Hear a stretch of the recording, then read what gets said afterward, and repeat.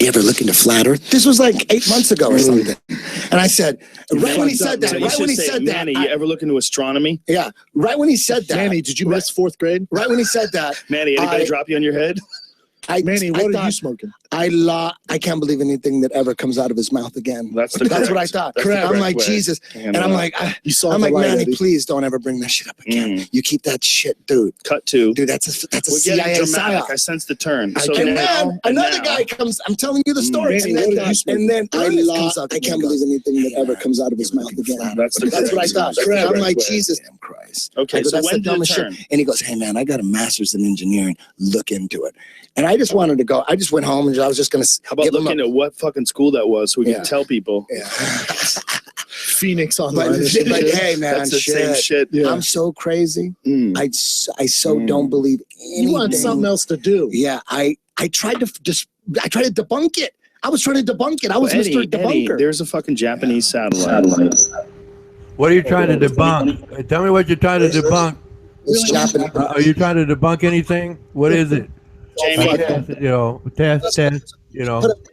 It's from 22,000 miles away. We're gonna have to pay attention. Really? We're gonna have to pay attention to this. You got a flip phone, dude, and the front-facing cameras were always dog shit. Always. And the back-facing one. It's pretty legit. Yeah, that's how it works, man. 22,000 miles away. It's hard to take a good iPhone 7. So have you ever seen a picture of it flat? Hold on. Eddie, no, I didn't say that. I didn't say that. The crazy thing, I'm not saying it's flat. I'm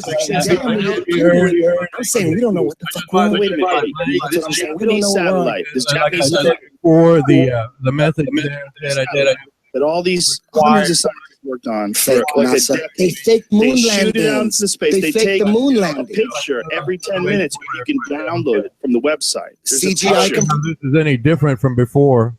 And some sort of a computer bank somewhere. Yes. Like they do it in NASA. NASA, that's what they do. Why do you think if they have the technology to make CGI that looks that good, why don't they have the technology to shoot a camera into space? Where's the pictures from NASA? How come they don't have any? They don't have that space kind of they don't have the technology? No, they just never did. It doesn't matter. Even it's round. These Japanese pictures I've seen, put them up. They don't have that kind of space. Talking about stuff that we know.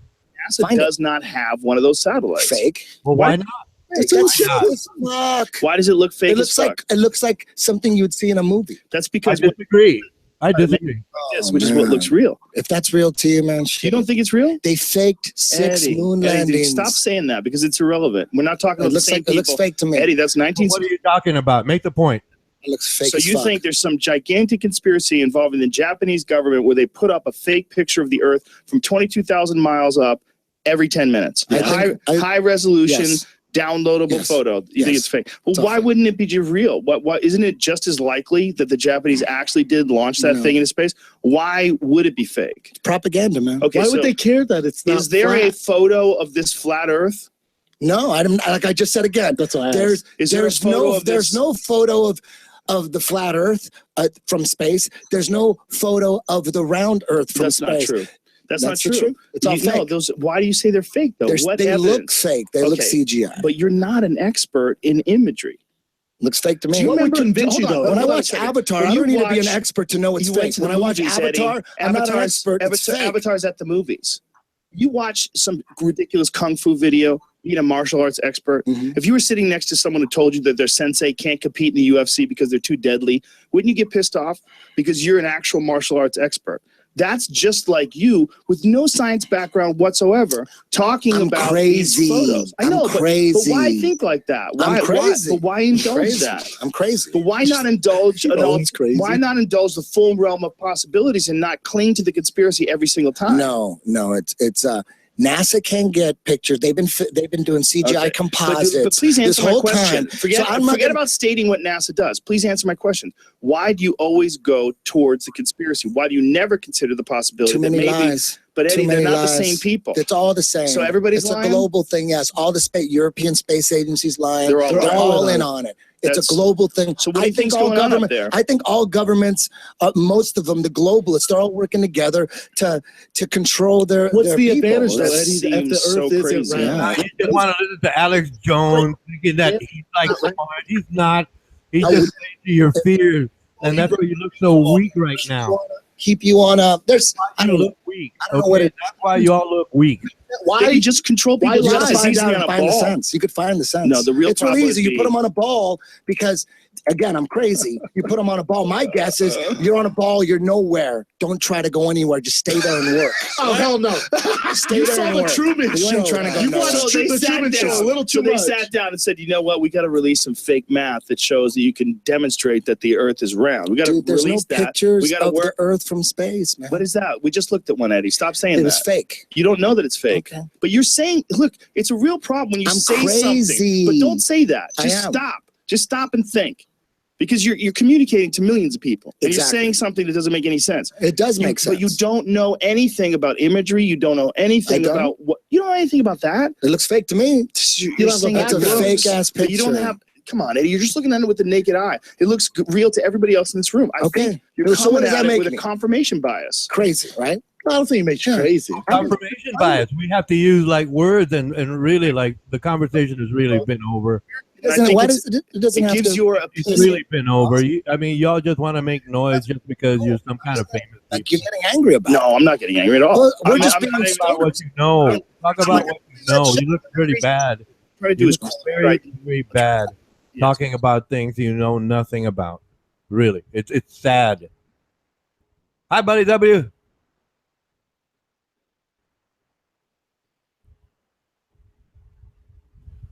Hey, what's up, Ronan? Damn, I went into the wrong freaking hangout, man.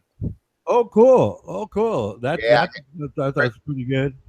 Well, since Mando started this new stream, anyway, Crystal usually adds me, or Rose Claire. Anyway, I went into the wrong freaking hangout, man. What was that? What was that girl's name that went through the Three Bears house?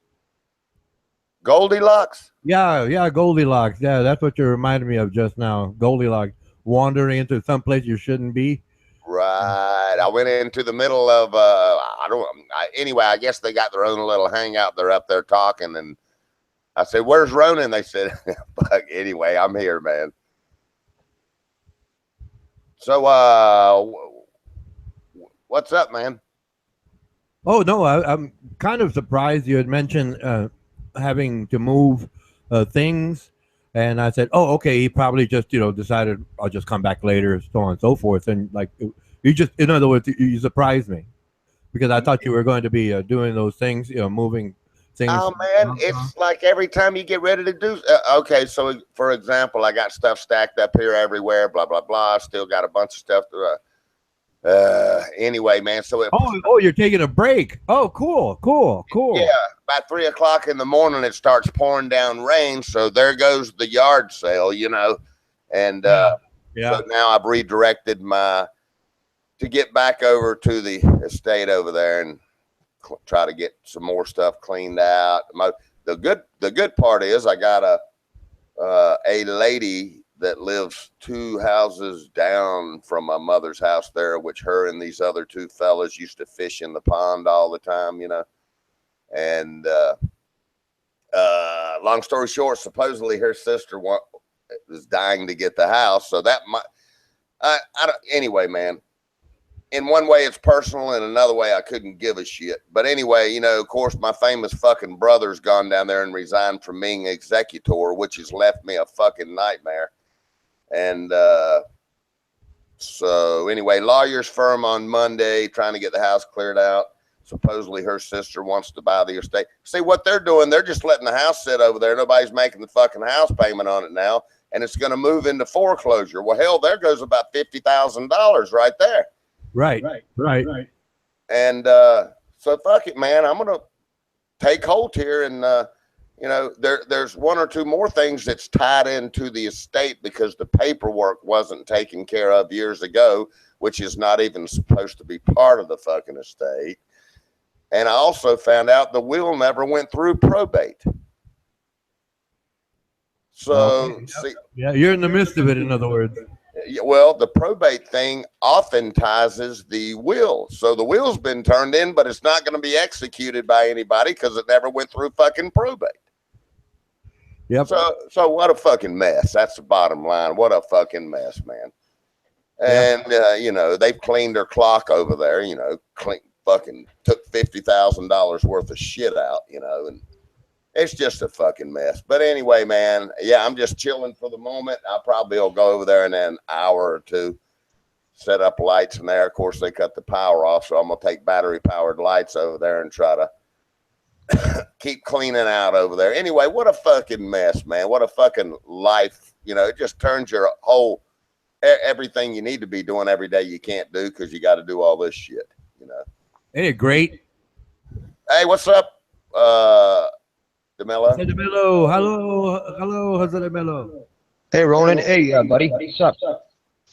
Hey, man, just gonna chill for a little bit here and drinking a Monster Energy drink, which I don't never do, but I kind of needed it today. I hear you. And it's like taking a steroid shot of sugar.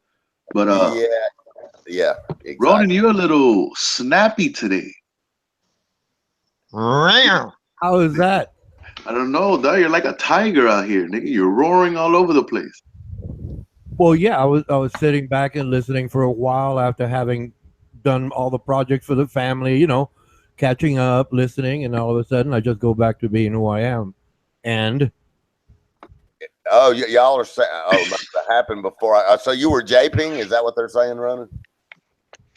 well, I was japing them because it's like, well, from my perspective, they're talking about something they really don't know anything about, but they're just talking because they have why you say a they? fan, they have a fan base. Like Armando Vargas has a fan base. Hey, all right, now check this out though. You were talking ill about them, but I mean technically what we were watching is Joe Rogan agrees with you. Eddie, the other guy that was claiming for the flat Earth, doesn't agree with Joe Rogan. It's two people having a debate with two different ideas. Joe Rogan is like drawing it out to fill up the hour or half hour or however long they were talking. You think he was procrastinating? That's really boring. That's fucked up. But he has like an hour left. And y'all can discuss something. No, but you can't get to the point when you have a 3-hour podcast. Eddie Bravo could have just, gone on to talking about basket weaving or something. Because it's just pointless. Yeah, I can prove the Earth is moving. You flush the toilet, it's gonna spin. That's it. That's another thing I made up to prove that the Earth is moving. It's not flat. Man, that's old. I don't want to discuss it anymore. Maybe that's why I get you. I'm with you. I apologize for getting so feisty to Joe Rogan and Eddie Bravo. It's because it challenges your intellect, I apologize. It's highly likely that you probably don't know what you're talking about, and NASA's a big fraud. It's highly unlikely, dude. I can prove every word I say because you all have computers. Yeah. Well, okay, so I must have missed out on all that. What, NASA is a fluke? Is that what? Well, I don't know. I was going to be going to work there until they had a fun conversation. I think it's a fun conversation. I think I was just playing a video of Eddie Bravo, right, and Joe Rogan arguing, and then I found it odd because he didn't make a good point. Look, they're both martial artists, so when you have a sensei, right, and he has never fought in his entire life, but you claim that your sensei would do very well in the UFC. Well, what happens in the UFC is that we could look at it however we want to. It has to do with a lot of things. It has to do with if you have a stomach ache that day, it has to do with, it has to do with so many things. Age, experience. It's a lot of things. It's timing, it's a real fight. It's not hitting back. So, when you say a lot of things, it really is. I mean, you might wake up that morning. What were they saying? What were they saying about Ronda Rousey? That she could beat Merriweather, I think it was. Right. All of that hype, and then boom. Hey, you know who trained Ronda, right? Yeah, that judo guy. He used to be in Hollywood movies. Yeah. That's her uncle. Well, what's his name? I can't even get his name right now. Hold on, and I'll. Damn it, he's got red hair. He's real old now. Damn, he used to be a stuntman for all the Hollywood films. Shit. Yeah, I get it. But anyway, that's the guy they claim choked out Steven Seagal. It's a crock of shit. Marie. Yeah, LaBelle. That's right. That's who trained Ronda. That's who gave her all her grappling techniques. Hey, he was no joke though. That guy will whip somebody fast. Yeah. He was a bad Mama Jack. He was known for if I'm not mistaken, for some kind of charity event, they he wrestled Hulk Hogan. Ronda Rousey is not coming back to. Not too sure. You might not take that. I think she should go into acting. She's a very beautiful woman. You know, I don't disagree. Action No, movies. I mean, that's a big thing. Action movies. Ronda Rousey. What are you talking about? If you can get in with like for example, the Fast and Furious group. I mean, that's a juggernaut for money. She's pretty fight. Rhonda's pretty much set now. You know, she was like damn near poverty. You know what I mean? She didn't have anything. She was a bartender. And she studied judo all her life. She quit it. You know, she got bronze medal. Right. She got sick on everything, you know, and became super huge there. Dude, she abandoned her base, you know. And what happens is that somebody gassed her up with her hands, and she thought she could just go out there and knock people out, and she abandoned her base. She would have still been one of the best. You know where I kind of lost respect for her, to be quite honest, man. You know, so there was a rumor going around that LaBelle choked out Steven Seagal. Well, it was a media spin job, okay? It wasn't even true. But for whatever the reason was, they used to be friends, Seagal and LaBelle, right? And I saw the facts come out about it, and it was never true. But for whatever the reason was, the aftermath of it is that Rhonda became obsessed with hating Steven Seagal, and every interview I watched her on, she was saying she was going to kick his ass. Well, I mean, if anybody knows anything about his real life, I mean, he'll move his finger and fucking knock her the fuck out. You know what I mean? He's a big dude. He's like 6'5". Okay, but the thing is his ego. Hold on, Serge. I'm not done with my story before you intervene. But anyway, he did stop. Anyway, so the end result was for me is that I kind of lost respect for her because, you know, in that world, why would you not pretty much, you know, I mean, you got to respect the people in your field. It's not about bashing everybody. Well, but anyway, that's that, you know. Do you know who John Leguizamo is? Yeah. I don't know how come it says Louis. Do you know who John Leguizamo is? Yeah, I know, Ron. Romeo and Juliet. Hey, and just John Leguizamo shared a story where he was in a movie with Steven Seagal, right? And Steven Seagal came into the group, right? They were gathering up, you know, read scripts and stuff. And Seagal said something along the lines of, "Well, I'm in here, so I'm the boss now." And Leguizamo just laughed, right? And Steven Seagal went up and punched him, right? Or pushed him, I think. Yeah, that's backyard boss. Steven Seagal would have gotten killed in the UFC. That shows weakness. That shows weakness of character. He might be a great fighter. I'll give you that. That's no, you can't give him that. It shows weakness of character. Yeah, it's a whole lot deeper than that. He's been doing mixed martial arts before mixed martial arts ever even came. Yeah, no, I'm not arguing that. I'm not arguing that. Oh, come on. And Steven Seagal is a guy that did mixed martial arts his entire life, but he has never been in any kind of competition, and he hits bags, and it's a different thing. It's a different animal. I mean, I don't think Bruce Lee would do well in the UFC with the wrestling and all of that. He just won't. Yeah, it's kind of set up on a different platform, and it's a whole different thing. Yeah, and then like back in the days, there were rings. The cage is a big change. I mean, but you know the Yakuza. You know what is it? The Yakuza. You know, he fought the fucking mafia over there, where he had his dojo over in Osaka, Japan. I'll tell you what I see about Steven Seagal. He's an exaggerator. All right. What happens is that Anderson Silva was going to fight this guy named Vitor Belfort. Well, right. Yeah, you're right. We all are. But Steven Seagal, I mean, he has this background of mixed martial arts. He comes across this guy named Anderson Silva, which I don't know if you guys know who he is, but it's this guy right here. I know him. Him. So this guy ends up winning.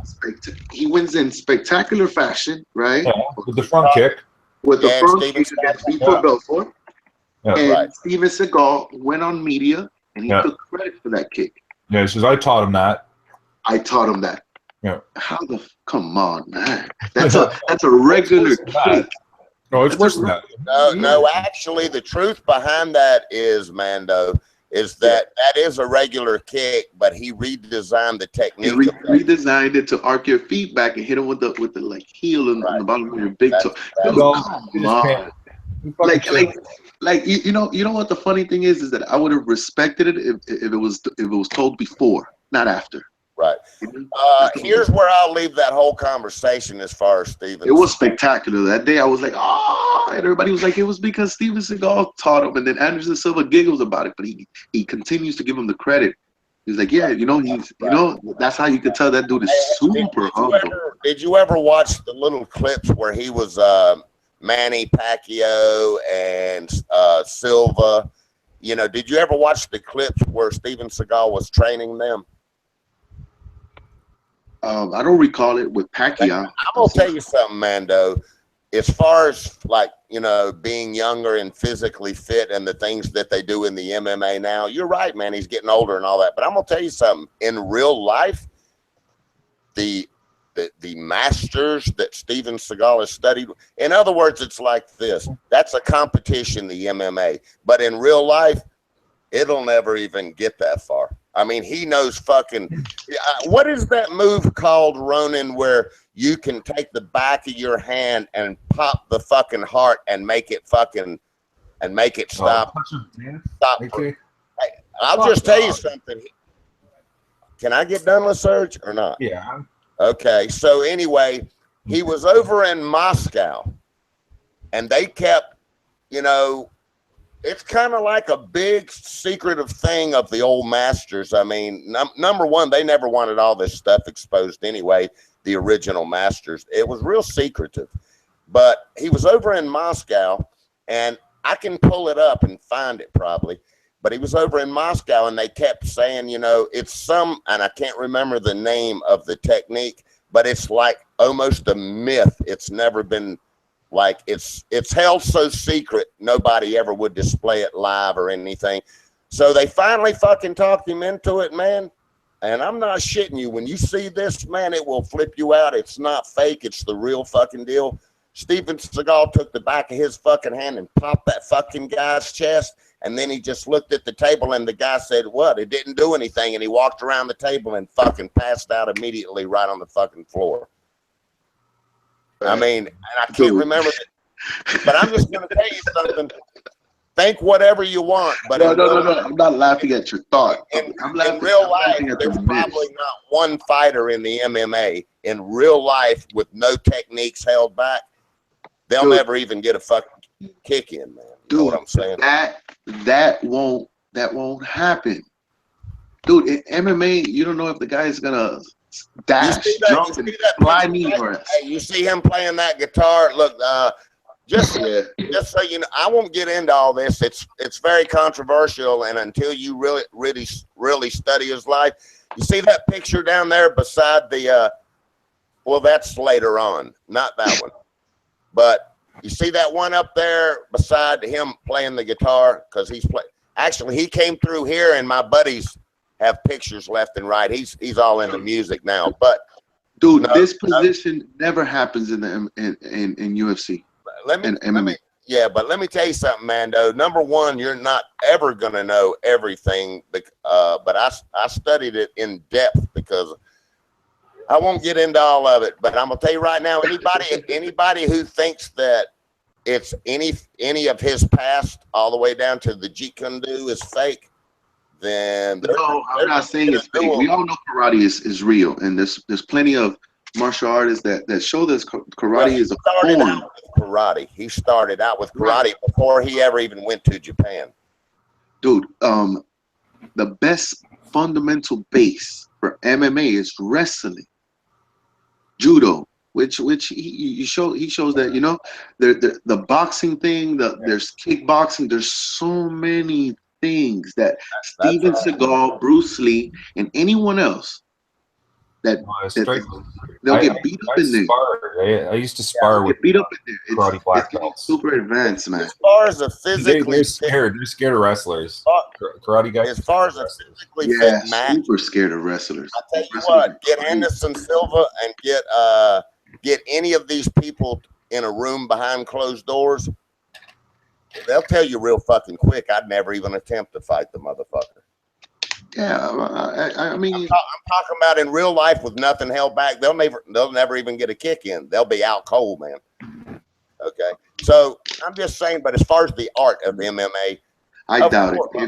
If we can't give him all those accolades if he's never competed. It's just is what it is. You have to have competed. You have to hitting bags and showing form and all that is beautiful and everything, but it just doesn't work. Well, you know, he used to compete, right? That's kind of like saying that So many things.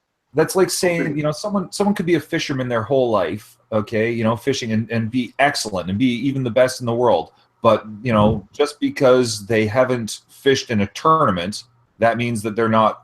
No, here's what I'm saying. In real life, fishing in a tournament. All right, I think that's wrong. How about you fishing fishing without water? I mean, the guy's never competed. No, oh yes, he has. Yes, he has. Different. Whoa! He got his. All right, imagine a man running towards you. Imagine a man running towards you and going for a football tackle. Let me clarify in one sentence what I'm saying. There are rules you follow in the ring that you cannot. You can't. Yeah, in other words, he can't do a death move. He can't do a death move of any from any. Let me get done. He can't do any moves whatsoever he would do in normal life, or else he'll get disqualified anyway. Well, hold on. If it's not a knee to the groin or an eye gouge, he could attempt that little strike to the chest, and the guy walks around and he falls out. He could attempt it. It's just not going to land. Right. This is all mumbo jumbo for me because I already know what I know that I know. But anyway, in the ring, when you have rules you got to follow, you know, you can't. I mean, you'll get disqualified if you do anything other than the boundaries of those rules. Now, that's called competition, and you're in a box of rules, and that's what you got to follow. And what I'm saying is, in real life, if you know anything about his life in Japan, all the way down to the mafia over there, I'll tell you right now, dude. Anybody that studies his life in a sincere way and knows who he really knew and really knows what his background is, you just be a fucking fruitcake to believe any of these motherfuckers could do anything to him in real life out on the street. I'm saying. So you think he's the most lethal weapon on the planet or something? You don't think that some of the masters have passed on? You know who Manny Pacquiao's dad is? Dude, Manny Pacquiao ain't shit. I'm not talking about that. I'm talking about his dad. No. I study his father. Okay. No. His father's a bad son of a bitch. Well, I mean, so I know what you mean, but tell me about it. Once again, when you get in the ring, there are rules of competition. I'm saying in real life, he's a fucking jackass. But I mean, just what was he though? Like, you know, Serge, the only thing I want to say to comments like that, when I'm trying to have an honest conversation, and you're speaking from ego because you know he'd fucking knock your ass out just by looking. I don't know that. He's fucking with you. He's fucking with you. You can't. Bullshit. He is a fucking jackass. He's notorious as a jackass. Doesn't matter if he's a jackass or not. Go find any fucking master that knows those techniques. You've got to be. What was he, buddy? What was he? Jackass. What was he though? What was Pacquiao's father? What martial? What art did he? What art did he study? His father was a master also. But in what? In karate? In what? I'm not 100% sure of his background. But that all right, because there's different things. I mean, we're talking about how Steven Seagal is. I give it karate. Bruce Lee, karate. Right. Even what's this? Chuck Norris. Chuck Norris would be karate. Well, I've already studied this stuff for about 20 years, so I'm gonna step out of this conversation. I'm not really in for the you seen Thai fighting? You seen Thai fighting? Yeah. You see how they have a different stance, different whole thing. It's not even karate anymore. and then you have judo. Like judo and wrestling are similar but opposite. Right. You know what I would do to Steven Seagal? A lot of things. It would be like this swirling punch move, okay, but from like about 3 feet You away. ain't nothing As but the a wind, little troll in real as the life. You wind couldn't reached whoop your him, neighbor's ass. okay, it would do his You ain't nothing but a Oh, I know punk. you're talking about. Hey, he's right though. I agree with Liz. I'm on mic. I ain't talking that little punk. Hey, check this out. Check this out. Have you ever seen It'd the be like a Superman fucking punch? Viking Yeah, blood angel. I'll show Or you bloody. something. It'd be like a blood eagle, man. That's what I would do. And I wouldn't even touch him. Right? Just Hey, you little troll! Why don't you come kick my ass first and then go to Steven Seagal? I could probably, hold on. Fucking little troll, go back to your fucking hangout. I knocked him fucking loopy. Go back to your little hangout, you little teenager. All the way for here. Yeah. Why don't you go get a job first and then learn martial arts? Well, I don't need to. I'll teach Well, you. How about give me a job So teaching what you? else? What else, Mando? I'll teach you that. I'm trying to show you something. You gonna be showing the fights all day? Yeah. I'll show them when they start. They start at 6:30. Okay. You see that move right there? Which one? That guy's putting on right there. The little hop, skip, and the strong left. I don't see your mouse arrow. Which one are you? Either one. It looks like this one. Oh, okay, there you are. All right, Yeah, I'll show up you. in the top. Look, he does it here off the fence. You see? That's adding on to the arsenal. You see? Like, there's so many things. Like, these guys are wizards out here sometimes. Superman punch. You see? Hey, this what happened to Steven Seagal all day. Takedown. And it's a problem already, because his base will be karate. Yeah, this is all competition stuff. These guys are really fit. I mean, nobody's going to deny those things. I'm saying in real fucking life with no rules, dude, I mean, the whole ball game changes. There you go. Look at that technique. Yeah, man. They're low kick. They're badass. They're badass. That's as good as it gets right there. Yeah. Look, without even being touched. Slip, low kick. There's no question. He's a monster. That guy GSP is a monster. Yeah. Well, dude, watch this.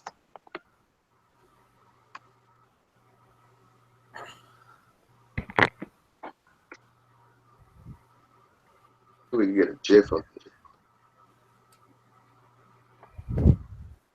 Yeah, he's a fucking jackass. Read, the more you read, okay. You ain't nothing but a fucking troll. Let's stay on a real issue here, man. Listen, read more. Let's stay on real life shit, not in daddy's house bullshit, man. His entire fucking life he's as a jackass. Hey, can you snipe that motherfucker out of this goddamn hangout, Mando? I'm tired of dude, he's fucking with you. Don't let him bait you. It's off of Wikipedia. I'm tired of the goddamn little fucking goddamn seventh. I'm tired of the seventh grade bullshit, motherfucker. Hey, Liz, stop poking the wool, man. Relax, dude. Stupid goddamn little punk. Don't be a child with it, man. Goddamn run your mouth like you're some badass, but I ain't got no fucking address yet. I agree with you, buddy W. Okay, you want my address? What are you gonna do with it? He's a great fighter, but as a person, his character has a lot of flaws. We've got a whole different classification of the type of. Well, we're discussing. Hey, Ronan, we'll talk later. Fuck this little troll. Oh, no, you're talking about, I agree with LaSurge. He's a poor actor. LaSurge ain't nothing but a fucking disappearing. Ain't nothing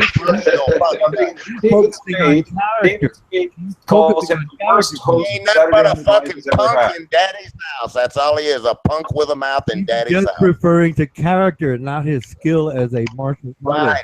That's a whole different ball game, but that's not what I'm talking about. Conversation.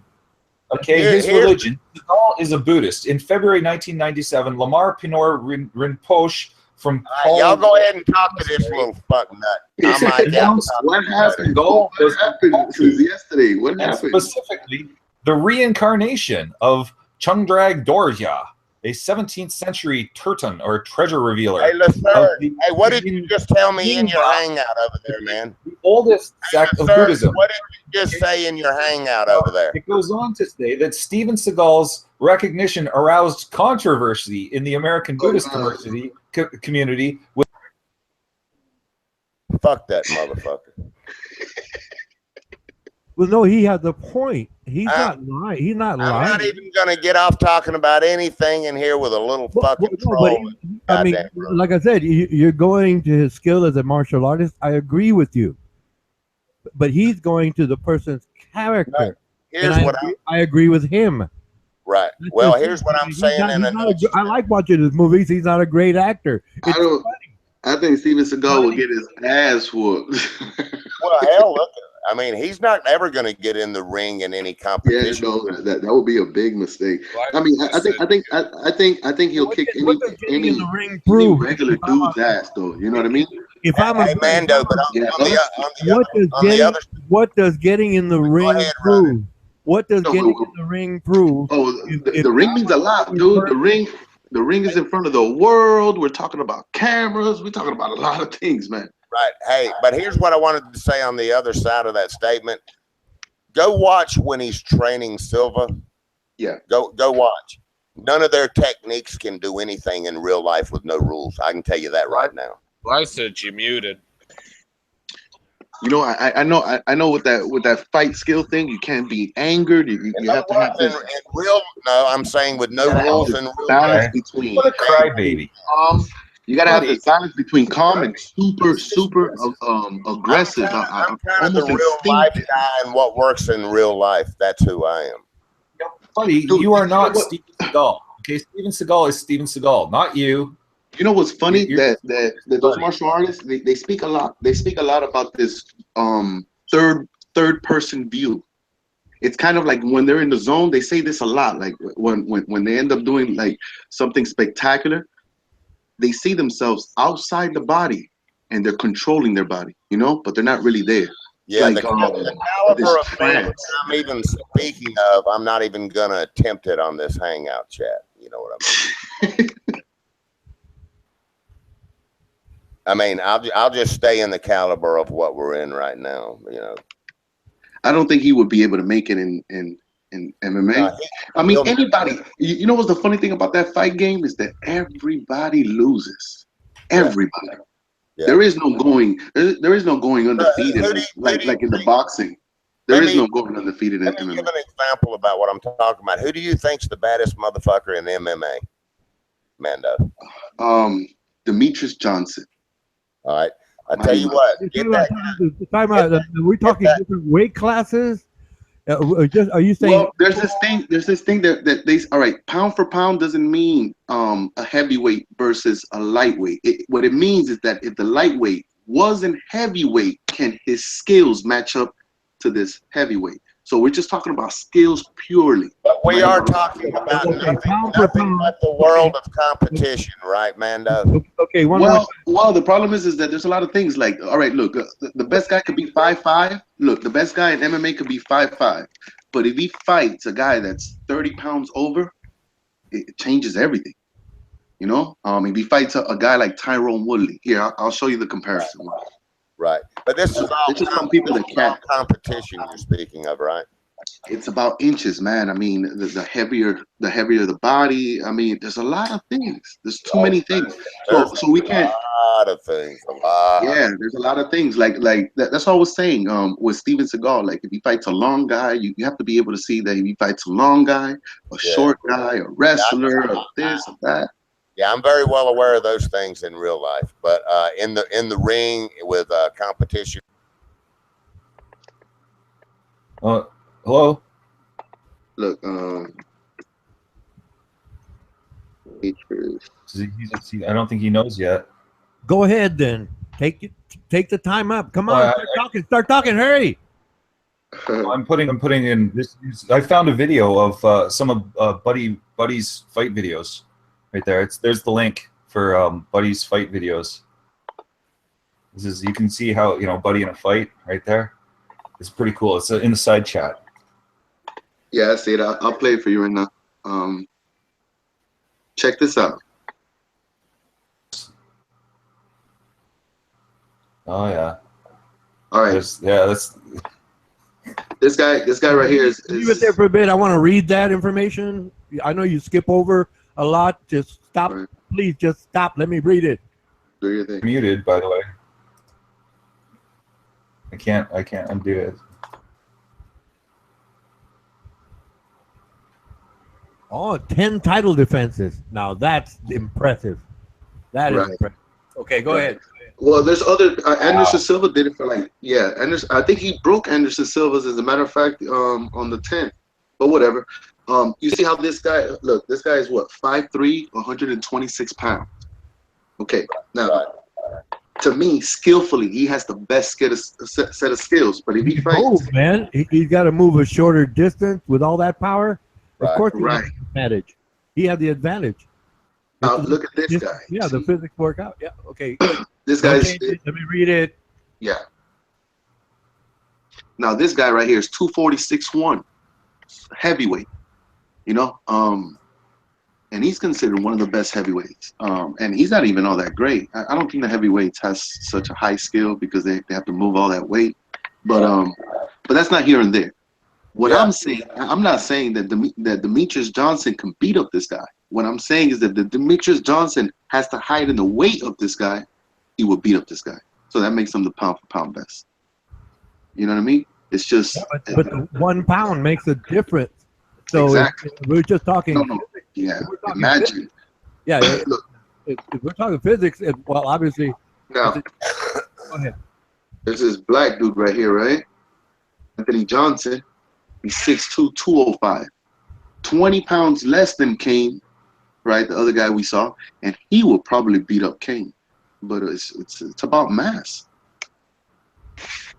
You know, it's about everything. Everything, yeah, you know. But it's a lot of things. You know what Look at fights?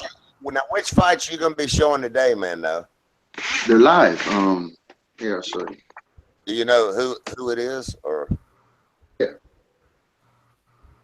Yeah, it's Conor McGregor's boy. Fighting against Eddie Wineland, which is he's like a he's all right, you know. Yeah, I'll show you. It's pretty stacked, to tell you the truth. I think. You know what was epic when fucking Nick Diaz got Conor tapping. Yeah, that was it. Dude, that was murder. I mean, that's equivalent to a flash knockout, like just getting plain knocked out. I know it looks worse, but a rear naked choke is that's death. Yeah, he's simulating murder. Like you're watching a simulation of someone killing someone else. I beat my brother. Rear naked choke? Yeah. When I was 12. These guys are fighting. This is going to be a very good one. This is going to be a barn burner. For sure. This guy's another monster. It's pretty fucking good, to tell you the truth, man. You know, back then it was called the Japanese one of these guys, huh? So back then, you know, it wasn't, you know, the rear naked choke is more modern name for it. Now, how many fights is it all together? This is a very big fight. You see, this is the heavyweights of all. This is the kings of the kings, though. Now that was some bad motherfuckers right there. Yeah, Stipe Miocic, this guy right here. Yeah. This Now, guy what weight class are these guys? This is heavyweight right here. That's what I thought. Okay. Yeah, it's heavyweight. This is a good fight too. This girl has a nasty set of hands. Man, that fight that you showed where Ronda Rousey, man, I don't know what the fuck Ronda Rousey's problem was when I was. What was that girl's name that fucked her up? Amanda Nunes. Yeah, Man, she's a bad. What she's the a bad fuck was bitch. wrong with Ronda, man? She wasn't. Dude, she wasn't fighting no chump though. Amanda Nunes knocked out Hold on. So Ronda Rousey has lost more than one fight. Well, I know, twice. but I'm just saying on that fight I watched, she was like on some other planet. She was not dialed in at all. She wasn't dialed in. I mean, that was after a long layoff. That's another thing, man. Those little what is it called? The ring jitters or cage? The cage dust. You know, I mean, if you don't fight for 2 years, Right. it's a problem. Yeah. Yeah, get Dude, rusty. that shit advances Might every. as well every go 6 ahead months. and get in a Well, that's- product perfume line now, you know. That's why Jose She's Aldo not didn't fighting no more.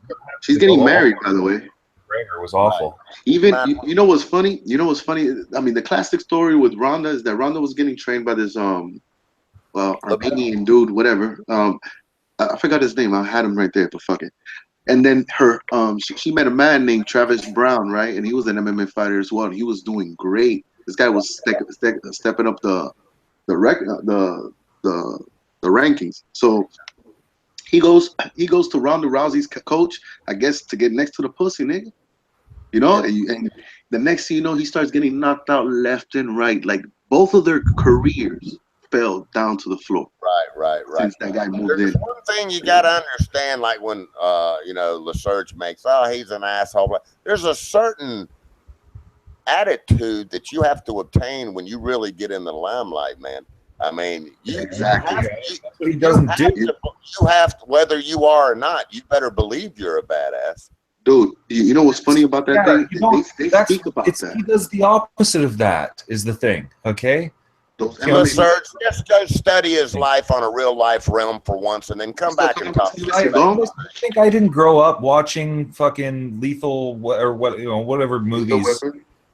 Just fucking talk to somebody else. I don't want to hear your goddamn right. Look, I mean, we used to have these fun debates in the past, you know, before the UFC, like Steven Seagal versus Van Damme. He goes above and beyond, dude. Like, you know, and that's the part that tells you that, you know, there's something a little bit wrong and off about him. I don't even want to hear anything. Just like Donald Trump. Okay, I don't want to talk to you about it. Reality. Mike out. Right? Mike out. Okay, well, you could let me actually fucking speak instead of trying to speak over me. Let me actually get my fucking thought out. Finish. You know, instead of being now he goes all baby. You know, Mike out. If I can't fucking tell LaSurge he can't talk, I'm not going to talk at all. No, stop poking the fucking wound. Go ahead, bro. Make a point, LaSurge. We can discuss it. Go ahead, make a point. You guys, I'm going home.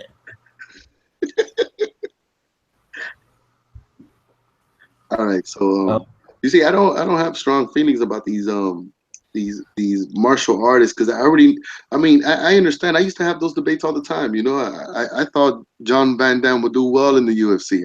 I thought Bruce Lee would do well. After you watch the UFC for a while, you start noticing that those guys would have gotten their ass fucking whooped. It's a whole different ball game. A whole different ball game in there, man. Yeah, it is. Oh yeah, that's the difference. You know, that's the thing is, you know, it's the difference between reality and reality. MMA gods don't give a fuck about nobody. That's not what I'm saying, Serge. That's the subject matter of your conversation. What it is that I say. What I am saying is, in real life, you can take any one of those fighters in that ring, and they'll never get but one or two moves out, and they'll be out fucking cold. Oh, of course. I agree. I agree. They'll probably win a couple matches, of course, man. You know, it's the competition. You got to understand, LaSurge, is all different ball game of real life.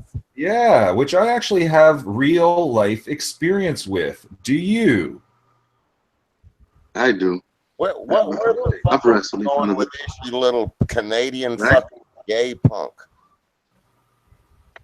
Well, I don't. You know, I would believe it more out of fucking mouth. I guess the answer with Buddy is no. Fucking real life challenge me. Shut your fucking mouth and just he's into all fantasy and show and shit. Okay, now with Armando. Why don't you troll on the regular stream? It'll be the right format for it. Okay. Your name isn't Armando. Armando, you wrestled competitively? Yeah, well, nationally, not all over the world, just a couple schools and shit. It was just, I went to a small charter school, so it wasn't. Yeah. But I did do it in front of people. Like you're talking about the stage fright, right? Did you ever make it up to state level? No. Well, it's still, it's something. It's something. Like I started, regional, and I went up. I did nationals, but I didn't get to go, which sucks. You got a scholarship and everything though. Like you started where in high school? I started in junior high, in grade 7, and at my peak was probably grade 10, and that's where that year I was ranked #1 in Canada for my age and my weight. I would have gone in as the favorite to win. I'm going to say that's also a fucking lie. No, I'm not lying. That's true. I believe him. I believe him. He's telling the truth. Go ahead and believe it all you want. I don't give a fuck. Ronan is setting up. Ronan is setting up. Hold on, let Ronan set up. Go ahead. Why do you think he's saying the truth? Because he's repeated. He's initially way back when, right, when he first came in, right, he started chatting. So I just started chatting with him, and I got him to share a childhood story, a memory, right? And he gave me he opened up, right? He opened up, and I got the information from him, and now he's basically sharing that window with us, and so it's believable. Yes. I'll tell you that same story again. I know what you mean. I believe, Buddy. That's fine. Go ahead and believe it. I believe Buddy W because he can play the guitar, and I've heard him play the guitar. Yeah, he's great. For example, right? Really so I can say yes. Yeah, I agree with what he's saying because yes, there is foundation there. So go ahead, listeners. Yeah, but hold on. But that's what I'm saying. Why did you make that example if it's not the same? Because you haven't heard or seen him wrestle. The story, okay. But I get what you're saying. It was exactly the same story. I'm just story Ronan's talking about real life, man. That's it. You know, the story. Okay, well, man. Let him. Let me finish. The story. When I'm in a hospital, and I was trying to. I love these stories. My turn to speak anymore. Don't be a fucking rude piece of shit. Okay, what I was saying, it's simple. If you let me finish, then you can go. And what I was saying is the story that Ronan's talking about. I'm not wanting you to go ahead. Go ahead, Lesage, please. You're talking about the one where I beat the guy who was the Ontario Roman Greco champion, right? His name was Tavish. Or Tavis. Can you establish any proof of that, Lesage? Hey, let me ask you something. Hold on. You're 41. Yeah. So did you hold on? Let me see. When did K.O. Anderson wrestle? Did you witness him? I've never heard of him. You never heard of him? Oh, then everything you said is bullshit. There's no way you can't hear about this guy in the wrestling world. There's no way. Was that was that in the 10th grade too, Lesage? Well, he's probably. I don't know. We're gonna find out where. That Ronan. Well, no. Like I said, coming to your defense, and like I said, I believe you. I do believe you. I remember you shared the story, but you didn't tell me like what grade you were in. And well, just now you mentioned about the 10th, right? That was the peak. I think that was probably I believe that was grade 8. That would be grade 8, and that was my first ever gold medal. Hey, Mando. That was the first time I won a tournament. Gold medal. Got it. Okay, go ahead. Okay. But you said, check this out. You don't know who this guy is? Cool. I think that's cool. Yeah, that's right. I did. I had great success in wrestling. It's a shame what happened. No. I want to know if you don't know who this guy is. I've never heard. I've never heard that name before. Guy's a fucking legend, dude. Hey, Mando. We'll get on a chat sometime, just me or you. It's not anything I want to say on this platform here, but I don't know, man. For me in my life, I just don't like the high school stories anymore. You know. What do you think about me teaching myself how to do a backflip? Do you think that ever happened? Well, a backflip is good. I believe that. Oh. Now, how about front flip? How about me hitting a home run with like one arm, with my left arm, backhanded swing, hitting a home run in softball, rounding the bases, and doing a front flip onto home plate? Being as I was a coach of softball and baseball, I'm going to say that could even be true. It is true. I told that story. I don't believe your other stories. I have. I hit a home run with one arm, and I did a front flip to touch home plate. Just so you know, with one arm, I'm twice as good with one arm that I am too. You see that ankle? The ankle touch, dude. This guy is fucking nasty. It's good. That is good. If I'm looking, they're big though. They're what are they? 180? Like, it's hard to see. He always attacks the ankles. Dude, this guy went run around the world. That's everybody in wrestling. That's my weak spot. That's my fucking weak spot. It's the fucking ankle. And I got beaten by a guy I never should have lost. He was from Ottawa. It was a black dude. They called him the Ox. And he kept fucking ankle picking on me. But the thing is I was out partying the night before, and I was on 2 hours sleep. And even after, at the end, okay, he beat me, all right? But he knew he'd heard of me. I'd never heard of him, but he had heard of me. And after he beat me, he came up to me. He says, I shouldn't have won that. He says, you should have, he knew that it was like a bad day for me. Yeah, that sucked. I still, it doesn't bother me that I lost that match. It's, I just wasn't there. There was, he knew. It's like, I was on 2 hours sleep. I was basically still drunk. Like, there's a lot of factors when you get into competition, man. A lot of factors. Oh yeah, psychological is a huge thing. Like I say, okay, I did. I was so out of control, kind of like who goes to a wrestling tournament, having been out all night the night before. Okay, I stayed up. I didn't get any sleep really. I'm not okay. I'll tell you what. It's not even proper for me to make this statement. So anyway, that's cool, man. What? Well, what? What? Speak your mind. Just... No, what I'm trying to tell you is, LaSurge, if when you get in a ring or when you're wrestling in high school or whatever, you've got your rules. It's all competition stuff, and that's great stuff.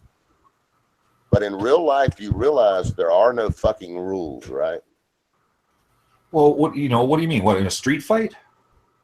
I'm just saying, in real life, if you take a master of something, okay. I have no idea what the fuck you're getting at. What you're trying to say? It's probably okay. Well, let me be more clear. Let me be more clear what I'm saying. In real life, okay, none of those rules apply. The whole ball game has changed. Okay. Okay. All right. So competition is great stuff. I love it. But the only thing I'm gonna tell you when you start alluding at something, can you just speak your mind? I am speaking my mind. No, you're not. You're beating around the bush. What the fuck? Okay, you go the real world. You start making your little troll statements when you don't have any fucking clue about what you're talking about in real life. Just shut the fuck up. That's my point. Talk about your competition wrestling, but don't talk to me about something you know nothing about. Okay, well, I don't. Okay, don't talk to me about something you know nothing about. Okay, furthermore, see, the thing is, okay, honestly, what it is you're basically trying to issue a veiled threat towards me, okay, which, so you can play all your little socialist victim roles you want. You'll never fuck with my freedom of speech. Victim role. Like, you gotta go eat shit and die, motherfucker. Oh, there we go. There we go. What a big man you are. Eat shit and die. Right. Now think about what you said to me a few minutes ago. What is that? What is it that I said to you a few minutes ago that I should think about? You're going to learn something about me, LaSurge. Your bullshit don't work with me.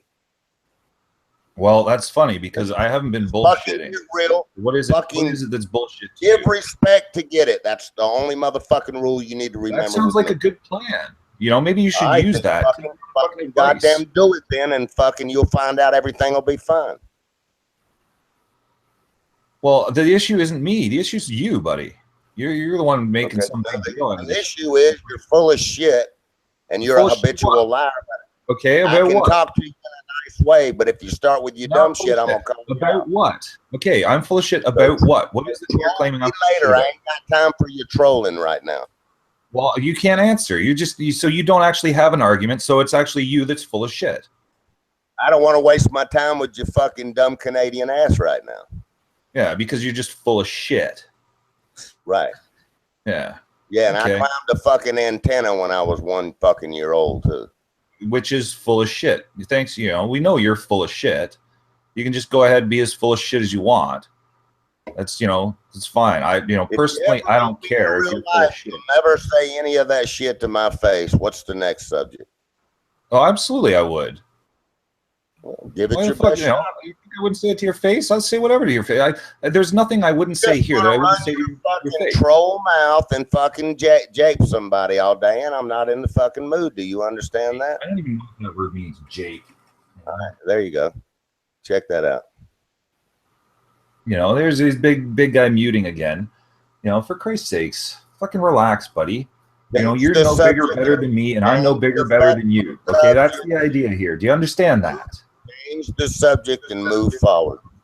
No, you change the subject, move the fuck forward. You don't fucking boss me around. You're not fucking running things. Like I just. Hey, hold on. Hey, Liz, did Muting you again? hold on, Liz? Who did you block in this other hangout? Denise? I didn't block anyone. Yeah, he oh, really?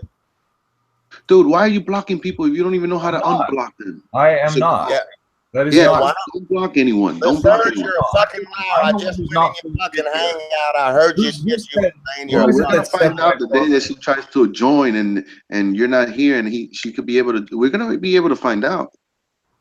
Okay, great. And you will find out that you were wrong, and it's not me because I'm not.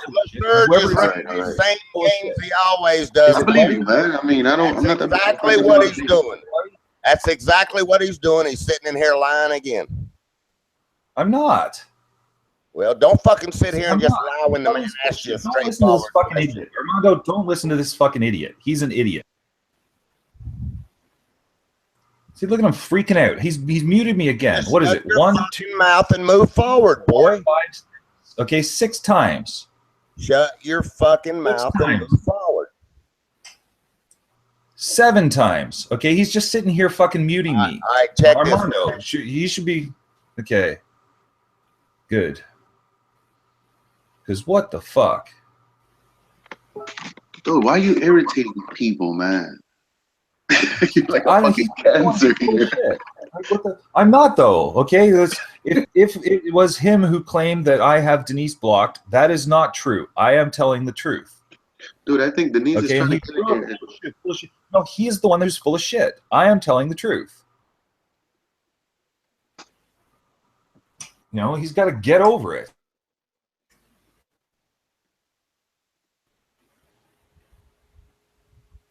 Hi, good London. Hey, man. You all right?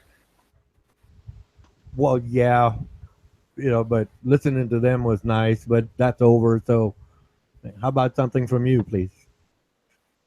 Oh, well. I wasn't speaking that because, I don't really have anything to offer on MMA and stuff, I was just chilling. Yeah, Lysurge was actually all right in the other hangout. It was me, Jose, and him. We were just speaking for like 2 hours, and he didn't whine once. Provoking him, Yeah, that's the thing, though. You know, I do see that Buddy provokes him, but Lizard also throws gas on it. So it's like a constant. Oh, she was blocked. You see? Hi, Denise. Hey. So Denise, so Lizard had you blocked, right? I don't know. Okay, you don't know. All right, so it's just all speculation. Yeah, I hadn't tried to join. Did anyone unblock me? You're good. I don't know who would block you. I don't have an idea what kind of soul could block you. I don't know if I was blocked or not. I hadn't tried to join. Oh, look, Buddy's propagating fake news.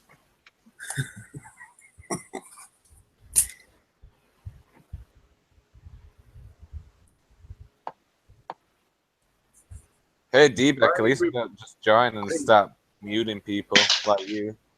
You're decrepit. Hey, do me a favor, Grizz. Stop retaliating for people. It makes it difficult. Then I got to deal with you, Lizard, and Buddy. You're adding a different. Well, that's what I've been doing.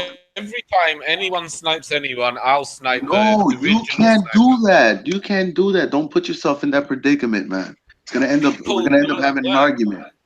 We're gonna end up having an argument because you're adding. You're jumping into the mix. What were they having before? No, look. I appreciate a lot of things you do, but look. What I'm saying is that don't play the policeman. Like, just I understand if they do it to you and you can't control yourself. I mean, you controlled yourself yesterday with D-Bag, so just don't play the police. Dude, you're adding yourself into the mix, and then I have to be like, hey, Grizz, don't do it. Hey, buddy, don't do it. I have to speak to too many people. Maybe I should be the police round here.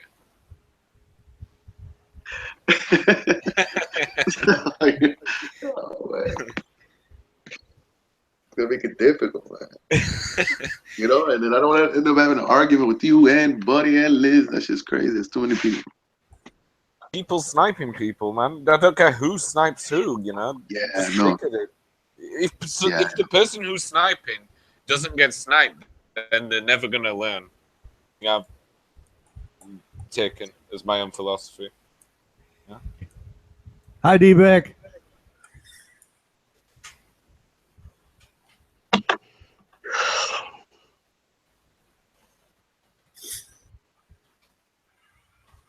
Did Dave leave? You're a disrespectful little piece of shit, Gritzy. You got to stop poking your nose into other people's business. Did Buddy leave? Well, you joined yesterday and started muting and sniping people, so, you know, that shows you maturity. You for unhiding me, you lying little twat. And why did I unhide you? No, you hit me, and then you were juicing the microphone. Oh, wait, and why did I hide you? Don't say it. Don't speak when I'm speaking, Gritzy. Yeah. You lowered my mic. Right, don't mute me for no reason when you've just joined. Well, I'm going to mute you when you speak over me, you little shit. You're a liar. Yeah, you joined and started muting people, so I hid you until you stopped. No, you're telling lies again, Gritzy. You guys started off really bad. You guys started off really bad, and then I think compulsive liar, Amanda. Go ahead, do your thing, my nigga. He's got a vulgar mouth. The English are well known for that. He's a backstabber and he's sneaky. He's an old man, baby. I mean, he's 60 and what? He acts like a 6-year-old. He's got the mental age of a fish. Jeez. What's wrong with you?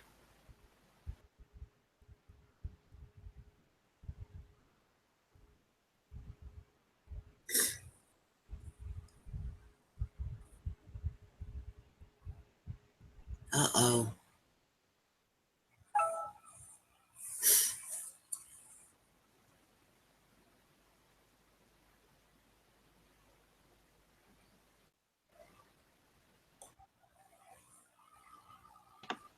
Sorry, Denise, just dealing with a yellow-bellied liar.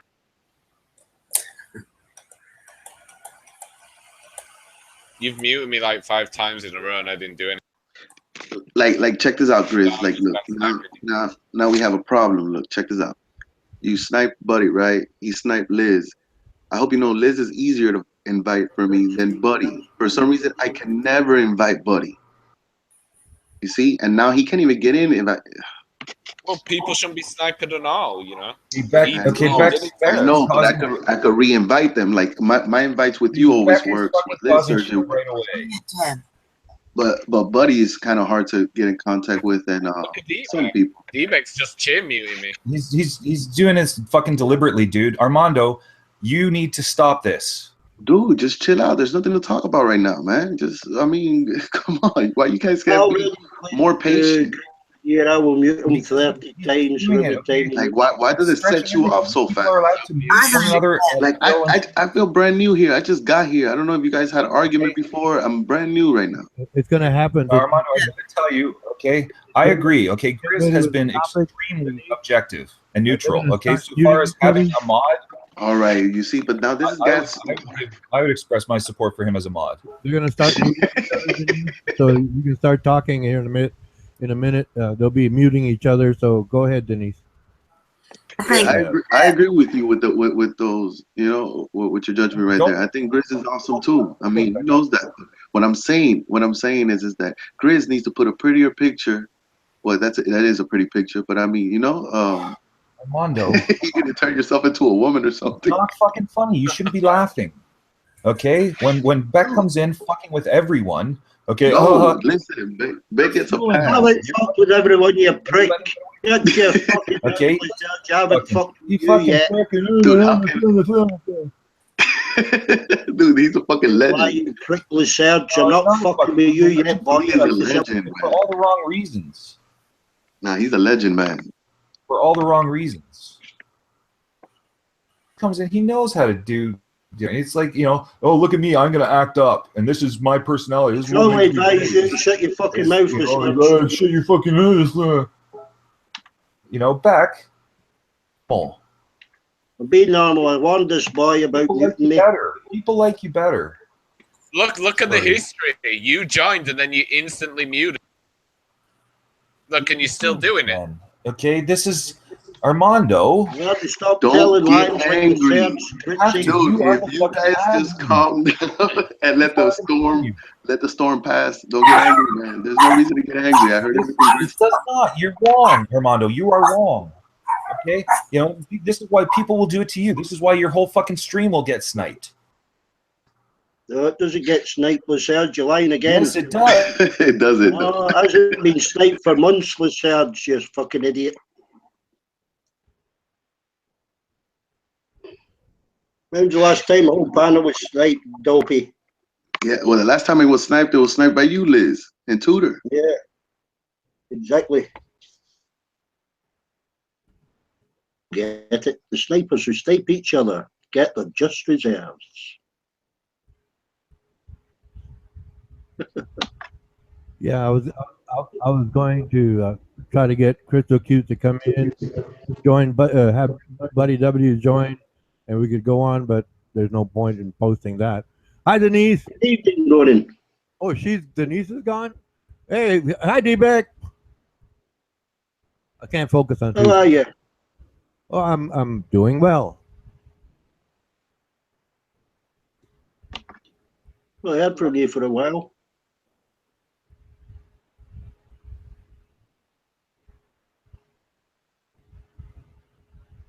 Oh, Shad's leaving already. Yeah, I'll be watching the football. Snooker. 2 weeks, that snooker. It goes on for 2 weeks, you know. Go ahead. 10 hours a day for 2 weeks, you know.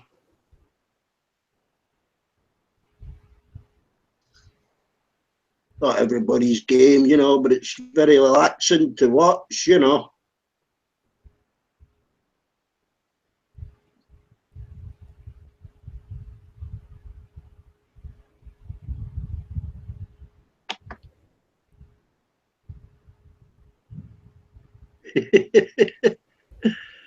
Oh, you got to laugh at Ray. He's like a little, you know, you remember the little kid in the classroom that said, "It's him, miss, it's him, miss, it was him." Oh dear. Tell him to relax. Could be more relaxed.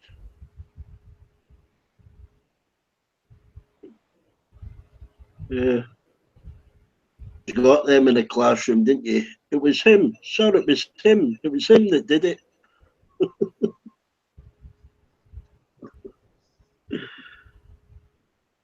Yeah,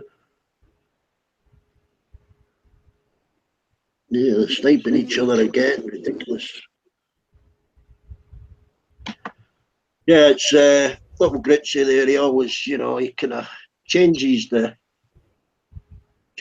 line to suit his own narrative, you know. Yes. I wouldn't have come in, but I was just listening to what he was saying. I thought, nah, fuck off. Nah.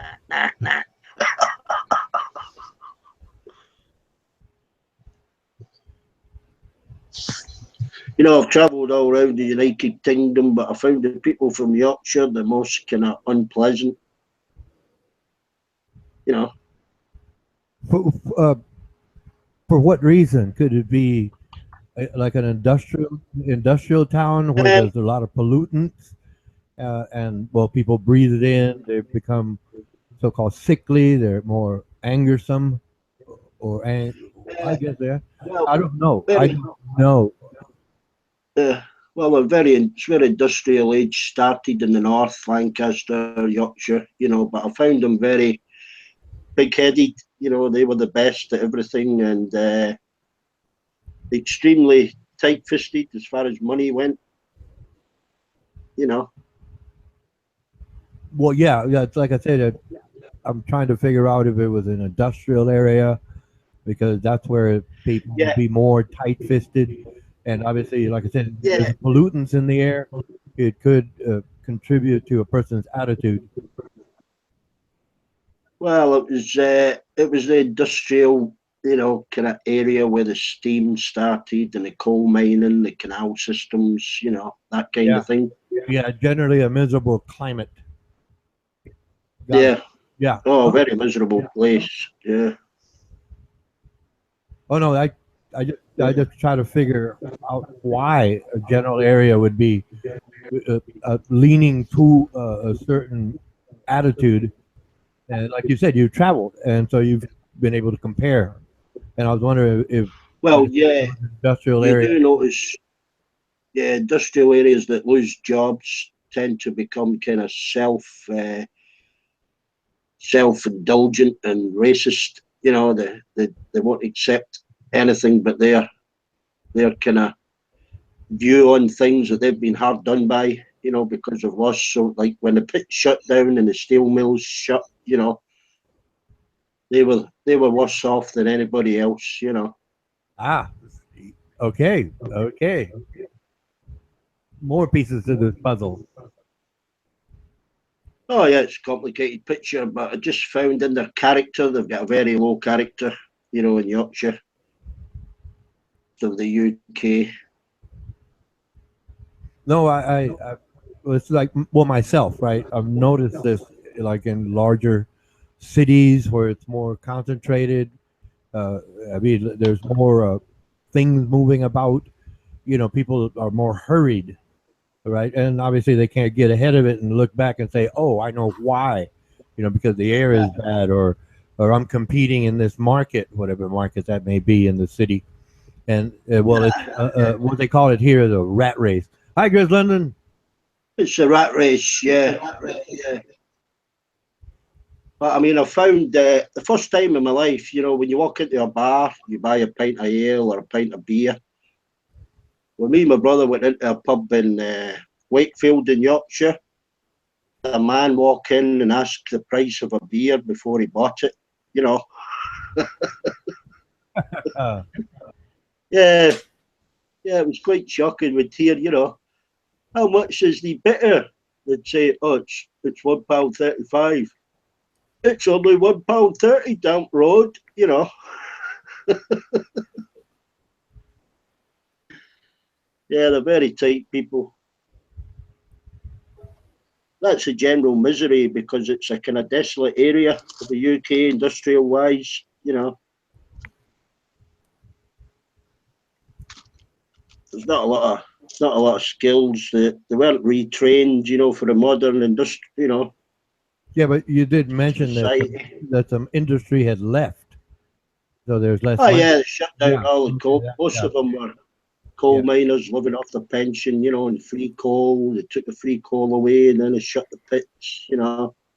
No, I was And trying they all to. feel hard done by, basically. No, I was trying to work around that joke you had made. You know, a man enters a bar and asks the price of a beer. It's like, Oh okay. Christ! I could give you some. I once saw two guys. We've got a half penny here, and my brother had to stop two guys fighting over a half penny that was supposed to be paid on a football coupon. We're actually going to come to blows over a half penny. Yep. Yeah, that was funny. Yeah. You know, a fish and chip shop. They'll get to a fish and chip shop and they'll ask for a bag of chips. You know, bag of French fries, and they'll ask for bits because they get the bits free. A batter that come off the fish, you know, and they put them to the side. Yes. Yeah, but So bits if they actually can taste get, nice. if they can get the bits for free, they'll say chips and bits. To add some bits on that, you know. Yeah. Well, that's the main point. It tastes nice with bits. It's free. That's the main point. It's free. No, Free calories. pay for it. Chips and bits. Now that sounds cute. Oh yeah. No, Crazy but people. no, well, we've already figured out why those people behave that way, you know. But like those little idiosyncrasies, odd events, right? To me, right? You get the order the chips, right, and then you Yeah. ask for some bits, and I'm saying that sounds very nice. But like I said, obviously now we know why they're fighting over a half a penny, you know, because Oh yeah, if hard it's for times, free, it's hard. they'll have it. If Yeah. it's for free, they'll have it. You know. They'll finish your pint. They'll finish your pint if you don't drink it. You know. Don't they want that? Say, nah, I'm finished. I'll have it. I'll have it.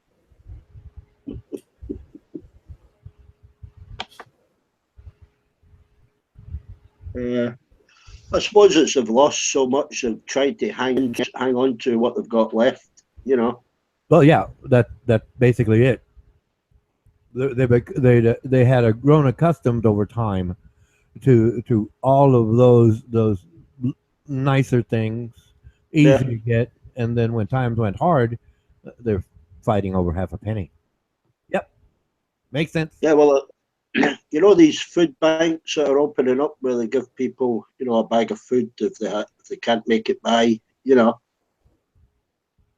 The biggest concentration of food banks in the UK are in Yorkshire. Ah, You know. ah, Yeah, people will actually go to the doctors there from what we see on TV, and they'll feign some kind of illness because you have to be recommended by a social worker, apparently, or a doctor.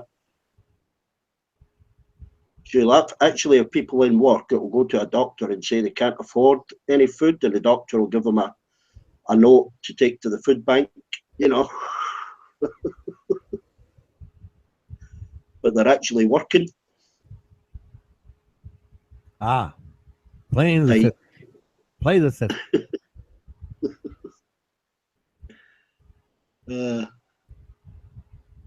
I suppose if you get it for free, you know, you can't blame them. Personally, I'd just steal it if I want it. That I had, you know.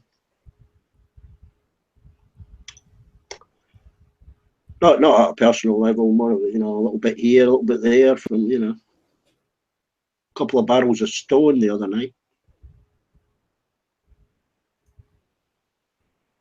Excess ballast to just save them taking it away, you know. Oh. I thought they jumped in and jumped out again, did they? What's that, please? I thought Lascelles jumped in. Did he jump in and jump out again? I don't know. There might be. See, I'm not over at the Google Plus chat, so I don't know if they're removing each other or not. They probably are. No, they haven't done for a 5 minutes or so. Armando has to keep re-adding them and we'll get fed up doing it.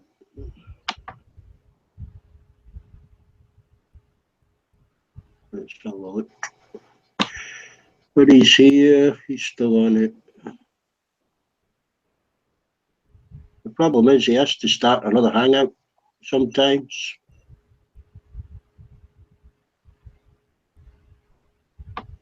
That what you've done, Armando? You started another? Yeah, yeah, I'm gonna have to. I got some copyright strike from playing the Joe Rogan shit. All right. Oh, a bummer. Anyway, hi, Jose de Mello. Hey, Ronan. Why do you do that to me? Hey, Beck. Of all things. Hey, Jose.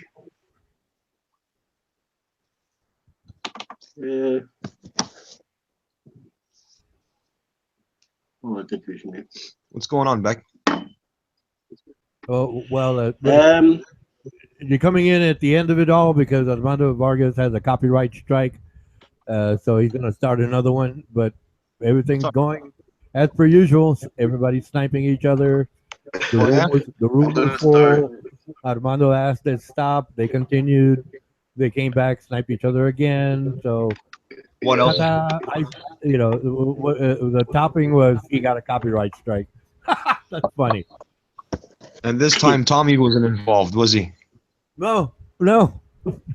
Tommy had nowhere near the place.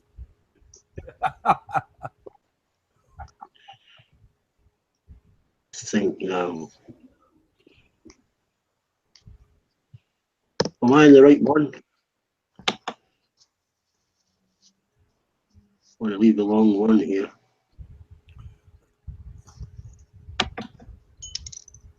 Well, go Leave ahead. that one. Go ahead, Mello. I mean, I don't know when he's going to start it up. So carry on, Ronan. Oh man, it's just like I was listening to these guys, and then they all sniped each other. Where's our friend Lyle? I only muted tonight. I haven't sniped anybody, Ozzy. I've only muted Gritzy for telling lies. Oh yeah, so you're behaving and otherwise. Yeah, no, well, yeah. Mute Wars. He was involved in tonight. A mute battle recently. I didn't hear the last part, Ronan. Well, no, D-Bag didn't snipe anyone, but he did mute often. So yeah, I'm muted. Another day, it was talking over me. Everybody's normal. Yeah, I heard your comment about England and the backstabbing there, Beck. Well, I mean, I'll admit to what I do, Ozzy. You know, I snipe the odd person, but Gritzy won't admit to it. He pokes his nose in where it doesn't belong. He sniped Buddy because Buddy sniped Serge, and that started a chain reaction. Not again. Yeah, if he just keep out of it, if he hadn't sniped Buddy, you know, Armando could have re-added Serge. Armando can't add Buddy. It just starts a chain reaction, you know. Well, I was having this conversation with those guys on the other chat that was off air, and I said to the Surge, enough of this sniping business. You guys, you know, this is the old schoolyard bullshit keeps happening over and over on Armando chat. You guys got to stop this shit, man. Well, you know, it wasn't Serge. You know, to be fair, Serge didn't snipe anybody. He just bitched about me muting Gritzy. Yeah, I know, but I was making that point to the Surge. Yeah. And he agreed. Yeah, it was Buddy sniped Serge first, and then Gritzy sniped Buddy. Yeah, I guess Buddy's not having a very good day, you know. He's got a lot of pressure today. Well, I think Buddy was muting Serge, and Serge was crying about it, you know. Yeah, so he felt he was whining too much, eh? Yeah, I think that's what I heard, you know. He decided to call me decrepit, so I came in and muted him and told him a few home truths about himself. He didn't like it. So that's the bad energy going on, right? The domino effect. Yeah, it kind of spreads, doesn't it? Like herpes, you know. You could give somebody an innocent kiss and you end up with herpes.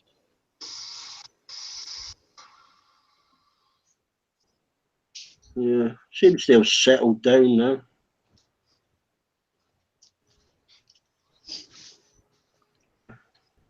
The thing is, what they don't realize is it makes everybody look bad, you know? Oh, it doesn't matter what people look like, but Armando has to go then start another stream if too many people get sniped. They start complaining they can't join the panel, and it's a headache. He's trying to watch the fighting. He's got to come back and sort it all out, you know. Yeah, I guess tonight is fight night, eh? Yeah. Yeah, I think he's going to show it on that rabbit. He's going to do it on that rabbit thing, you know. Yeah, like he did last time, right? Yeah.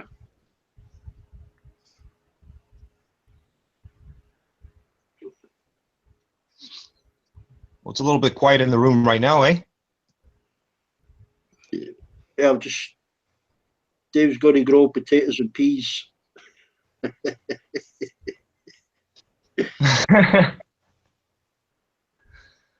I thought Dave was funny the other night saying how much he loves Italian women.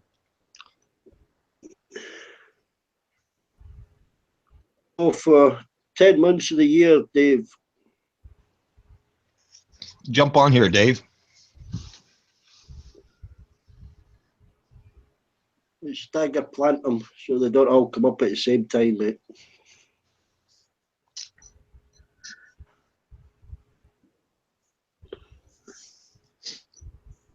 I did my share of planting potatoes and harvesting them back. Yeah, the thing is, potatoes are that cheap. You know, it's if you do some, you know, different varieties, fair enough. But if you do the same type, they're that cheap to buy. Yeah. They're not a lot of work to look after, but it take up a lot of space. Yeah, you know, bulk wise. Right. And it takes a lot of work too. I mean, if you're working the land, you know what I mean? You got to have the machinery too, eh? Well, no, I mean, if I'll do sweet Jersey potatoes in a raised bed. You know, Yeah. Just for me, just for us, the sweet potatoes. But the King Edwards, it like that, you get a sack of them for a couple of quid. You know, so it's not really worthwhile using up that area for potatoes. You know. Right. You know, maybe if you had a big family, maybe, and they ate them, you know, 5 nights a week. You know, but I prefer to do a mix of veg and herbs. You know. Yeah, and there's so many different varieties of potatoes as well, eh? Oh, hundreds. Yeah, yeah. There's not a lot. There's not a lot like the soil here. You know, you'd have to mix up your own soil. You know, create your own base for them. But yeah, there's hundreds. But I mean, we just stick to 7 or 8, 9 different, you know, varieties here. I like Right. the Jersey. I like the Jersey sweet potato, the little baby ones. You know. Oh yeah, I love those little ones, man. Yeah, you don't have to peel them. Just give them a wash. Yeah. Hi, Crystal. Snipe City. Hey, Crystal. Have you given Buddy a spanking? Hold on a second. I think my YouTube is on. There you go. All right. How are you guys? Good. How you doing, Crystal? Good. I was playing Candy Crush for the last an hour and a half. Yeah, I think you could just hear it in the background, Crystal. Did you say the guitar or something? Yeah, is that Buddy jamming? Yeah, he's Yeah, in the building outside. Yeah, cool. All right. Yeah. He's about like 30 feet away from me, and he's enclosed in that building. Wow, that must be loud then, eh? Uh-huh. Anyway, the reason why I got on here is because I want to show you back the candy. My mother sent me a package 2-3 days ago, and she sent some candies from the Philippines. Oh yeah. I just want to show it to you and to everybody. All right. Hold on. I really want chocolate now.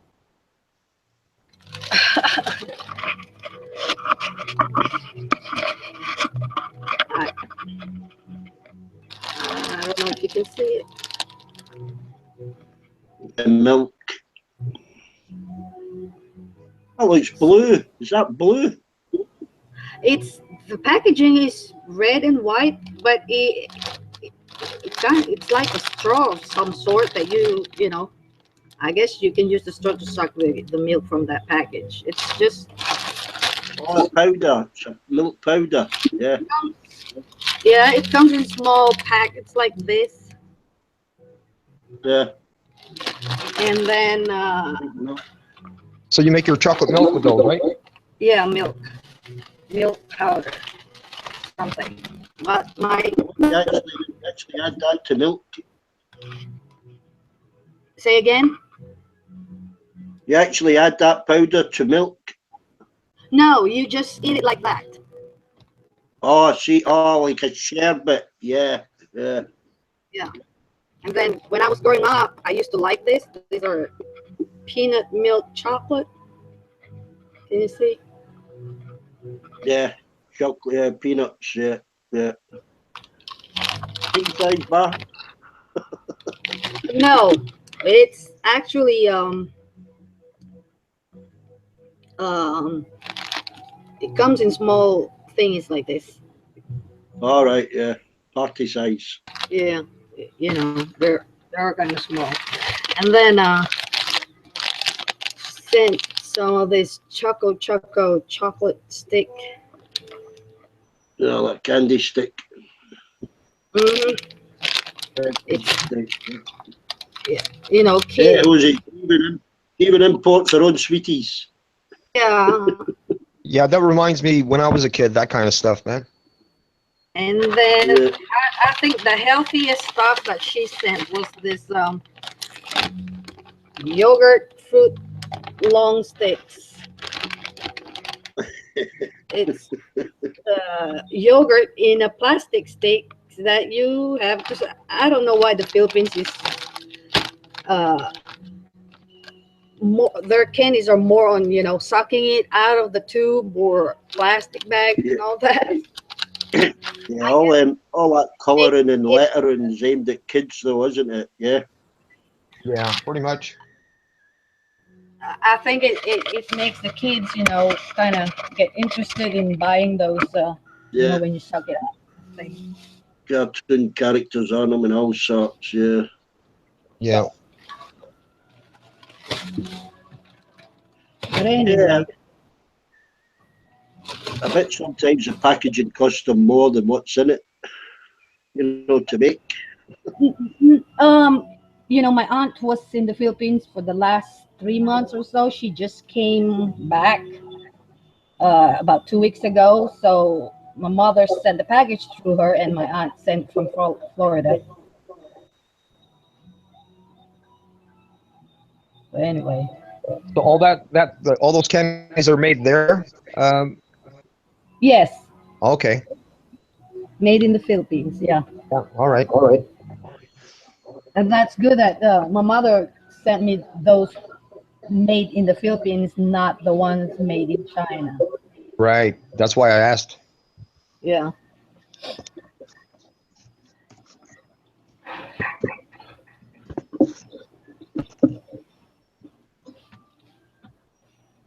Okay.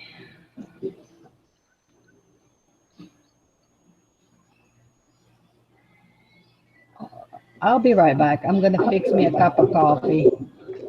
Okay.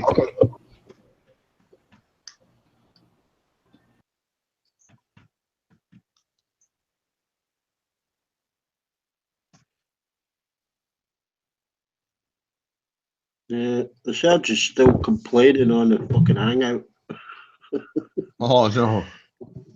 He's trying to get Shan involved now.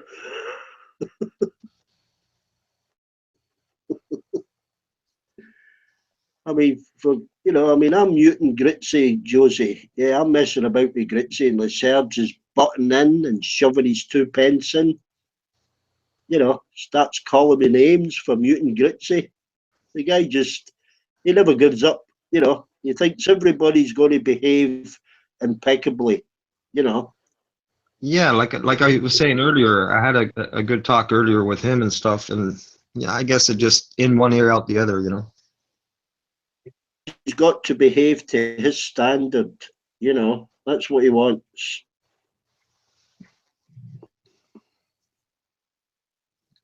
We're all different, you know, I guess. Yeah.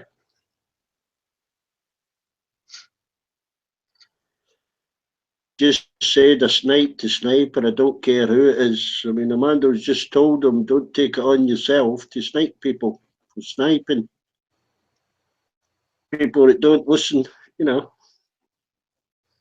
Yeah, I heard Gritz's comment too. Yeah. Yeah. I just find him very arrogant, you know, Gritzy in particular. Just be me in my old age, you know. As he keeps reminding me. I wonder how old his dad is, you know. I mean, I don't know how old he is. A thing about old people, you know, decrepit, you know.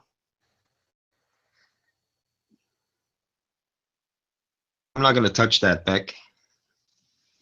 Well, I mean, if, you know, in a chat stream, I could probably still throttle him with one hand, you know. I've seen his picture, he's a bit of a weed of a boy, you know.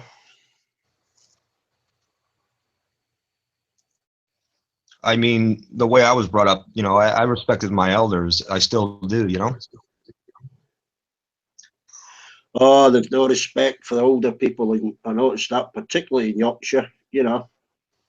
I mean, Christ, you know, when you're walking along the street, first time I'd ever seen it in my life, me and my brother just got out of a taxi, and there was an old woman with a walking stick had fallen over.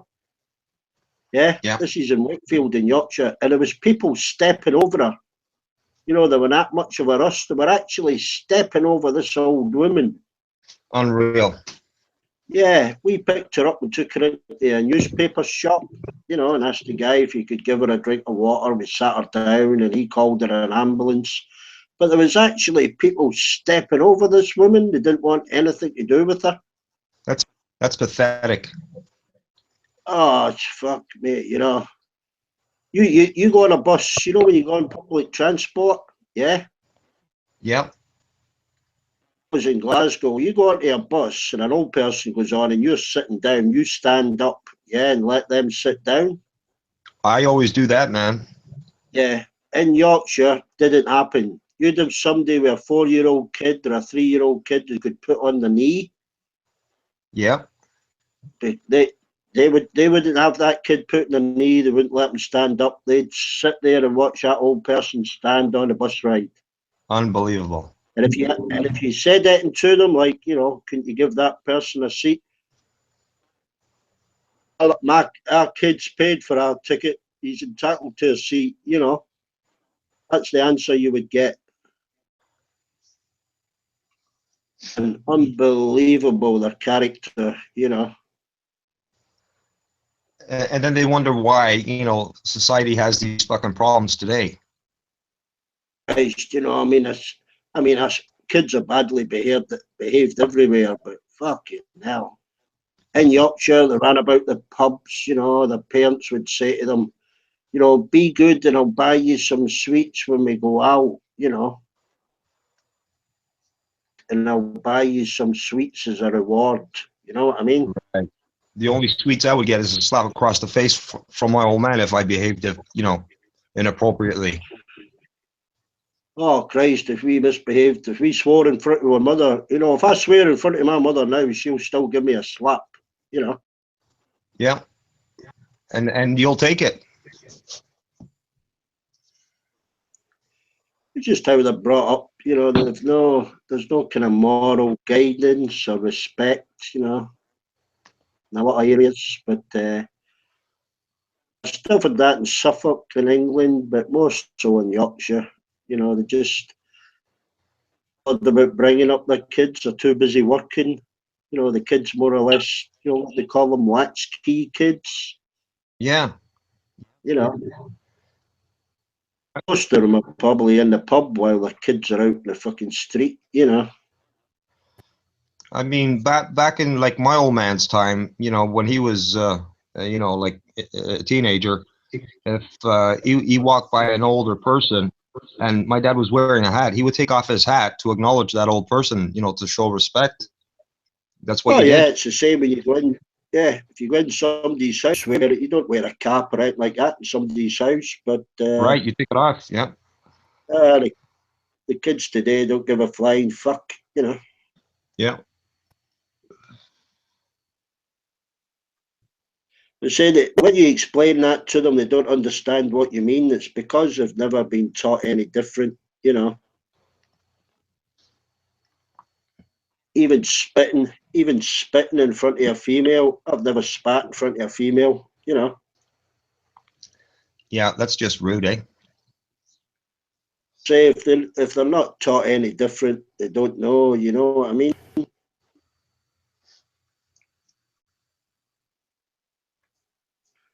It's all in the way they're brought up. It's a shame, really.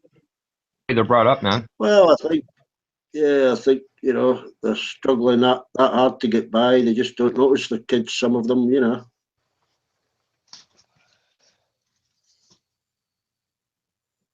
It's a shame, really. Well, I have a friend of mine, and he married a girl. She's my background, but she was born here. But he's old-fashioned in his teachings with his kid, and well, his kids, both of them. And she would say, you know, in front of me to her husband, "Oh, you're just too old-fashioned," you know. And he's like, "No, no, no, no. This is the way it is. It's the way it's going to be." And she would just look at him and say, "No, it's not. You're just too old-fashioned. That's the way it was in your time." But no. He's like, "No, no. I'm going to teach them this way." Yeah. You know, it's just the way it is. Yeah, I mean, I've heard. I mean, you know, we get into some fucking arguments, a couple of scruffs with, you know, the younger end when they've been disrespecting older people in a bar. You know, they'll be saying, "Oh," they end up, they try and take the piss, and if the older person gives them something back, they end up saying, "Oh, shut the fuck up, you old bastard," or something like that. You know, they're just respect to all nowadays. You know. Yeah. But I say, I blame the parents. You know, it's mostly the parents. When you get somebody like that, you know, somebody like Britsy that comes out with shit like that, parents or how they brought them up, you know. If they had any, maybe he was adopted, or, you know, I don't know his personal circumstances, but a lot of it's to do with decent parenting, you know.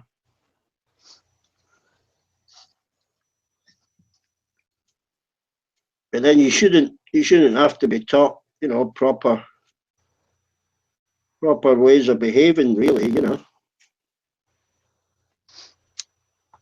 I think when you're badly behaved, that's how you pick up, you know, you pick that up with who you mix with, you know. Well, you're influenced by your surroundings, right? And your friends. Oh, yeah. Yeah, I mean, in my youth, I mean, the lads I mixed about with, when we stole a lot of, we never broke into people's houses or anything, you know, we wouldn't do that. But we did help ourselves to what was freely available, you know. I never broke into anybody's house, man. No, I mean, to me, there's stealing and there's stealing, you know. I mean, if you work for a company and you take a few welding rods, you know. Oh, big deal. That's big deal. Well, technically it's still theft, but I wouldn't steal from a neighbour or somebody, you know, a hard-working person, you know, somebody that's earned what he's got, you know. Right. I've never done that, man. Never stole from a neighbor. Well,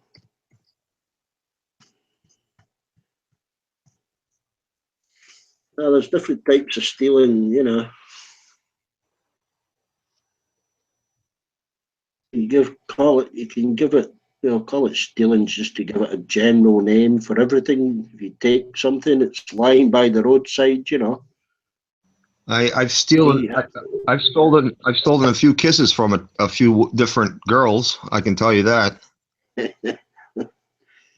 I mean, if you know, you go out and poach some rabbits or a deer, technically it's theft, you know, but it don't belong to anybody. It went on your land, but you know, technically it's stealing. Stolen off the beach, you know, from a garden, you know, stolen off the beach rather than buy it. Yeah. Okay. I've washed it and that, you know, everything, but technically that's theft. You know, if you take stones off the beach, you know. It's government property, right? Yeah, yeah. Well, it's council property, yeah. Yeah. Theft, but I mean, who's going to complain that you take a few barrels of stone off the beach? You know, fucking hundreds of tons of it wash in every week. Yeah, unless it's somebody that doesn't really like you and they'll videotape you, you know, doing it, you know. Oh, that's been done. I mean, sometimes you get some nice timber floating in, you know, on the tides. Yeah, and, that's driftwood, man. Yeah, but technically it still belongs to the council when it washes up, or it belongs to the Queen. Yeah. Really? Yeah, yeah. If it's worth money, yeah. And but the Coast Guard, if he sees you and he takes a, depending on what it is, obviously if a ship loses some cargo, Yeah, expensive. Yeah. yeah, they don't want people all down there claiming it. It's happened a few times in the UK. But yeah, we often get timber floating up. If a ship loses a container or loses something off the deck, you'll get it washed up the shore. Right. I'm always finding rope and buoys, fishing tackle, timber, she's around this coast, ends up washed up on the beach at some point, But never any treasure though, eh? Never that box of bullion. No. No. No. Amazing what you find. There's just so much fucking rubbish sometimes, plastic and fucking tins and fuck knows what, A lot of waste too, eh? Well, I mean, during the season, the beach gets raked. The sand gets raked for the tourists, etc., by the local council. But a lot of rubbish during the year, tons and tons of it. Yeah. What the people have done, what the tides brought in. Yeah. Yeah.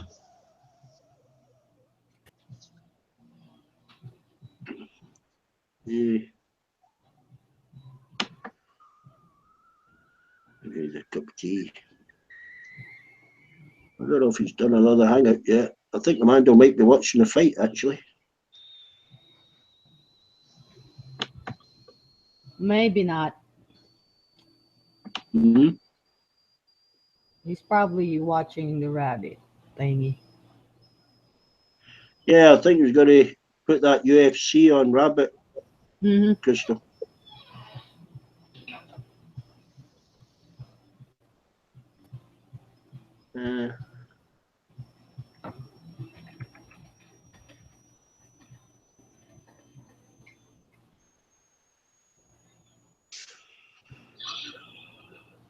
So I guess Packy already left. Who? Packy. Yeah. I think he said his flight was the 21st, which is yesterday. What, his birthday?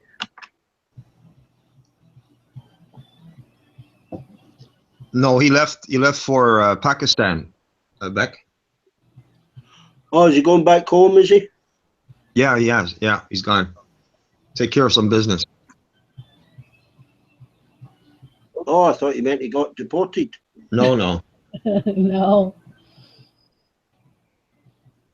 No.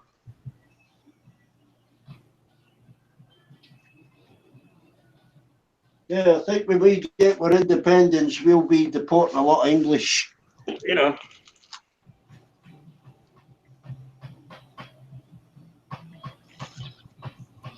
I think he said he'll be staying there for 1, 2, maybe 3 months or something. Oh. Oh, Mrs. Whoa, whoa, whoa, whoa, whoa, whoa, whoa, whoa, whoa, whoa. Gotta miss that. Yeah.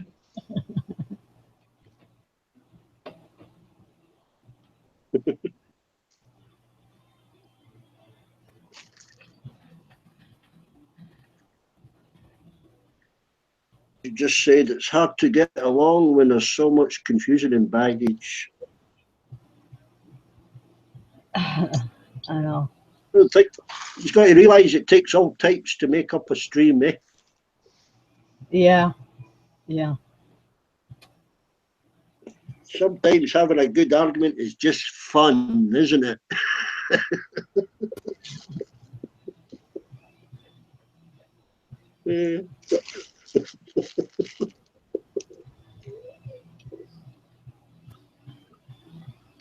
I got a bit annoyed with Buddy's nightly search because I was listening to them arguing. I was quite enjoying it. I heard Buddy. I was at the other end of the house playing my Candy Crush game, and I heard him yelling. I said, "Oh boy." Yeah, yeah. That's happened to me at 2 o'clock in the morning, Crystal. You know, I've woke somebody up yelling.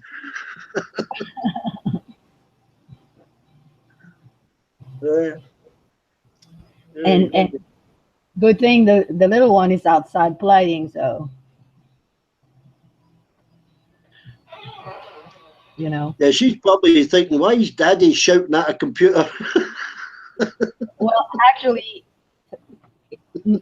we kind of don't let the little one hear anything, you know. No, best not. Turn on the TV at the other end of the house and let her watch cartoons or whatever, or let her play outside. Yeah. Yeah, I know. I used to play a racing game on the PlayStation.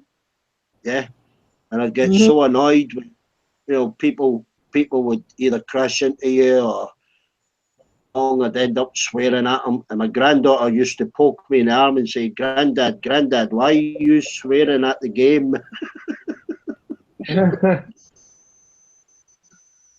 Yeah. Yeah, you can become quite involved.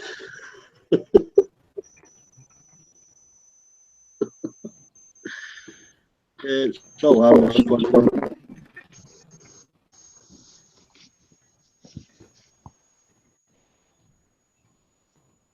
The Serge is now saying Buddy and Beck are both across the line. Kelly stops complaining, does he?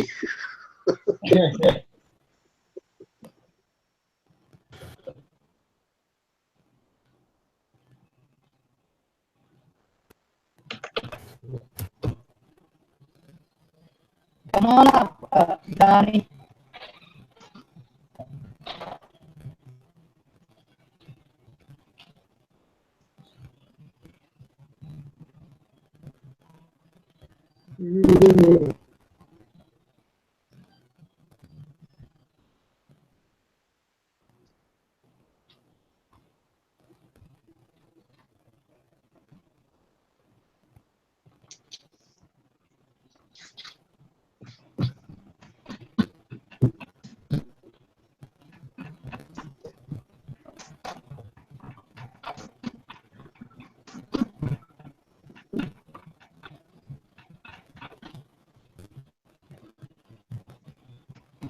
Denise, come up here. Yeah, she's having to lead the fight in the hangar.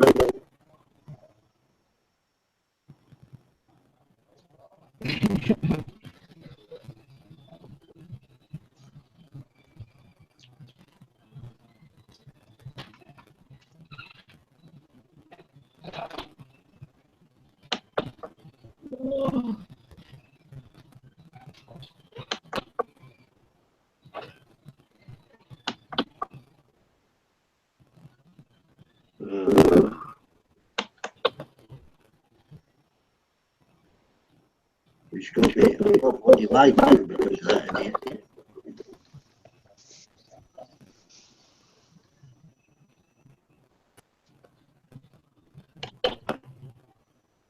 Refresh hangar.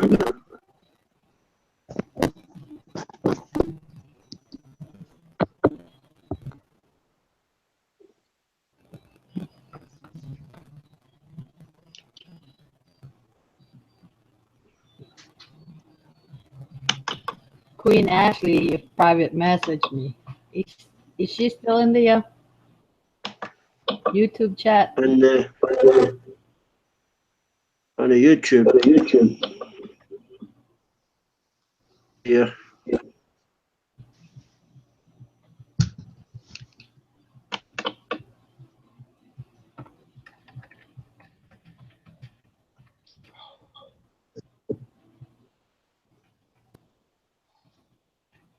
Oops, load that one. Hang out to Echo now, innit?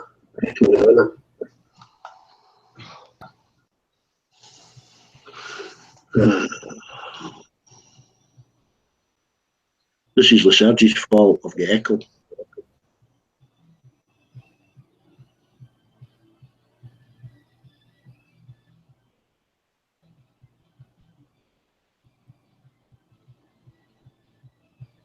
YouTube stream is working out.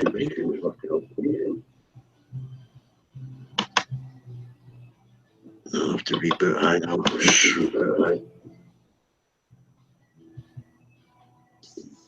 You know, the first thing I'm going to see when it comes up is Lyserge bitching about something.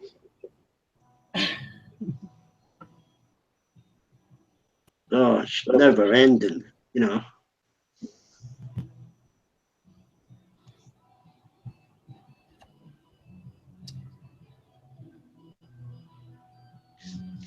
I mean, if you were out for the night with that guy and you were sitting at a table when he was going on like that, you'd end up saying, "I'm just going to the toilet," and he would just leave, wouldn't you? You'd leave him on his own.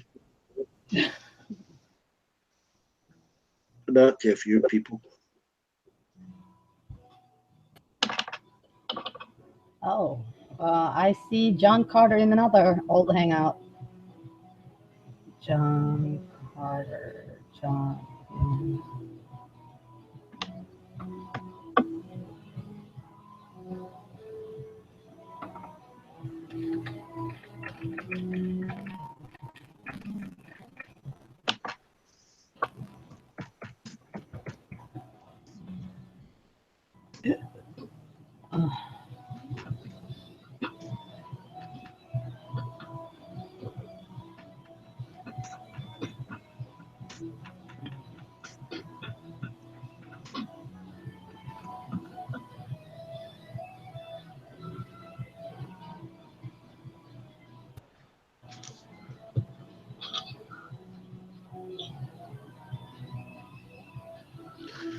Oh, I wish I'd saved that rabbit link now.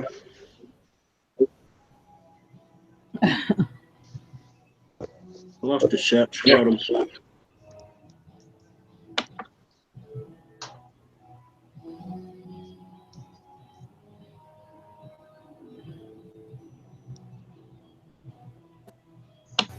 hasn't started another hangout, has he?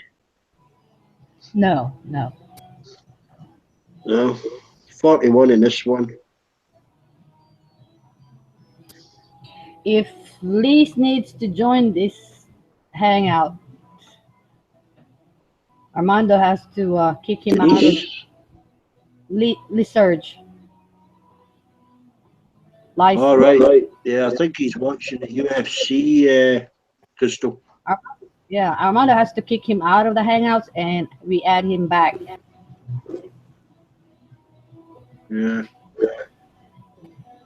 But Grease said he's not joining Speaky Chat for a while. Yeah, it's because I exposed them, I think.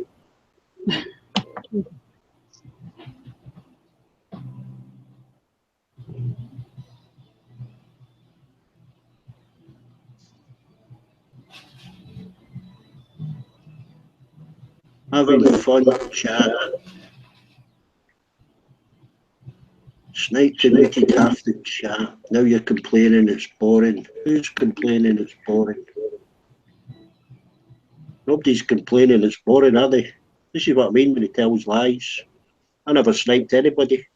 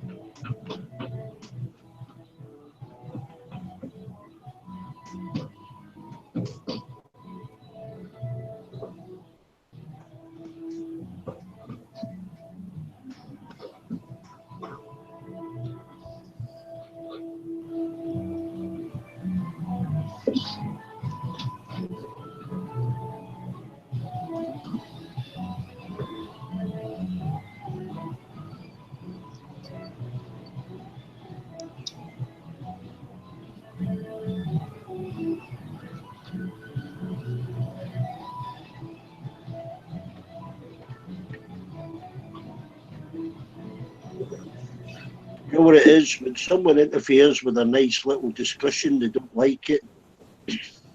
Yeah. I mean, I've seen people come in and sit there, John and, you know, Hosey and others sit there for like 40 minutes and they don't get a chance to say anything. They've got to listen to fucking research, criticise people's religion and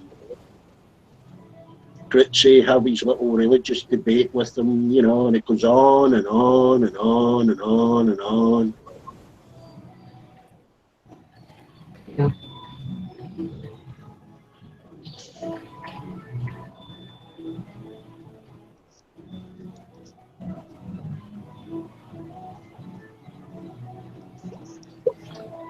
Tudors in the house.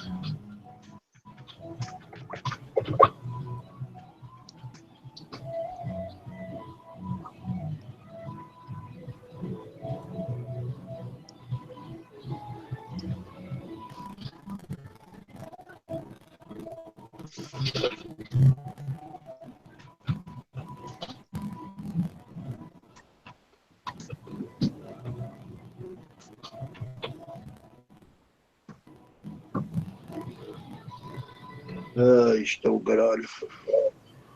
Watch a bit of my snooker. I'll keep an eye out for another hangout and add to I can, yeah. I want to use the mods in case somebody comes in.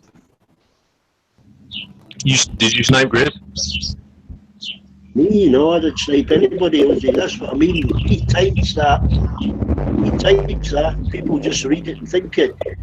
Buddy's type was Serge, and then Ritzy sniped Buddy. That's what happened.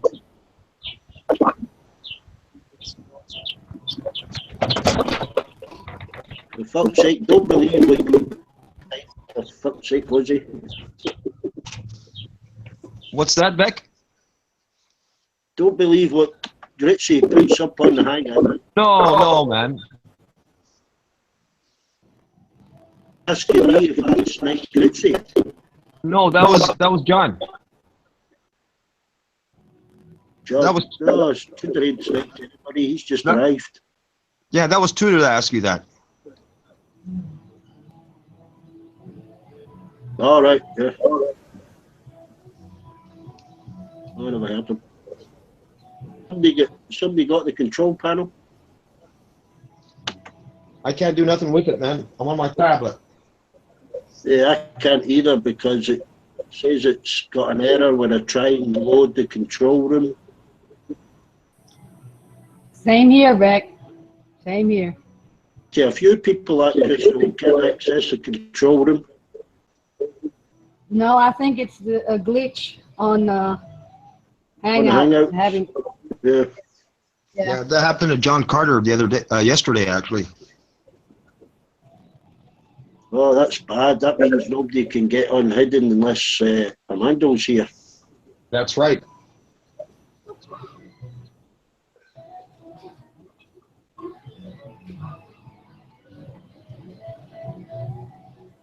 And we weren't even on air. No. Yeah, when that was going on. I know the last time I had a problem with the Hangouts. I couldn't scroll up and down the Hangout. Yeah. I couldn't scroll back, so I had to delete Chrome and reload it again. Yeah, I remember you telling me that. Yeah, I had to delete it and reload it, and then that sorted that problem with the scrolling. You know, the Hangout chat. Right.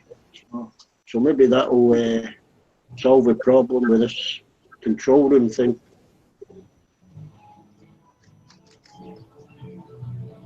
I know they're slightly changing it all the time. You know, they're slightly changing the program, the Hangout program, all the time.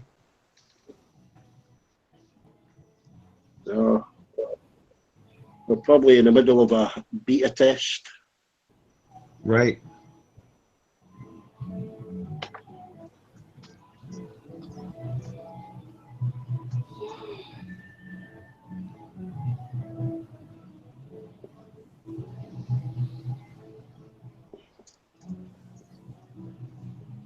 I can hear Buddy in his studio in the background.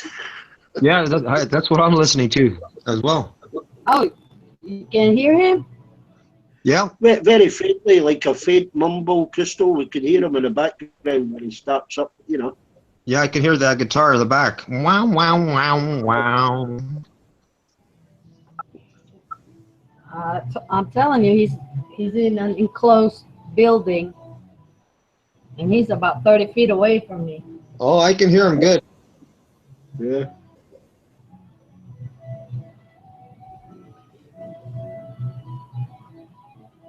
Crystal, Wow. serve a noise abatement order on him.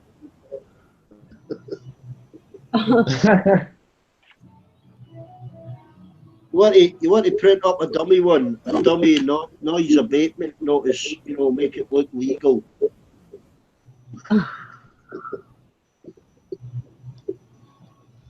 And then he would come on here and tell us all about it. Hey, man, you won't believe it, man. They sent me this noise complaint, man.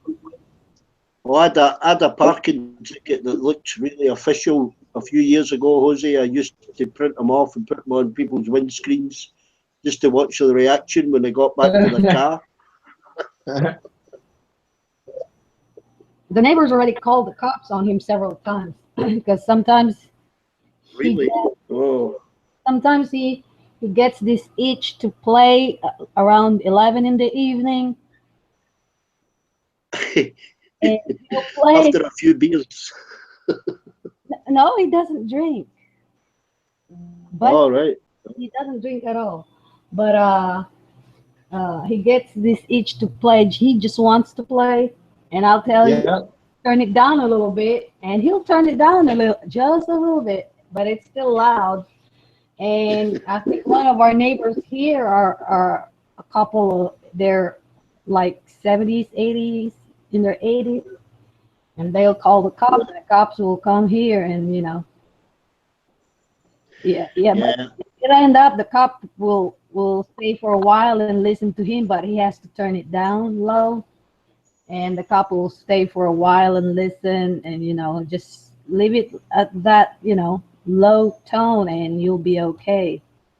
You can play, and that's it. But yeah, cop's been called here several times. I think that must be one of the biggest complaints with neighbours is noise and parties and stuff like that. Yeah. Basically, that's the only time the cops were called in here is when he's playing loud. Yeah. Because this is really I suppose. quiet community. It would depend how frequent it was. If it was only a one-off, I mean, you can't really complain. If it was every single night after, you know, late at night, midnight or something, you'd understand. But that's not different. if it was kind of infrequent. I think one night, if I'm not mistaken, cops were called. I think it was Friday night or Saturday night.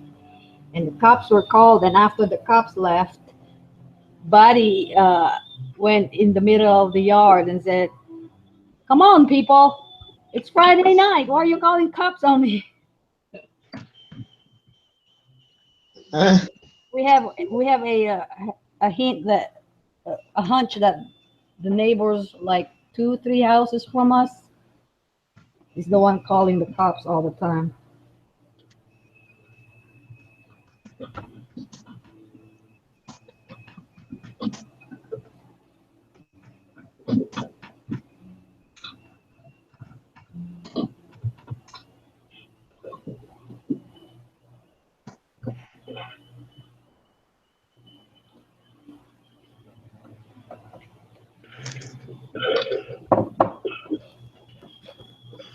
Yeah, it was 4-2. Chelsea beat Spurs, Ozzy. 4-2, eh? Spurs were a better team, yeah. Wow. I'm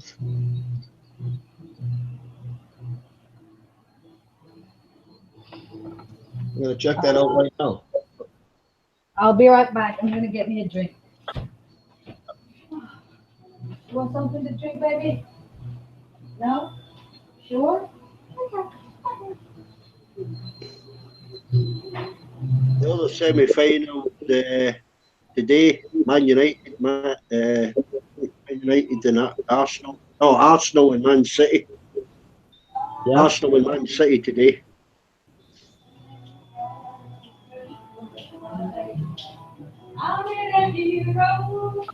That'll be a good game.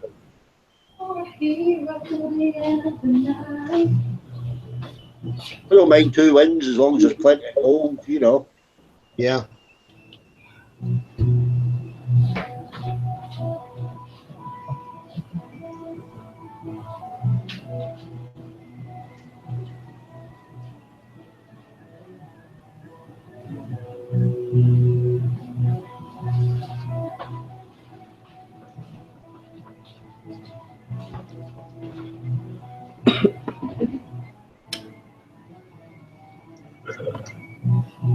Just say hi to Racy on the hangout with Serge has to poke in, you know, apart from D-Beck being an arsehole. I didn't even fucking mute him. He was speaking to Serge when they were arguing. I was muting Grits and he's fucking bitching about me on the hangout now. He's fucking unbelievable.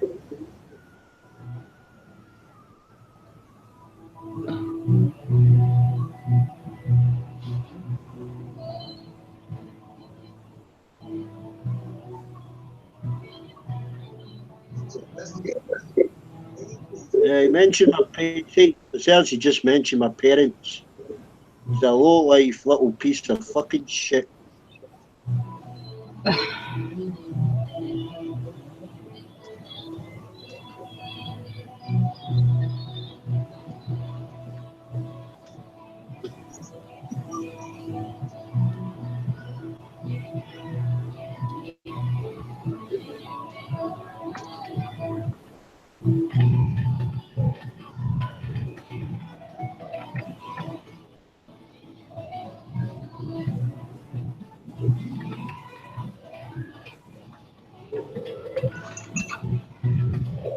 God, he's one sad fucking bastard, isn't he?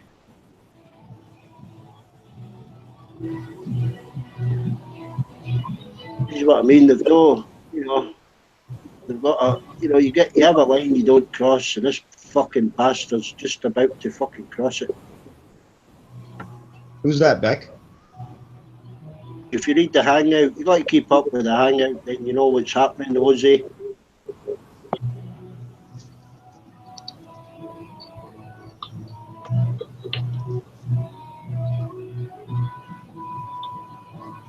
He just mentioned my parents, so he's going to start the kids stuff again, you know.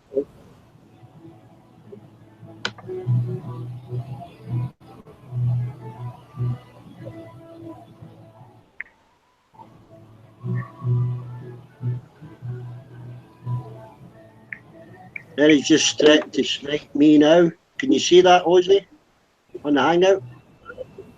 Yeah, I'm looking at it right now, man. He just threatened to snipe me now, yeah? You see it? Yep. Yeah. So before he snipes me, I'll fucking remove him, since he's threatened it, yeah? There you go. See ya. Stupid bastard. Well, you know, you got to threaten to snipe somebody. You'll get fucking sniped. But he said, but I won't. Well, he's too late now. He'd already typed it. But somebody will re-add him now, then I'll get sniped, and I'll get re-added, and I'll snipe the one that added him. On and on.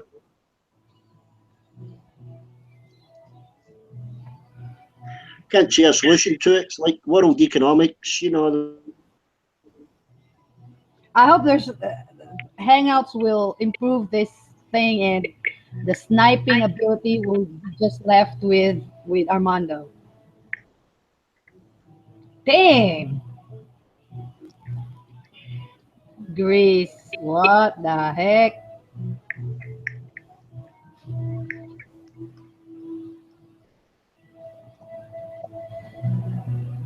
Oh.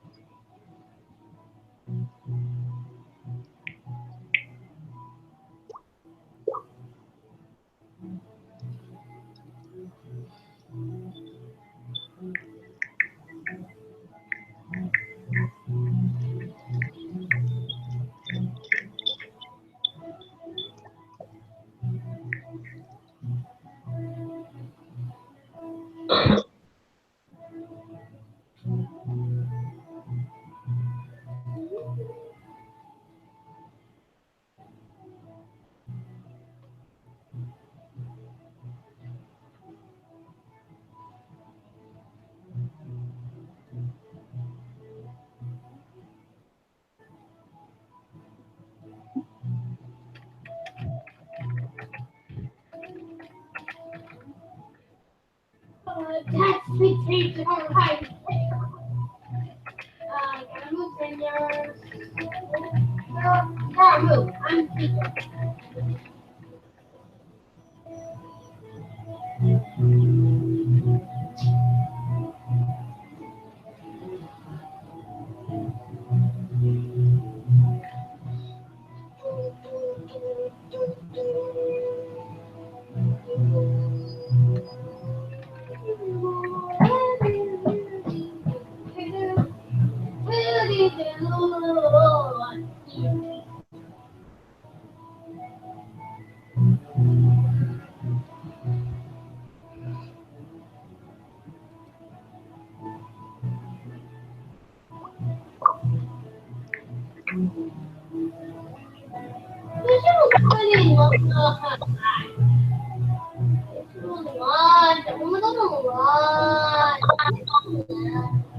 Be quiet, Riri.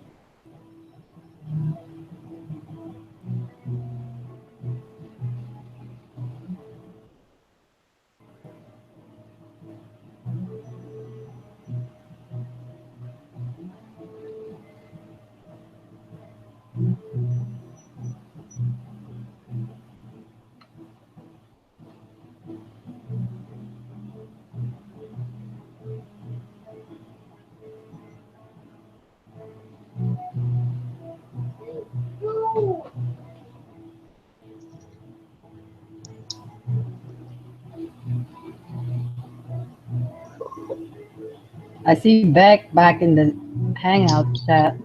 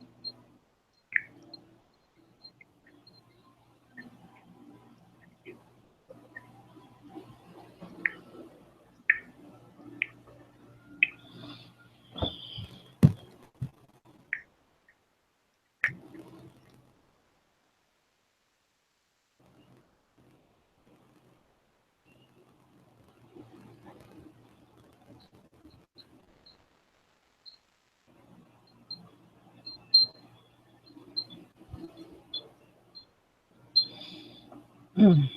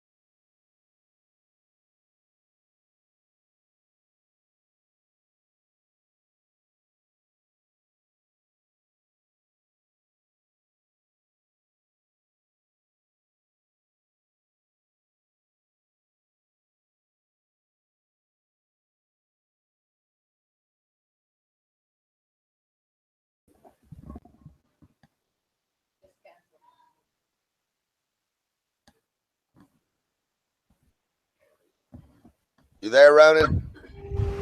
Hi, Bud W. Damn, I thought John was up here. Maybe he just left. Oh, he's in another one? Okay, never mind. He's in some other hangout, I guess.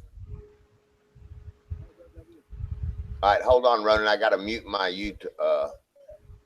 Hold on.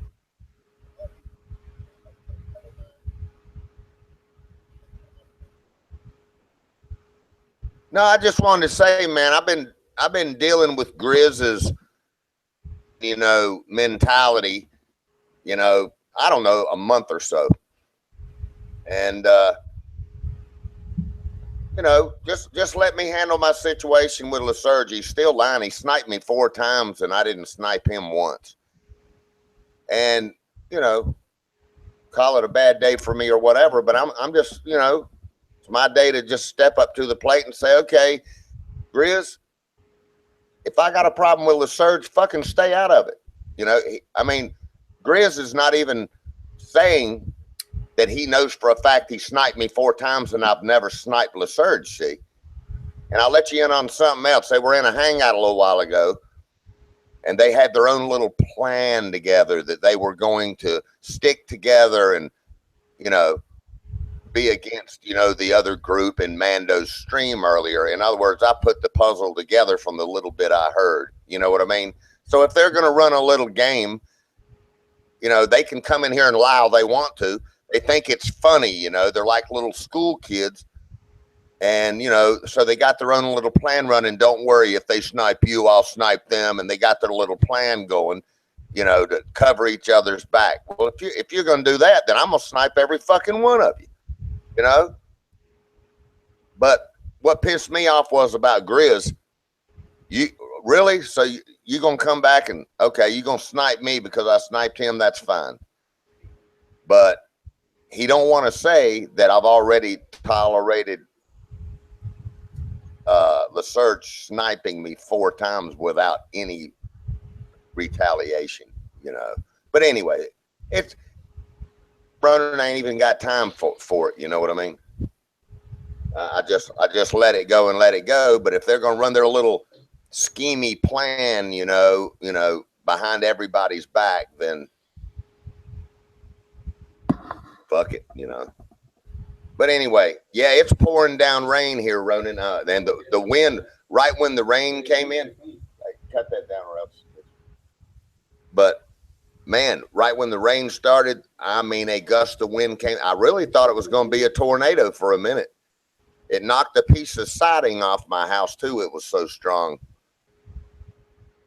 But I guess they got bad storms everywhere. Yeah, I noticed that you had shared that with, I think it was Zoe D. Yeah, and I thought to myself, right when you had posted it, right, I just got back from a bicycle ride, man. It's like 25-mile-an-hour wind coming out of the southeast. Typical day here. It's in the high 80s. And you got rain. Oh, man, I got rain all last week, but I'm trying to cut the grass. Nature just had it in. Oh, man. I got the grass cut. Yeah. Man. Yeah, and all the rain has just, the grass is real green. That part's good. But, man, you talking about growing. You can cut it, and 2 days later, you got to cut it again. It's growing so fast. But Yep. I know the feeling. Okay, I don't know who this is.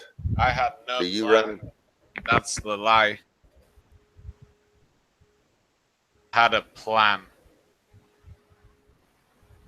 Fuck your plan. You know exactly what I'm talking about. Let's hear him out. What was the plan?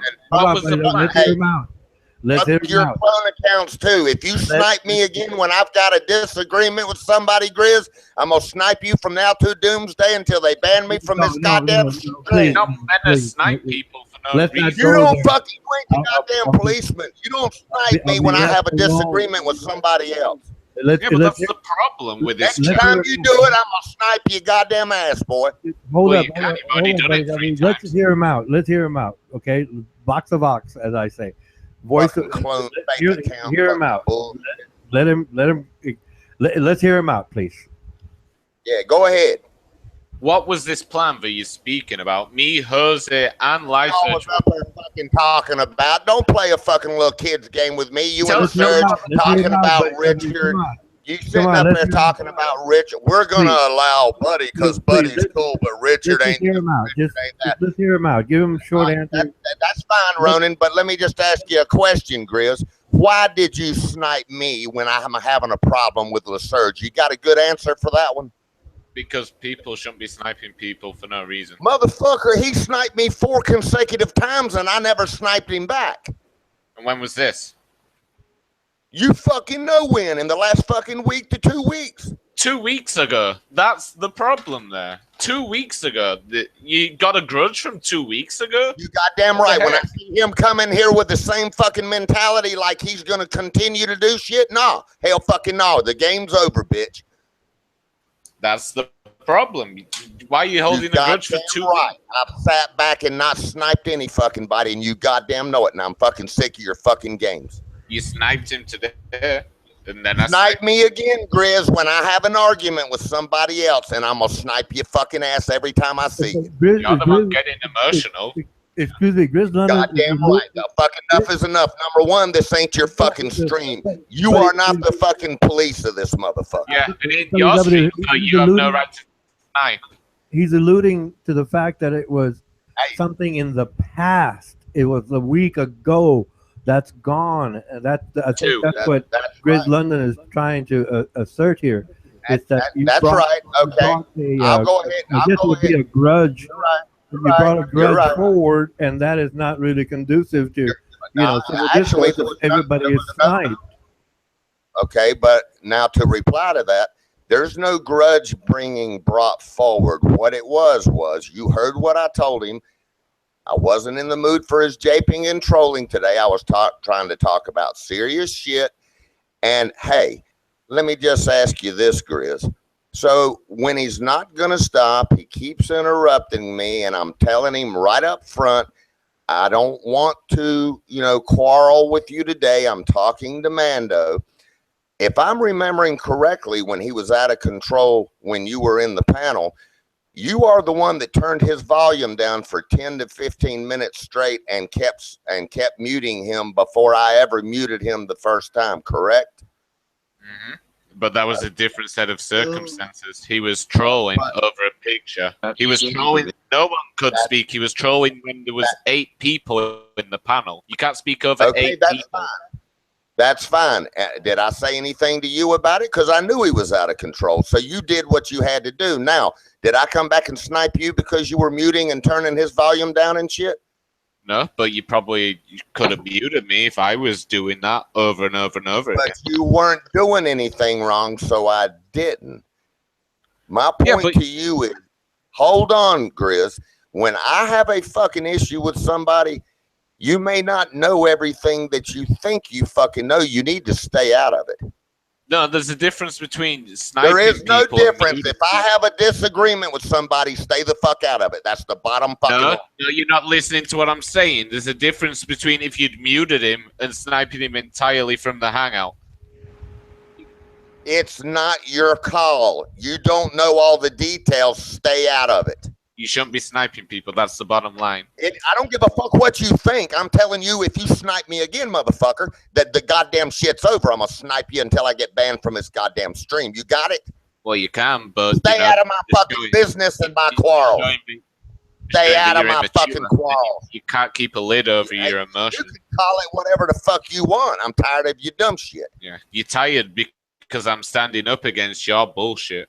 So you're standing up for what? You gonna play the fucking stream police and snipe somebody else because they have a disagreement with one another? If someone's gonna snipe someone, I'll snipe the sniper. So here's what I'm gonna do. I'm gonna run with your philosophy, and if you snipe me when I'm quarreling with somebody else, I'm gonna snipe your goddamn ass back. But I won't snipe you if you don't snipe me. That's the only thing you need to understand. If you snipe me, I'm going to snipe your goddamn ass back from now till doomsday. Yeah, and I've never sniped. That's the only fucking thing you need to know. Now try sniping. Go ahead. Try. I tell you what, let's go ahead and just test it out a little bit. Snipe me right fucking now and watch what I do. I'll ban you, snipe you every time I see you. I've got no reason to snipe you because you haven't sniped anyone. Goddamn right. You didn't have no reason to snipe me a little while ago either. Well, I did because you sniped someone. It was nothing to do with you.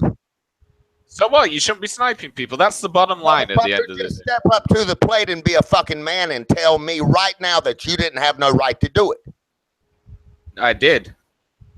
You're a fucking piece of shit, two-faced son of a bitch then.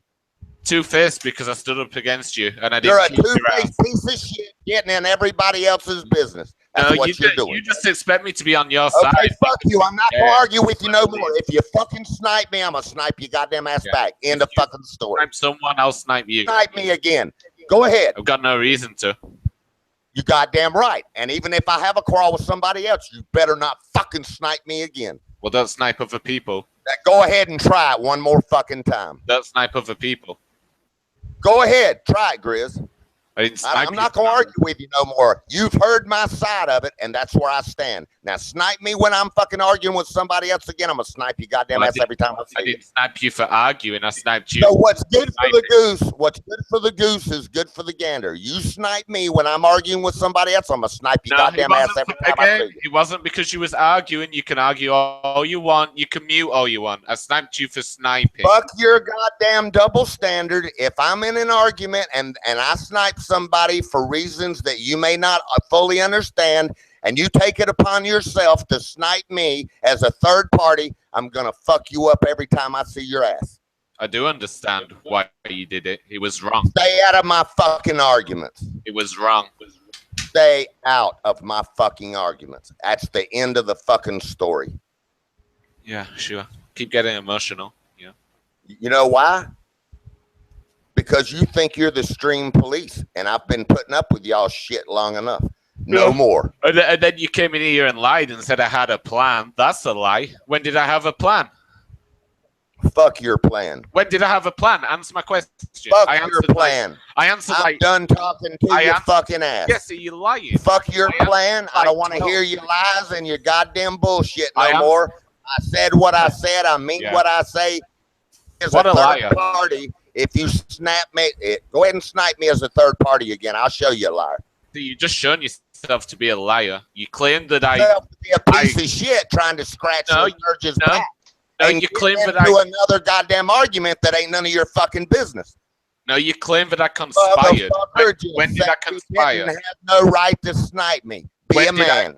Answer my question and be a man and answer the fucking question. Did you have a right to snipe me? Answer the question. Did you have a right to snipe me? I've answered all yours. You were answer anything, but you want to ask questions. Fuck your questions. Ask everyone here. I've answered all your questions. You won't answer mine because you're a coward. I have a right to snipe me because I had an argument with LaSurge. When did I conspire and make a plan? I asked you a question, bitch. I asked that 15 minutes ago. Fuck your goddamn question then, pussy. See, look, you're a coward. You're a coward. Why don't you meet me in real life and you'll see who a coward is, you piece of shit. Because I'm going to come to America. And guess what? If a coward's standing up to your shit, then I'm a fucking coward, bitch. Now snipe me one more fucking time and I'll show you a coward. Yeah, you're emotional. You need to get ass, you goddamn little double standard little bitch. There's no double standards. You're a double standard little bitch. That's all you are, is a little coward. No, you just want me to kiss up to your ass like everyone else. I'm not going to kiss fuck you and your kiss ass. I don't give a fuck about what you do. But go ahead and snipe me again and watch what I do. You expect me to be on your side just because you claim to share similar beliefs. You little pussy. Run your fucking mouth, pussy. Go ahead and snipe me, you little bitch.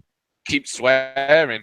That's gonna achieve. Yeah, go ahead, keep swearing. Yep. Fuck your swearing. Yeah, and mimic my voice. That's gonna achieve something. Mimic my voice. Yeah, that's really bad. Yeah. Mature. Now snipe me again as a third party and watch what happens. Yeah, mature man. Yes, ass, bitch. When did I conspire? Fuck your conspire, boy. When did I conspire? I've said my piece. Fuck you. Asking you a question. When did I conspire? Yeah, because you lied and you know you did. That's why you were. Get third party line, piece of shit.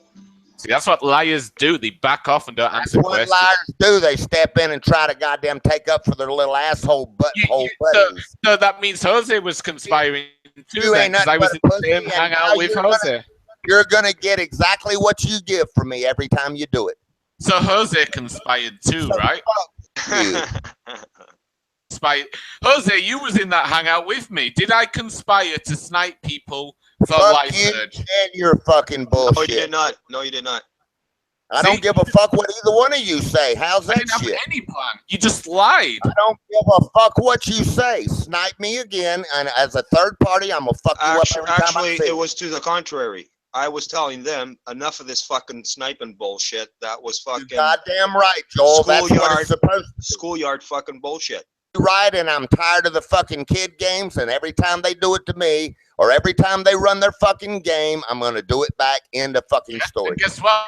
None of us. There is no sniped, and guess you- what anymore, Grizz. There is no guess what. I don't want to hear your bullshit no more. Shown yourself You to be can a talk until the cows come home. I've said my piece, Mike out. See, I'm an honest person. I'm not gonna lie to manipulate people into believing my side of the story. You know. Grizz, yeah, we were not talking about sniping anybody, and it was exactly as I said to you and Lysurge. Enough of this fucking sniping bullshit on this fucking stream here on Orlando chat. This is fucking schoolyard bullshit, man. That's what kids do. Yeah. And you got grown adults fucking playing this game over and over again. It's fucking nauseating, is what it is. Yeah, and I've been watching this shit go on for about 2 months. No more for me, brother. I'm done. Until I get banned from this stream, if a third party snipes me when I don't have a biff with them, that's it. I'm going to snipe them every fucking time I see them. Yeah, buddy, hold on. Relax, man. Relax. I'm relaxed. I've said my piece, and that's where I stand on it. I don't have anything else to talk about. If they want to run their kid games and he wants to play the stream police, then fine. Until I get banned from this motherfucking stream, I'm going to ban that motherfucker every way I can from here till Sunday. Now, stay out of my disagreements, Grizz. What's the issue here, buddy? What's going on? He sniped me after I sniped the surge. I just got on here, man. Simple. He knows what the fuck. I sniped him. I sniped Buddy because he's. There's nothing else to say. Ronan has hurt. So, hey, Joel, I just want to say this to you right now, okay? He knows where I stand. It's the end of the story. There's no reason to talk about it no more. All right. Okay. He knows where I stand. If he snipes me as a third party when he has nothing to do with the disagreement, I'm going to snipe him and ban him every fucking way I can from now until doomsday. The games are going to stop, but not the way they want them to.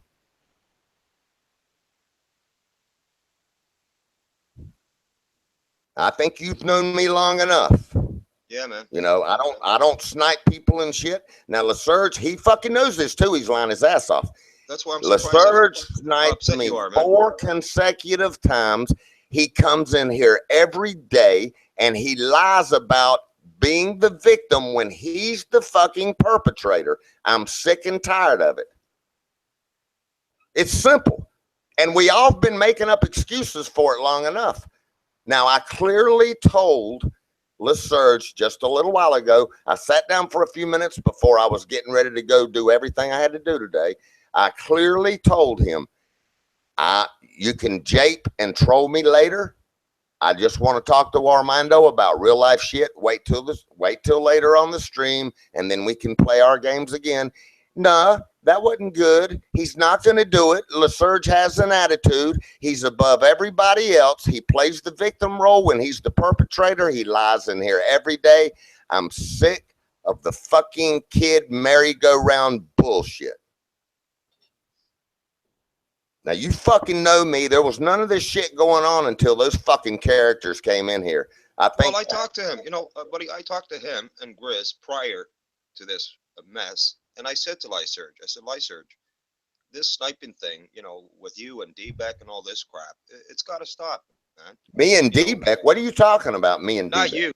Not you, him and D-Beck. Oh, him and D-Beck, okay. Yeah, that fucking crap. And I said Right. to him, enough of that, man. That's got to end, you know, like. Well, just so you know, Joel, let me ask you a question. Have I not sat back as an innocent bystander and watched all these fruitcakes snipe everybody over and over again? And I sat right in the corner and I kept to my own and I didn't fucking retaliate against anybody. The worst I've done in here was I muted LaSurge. I muted LaSurge. It was simple. And then his justification. Okay.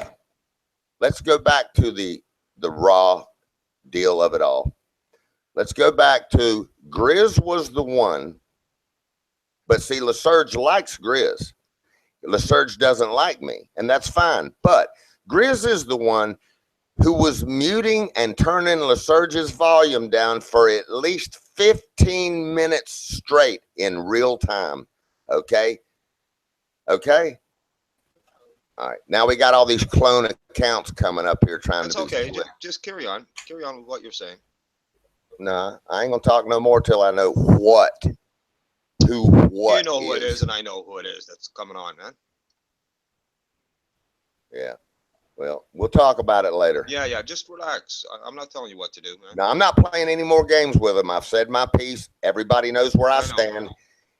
If a third party snipes me when I've had no biffs with them, they're going to get it every fucking time I see them until I get banned from this fucking stream. The games are over. Hey, I heard you playing the guitar there about an hour ago. What?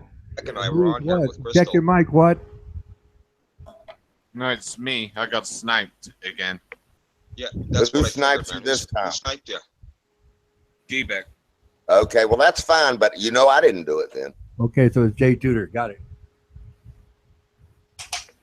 I'm saying I'm gonna snipe the snipers. I sniped D-back for sniping, and I'll snipe him again for sniping. No, okay, let me just say one thing.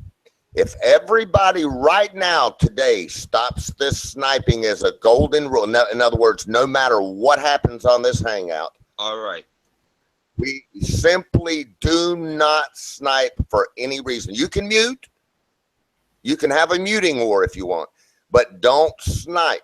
Yeah, man. As a rule. That's what I said. No one sniped. Well, let me let you in on something that you don't know. Until you and LaSurge started coming up on this stream, Mr. Stream Police, there was no sniping at all.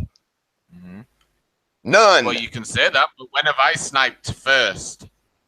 Okay. I don't give a crap who started it. I'm telling you, there was no sniping going on this stream until you and LaSurge started coming on here.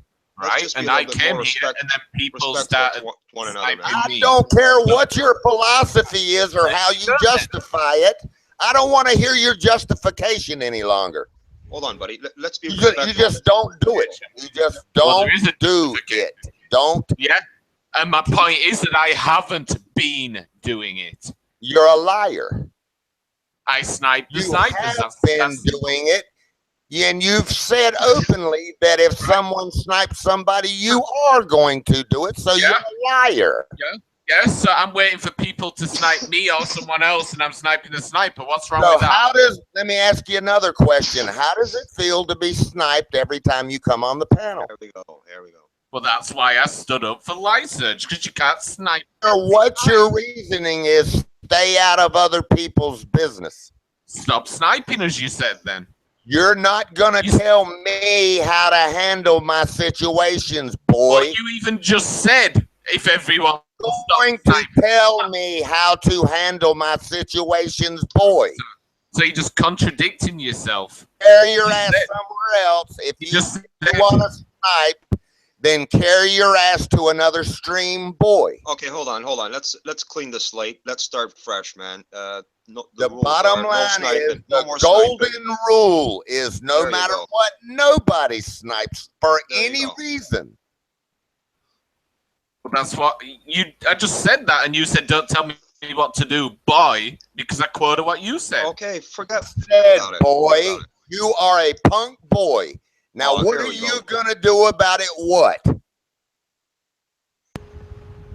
You're being a bully, Come on, buddy. Come on, buddy.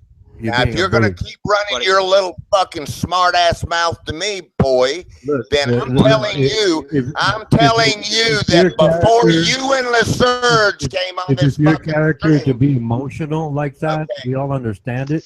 We accept it. goddamn right, because I've had enough. Accept It's that you get out over. of hand and act out. You're being childish. Yes, we agree to that. So go ahead. We acknowledge. Yes, you're being childish. Yes, we Fine, and acknowledge. I'm We gonna accept be. that. I'm We gonna don't be like it. childish. We don't. I'm gonna like- be childish just like But if you're them. being I'm gonna childish be a bully just like like that, them. And it there ain't a doesn't show motherfucking any thing that degree of nobody's gonna maturity do about it. that End would of be story. acceptable. I'm not trying to change your mind. I'm just acknowledging that you're being That's good childish enough. and That's act good enough. out. And that is part of your character and nature. We understand and accept that. I'm not threatening you. Fine, enough is enough. This I'm guy, not threatening you or anyone. I'm just saying. Y'all, you've heard One at a time. One at a I hope time. everybody heard what I said. If it happens again, Like I said, you're acting out, you're being a bully. here we go. I'll see y'all later. You gotta be shitting me. Here You you think come, anyone's gonna Lice. buy that? You're gonna stir up What? the pot, right?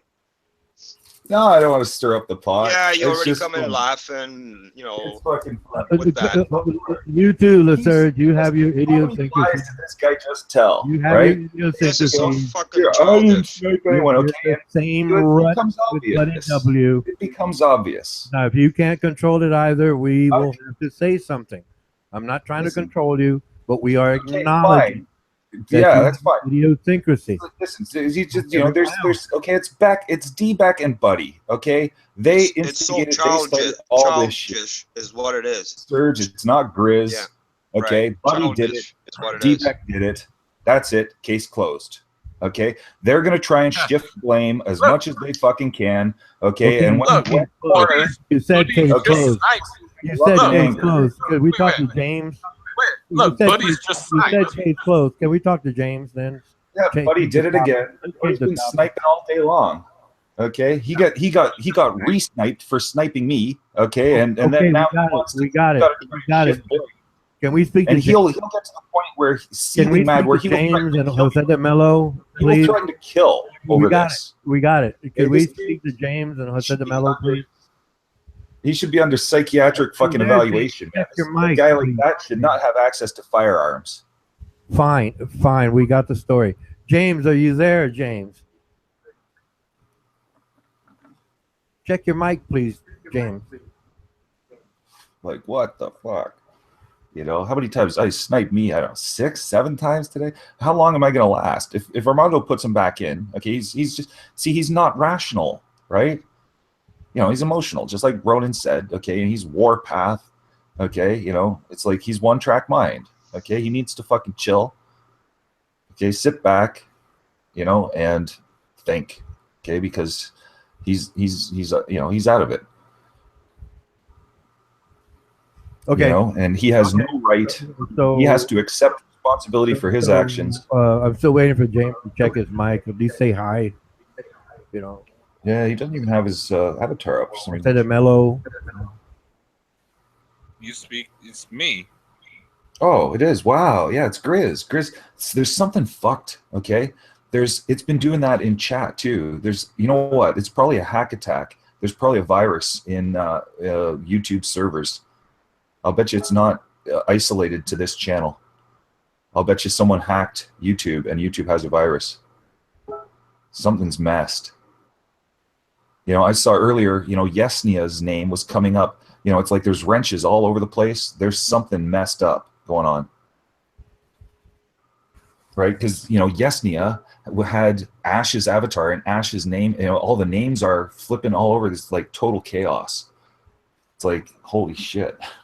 Something crazy going on. So, LaSurge, how long is this sniping crap? How long is this going to continue? Listen, I tried to reason with Armando. Okay, this is the thing. Okay, everyone needs to get together and stay on the same page and explain to Armando that LaSurge was right. Okay, as the admin, He has to establish order and rules. Okay, he has to keep Dude, things fair. can you fucking bear with me while I watch these fights, man? You guys are fucking irritating me, man. This is fucking childish. Well, then why you got it on? Okay, if you're watching the fights, go watch the fights. Right? I mentioned your name. Man, but you guys are talking in the background, and I'm bearing with you. Can you please just give me a chance here, and we'll do all that shit later. And that's fine. That's fine. Okay, but I've been telling you for weeks, okay, or months about this from the start. Okay, you can't show favoritism. Okay, and you have to delegate the responsibilities. And yeah, there's going to be some rules here, man. Yeah, there's going to be no more fucking sniping. Yeah, That's going to be the rules. No more fucking sniping. Well, DeMelo, hold on, but you don't be telling me that. Okay, you're a fucking issue in this too. Okay, because you flip flop all over the place, right? You know. Listen, I've never muted anybody, and I've never. I know. How do you like that? Hold on. What I'm saying is, as far as alignments, you align yourself with whoever.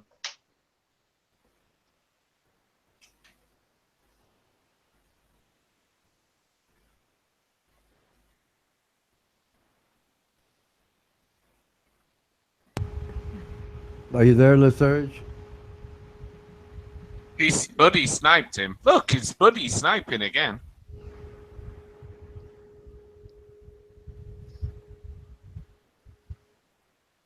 Well, we lost his connection. And I just sniped buddy, so I guess I'm getting sniped forever. Or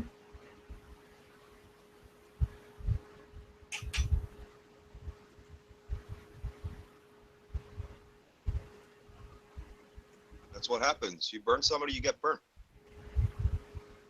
No, that's not how it should be working. Buddy's taking a grudge from 3 weeks ago and sniping him. Yeah, I know. I mean, I'm not involved in any of this shit. You guys know that. See, Chris, man, now you're involved in it, man. Yeah, well, he's already said.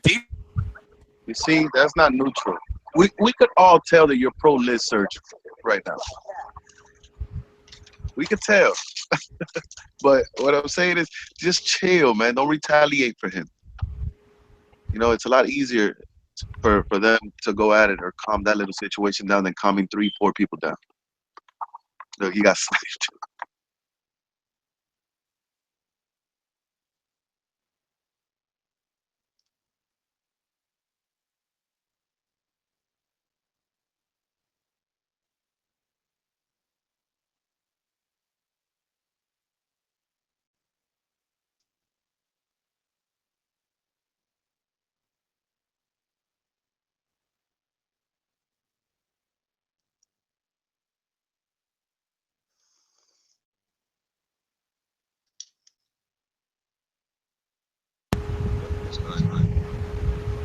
Are you still there, Jose DeMelo?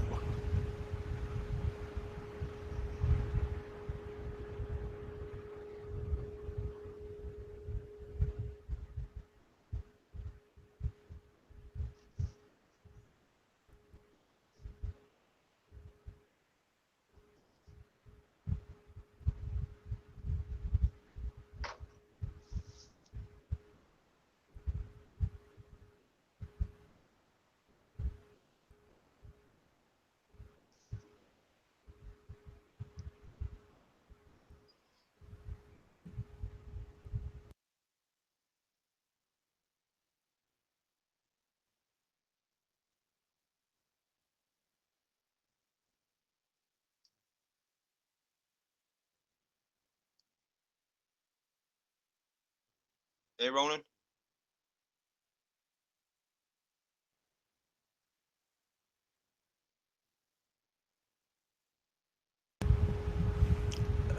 Yes, Jose DeMelo. Oh, okay. I thought I lost my connection. No, I was just going to leave. I'll say, well, nobody's here, so I'll just come back later. Start something, man. What do you got in mind, Ronan?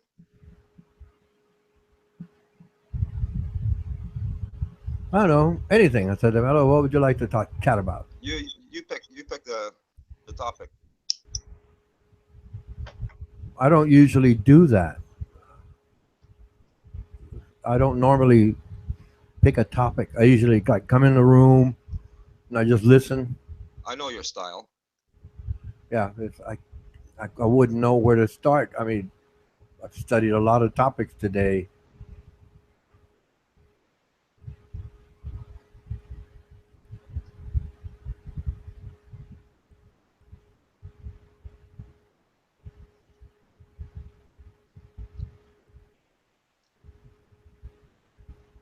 One thing I don't want to talk about is politics. I can tell you that.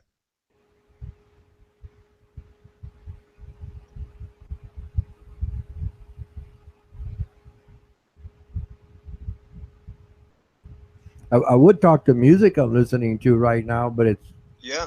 mostly contemporary stuff. Like what? What are you listening to?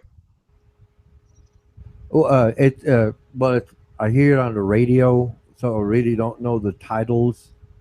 I have a local radio station, you know. I think the Shark, they call it, and it plays contemporary stuff. So, like I said, I don't really know the names of the band. I just know that there's these tunes. But let's see. Have you ever heard a tune called "1,000 Miles"? From nowhere? No, that's just the name of the tune.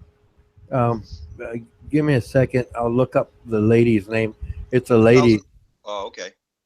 It's a lady's name. I'll have to look.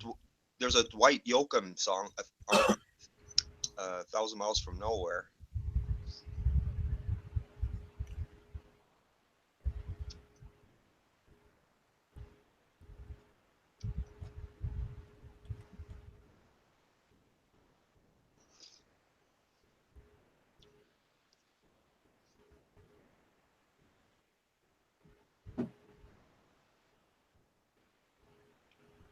Yeah, it's 1,000 Miles by a lady named Vanessa Carlton. Okay.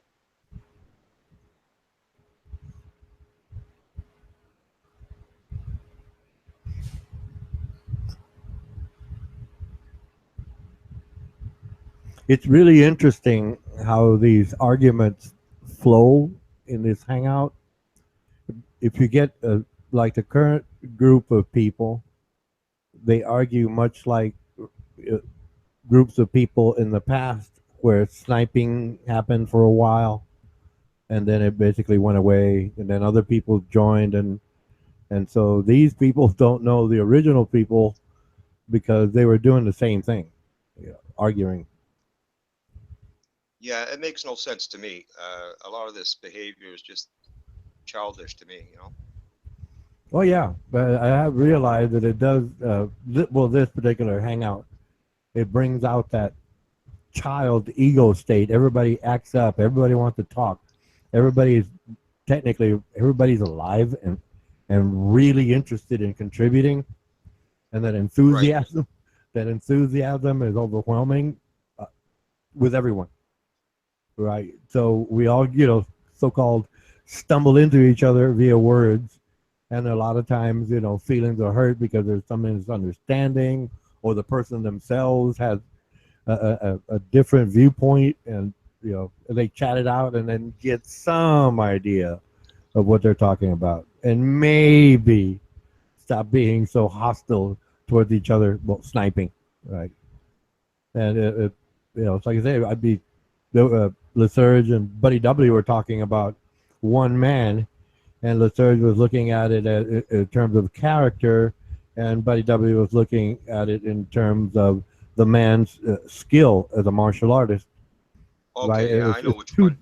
Two different things. Steven Seagal. Yeah, I know. I was going to bring up his name. Yeah. Right. It's two different things, and they keep talking past each other, misunderstanding what each other is saying, and then it gets into sniping each other. It's like, wait a minute, so long as we understand, are we talking the man's skill as an actor, which is comical, he's not a good actor, or his skill as a martial artist, which he is a good martial artist? It's just like two different things, I mean, the same person doing two different things. Well, they're good at one thing and not so good at another. Okay, do we understand that? Yeah. Armando brought up a good point too, and the UFC, with the ring and stuff, and if you put Bruce Lee in there with one of these, wrestler UFC top guys, he felt that Bruce Lee, he wouldn't fare so well either, right? You know what I'm saying? That's absolutely right. The disciplines are different. Right. They're completely different disciplines. And then Buddy W kept alluding to, well, in the real world, in so-called street fight, I guess. Yeah. Well, yeah, obviously, there's different sets of rules there. There's no rules in street fights. Right. That the rule is that there is no rule. Right. That's it. Anything at your disposal. Anything. I've been in a few, so I'll just keep that to myself. I mean, it was like a so-called local scene, right? Some town somewhere, USA, where the town is all into boxing or whatever, and you have these different boxing clubs or taekwondo, martial arts, dojos, right? They have their own group and another group, and they meet in the streets and they get after it with martial arts or boxing, whatever the thing is. But what Buddy W was referring to is just like any old place, random place, and you get into a street fight. Yeah, well, that's understandable. Well, I came out of a bar with a friend one night, and we drank over 20 beers, and we were walking home, and some guys were partying at an apartment building, and they dropped some beer bottles down on us, and they came crashing down onto the sidewalk, and I looked up, and I called the guy down. I said, "Come down here, you fucking goof." And so he got all mouthy, and he's, "Oh yeah, I'm coming down." I said, "Yeah, all right." So I went across the street. There was a tire place shop, and I grabbed a chain that was wrapped around the tires, and I came over, and here comes the guy. He comes running out with a knife. Excuse me. In that fucking chain at him, and boy, did I get him good. He went down, and I went on my way home.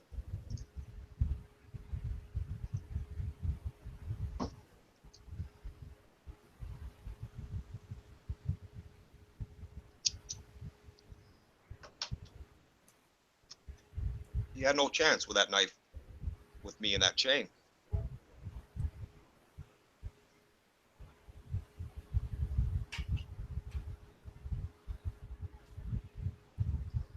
That's a street fight.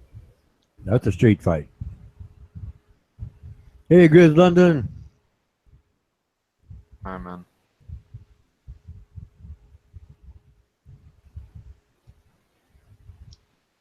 I'm just This knife didn't fucking scare me. Someone mentioned you might be a social justice warrior, Grizz London. Would that apply? Not quite. I'm just don't think if someone snipes someone, they shouldn't be allowed to get away with it for no reason, because that just encourages it. And that's the point I was making. So would a compromise be that let's just say because we know the names, Buddy W and LaSurge, and then if Buddy W snipes LaSurge, Buddy W should voluntarily leave the panel. Would that be a suitable compromise?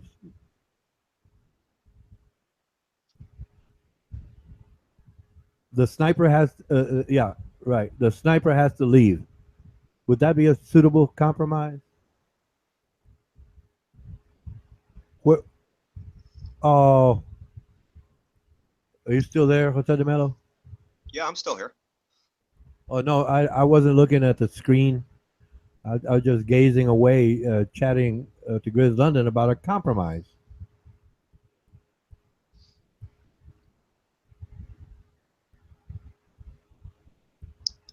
Well, he might have been removed. I don't know. I haven't. Yeah. I respect you being level-headed, Ronan.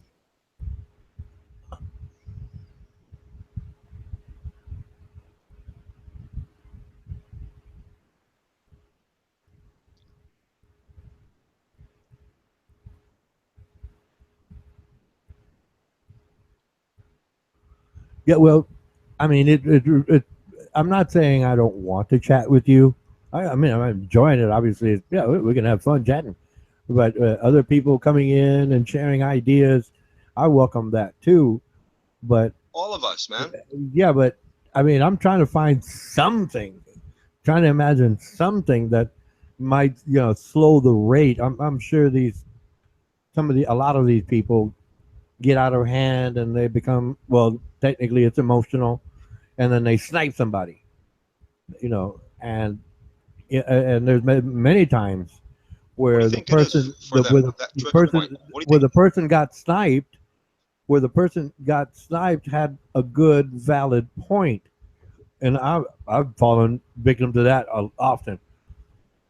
Right, I have a valid point, and the person I'm chatting with becomes, well, technically emotional, and I get removed.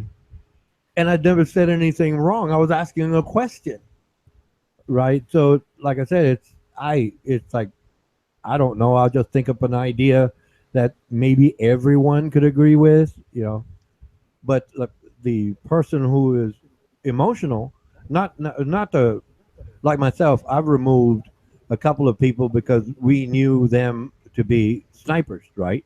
Right. And Yeah. Adam. they were not regular people.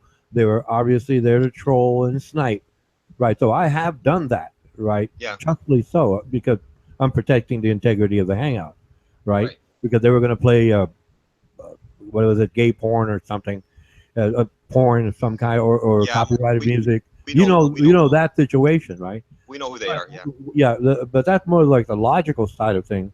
But like I said, the emotional aspects of it, where, like I said, with myself, for example, I was making a point and I was asking a question, and I got removed for asking that question. And I'm not saying that they're just innocent here. I'm not saying that. Oh, you should say that. Ronan, I've heard you quite a few times. Okay. There you go, Ronan. He's all yours. Well, thankfully you're here, but the idea, or the original point being, is that we all have our idiosyncrasies, and you fall into the same rut. Uh-oh. Yeah, buddy sniped him.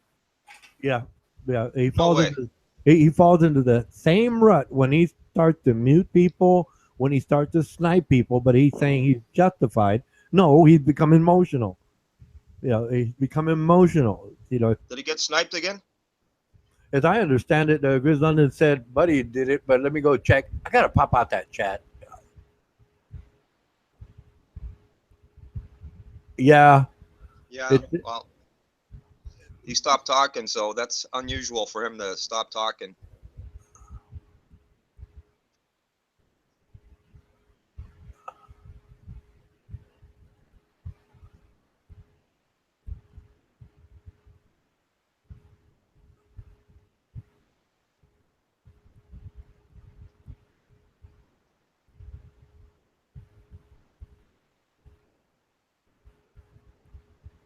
Yeah, I got it.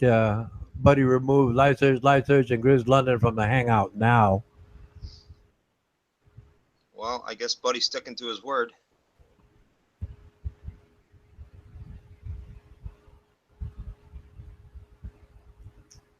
Well, like I said, that's the situation. Yeah.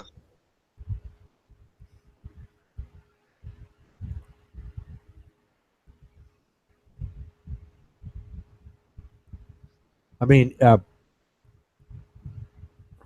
D-Beck does it too, but he's witty, he's impish, he's mischievous, and well, Buddy W is emotional, but that's Buddy W, and I said that's a problem because Chris London falls into it too.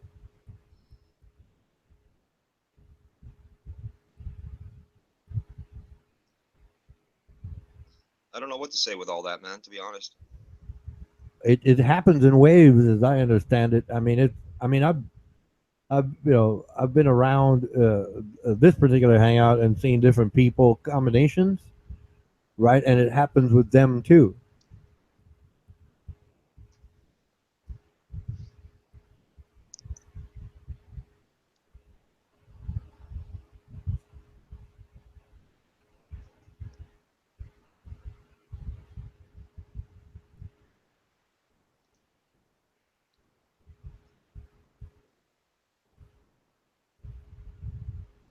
It's the kind of stuff you expect, you know, amongst siblings, you know, not you know, people you meet on the internet.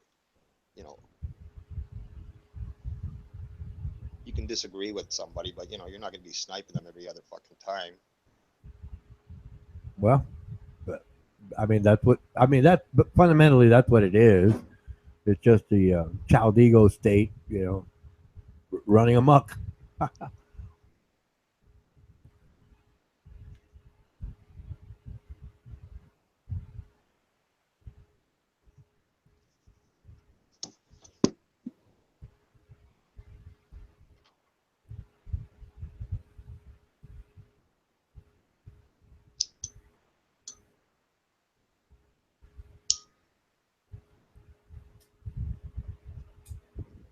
What were you talking about? That contemporary music you're listening to?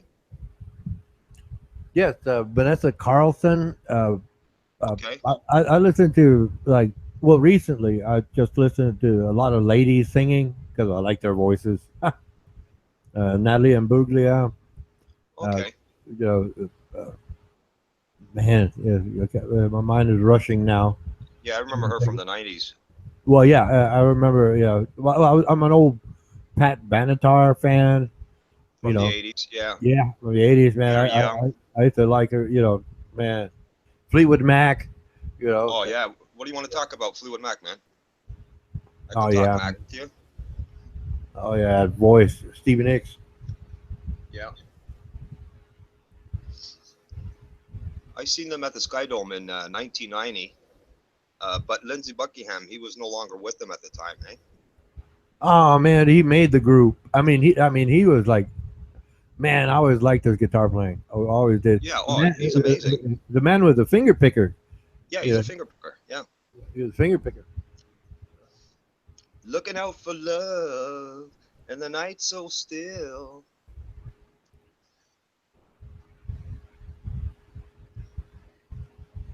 Great songwriter and guitar player, man. Oh yeah. Oh yeah.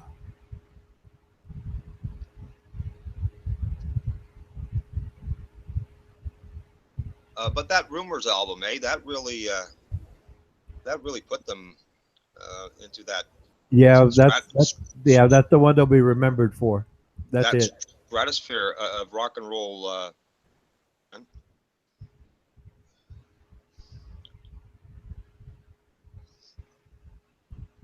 One of the top selling rock and roll albums of all time, man.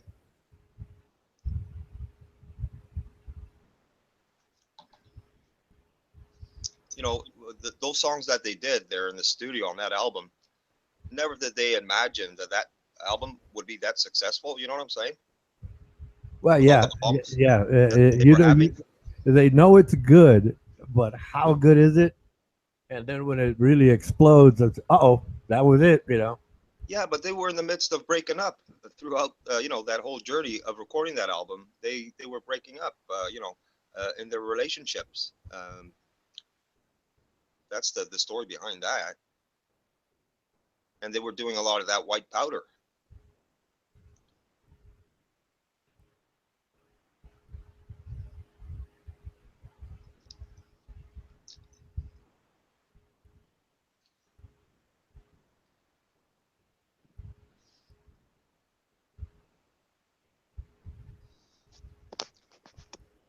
Yeah, I told you I seen Stevie up here, right? In 2008.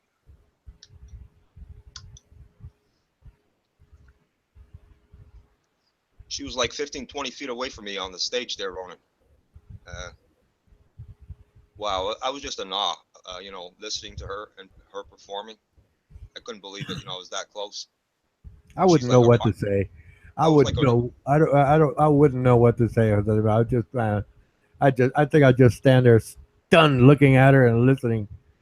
Well, I had a floor seat, but I was allowed to go to the front of the stage, and they have like 4 feet, and there's a yellow line. You're allowed to go to the front of the stage and stand there through the whole show if you like, right?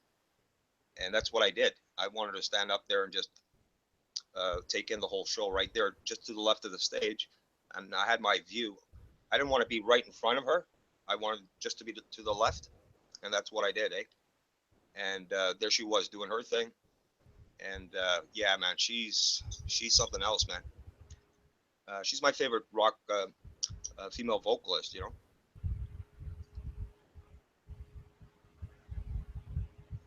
Hi, D-Beck. Oh, here he is.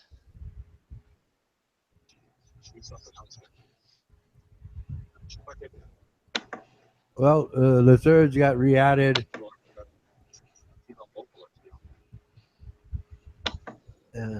Suzanne Not Telling got added, so liven up. Beck. Hello, am I here? Yeah, you're here. Has there been a murder? You know what? Well, it's all that fucking sniping, you know.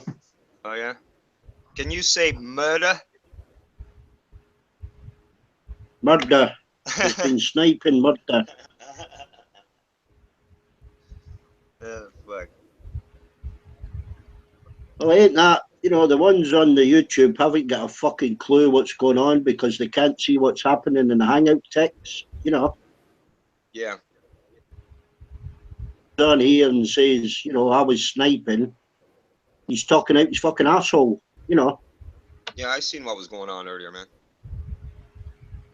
Yeah, you need to watch the Hangout to see who sniped who, you know. Yeah. And, you know, you got to stop sniping each other. The only one that sniped was fucking Grits. The rest of the fucking idiots haven't got a fucking clue what's going on because they're not watching the fucking Hangout.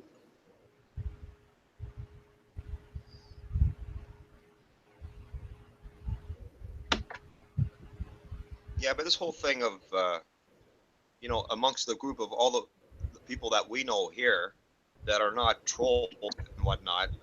That's actually a lie. I've got screenshot evidence. Oh, that's it. This I sniped yeah, the sniper. he's still on fucking Big L's stream. He's quite happy to fucking mute and snipe people. Lie his fucking head off about it. Typical. I've got screenshot evidence that Buddy sniped first. And I Not sniped interested in your fucking screenshots. You sniped Buddy and it had nothing to do with you.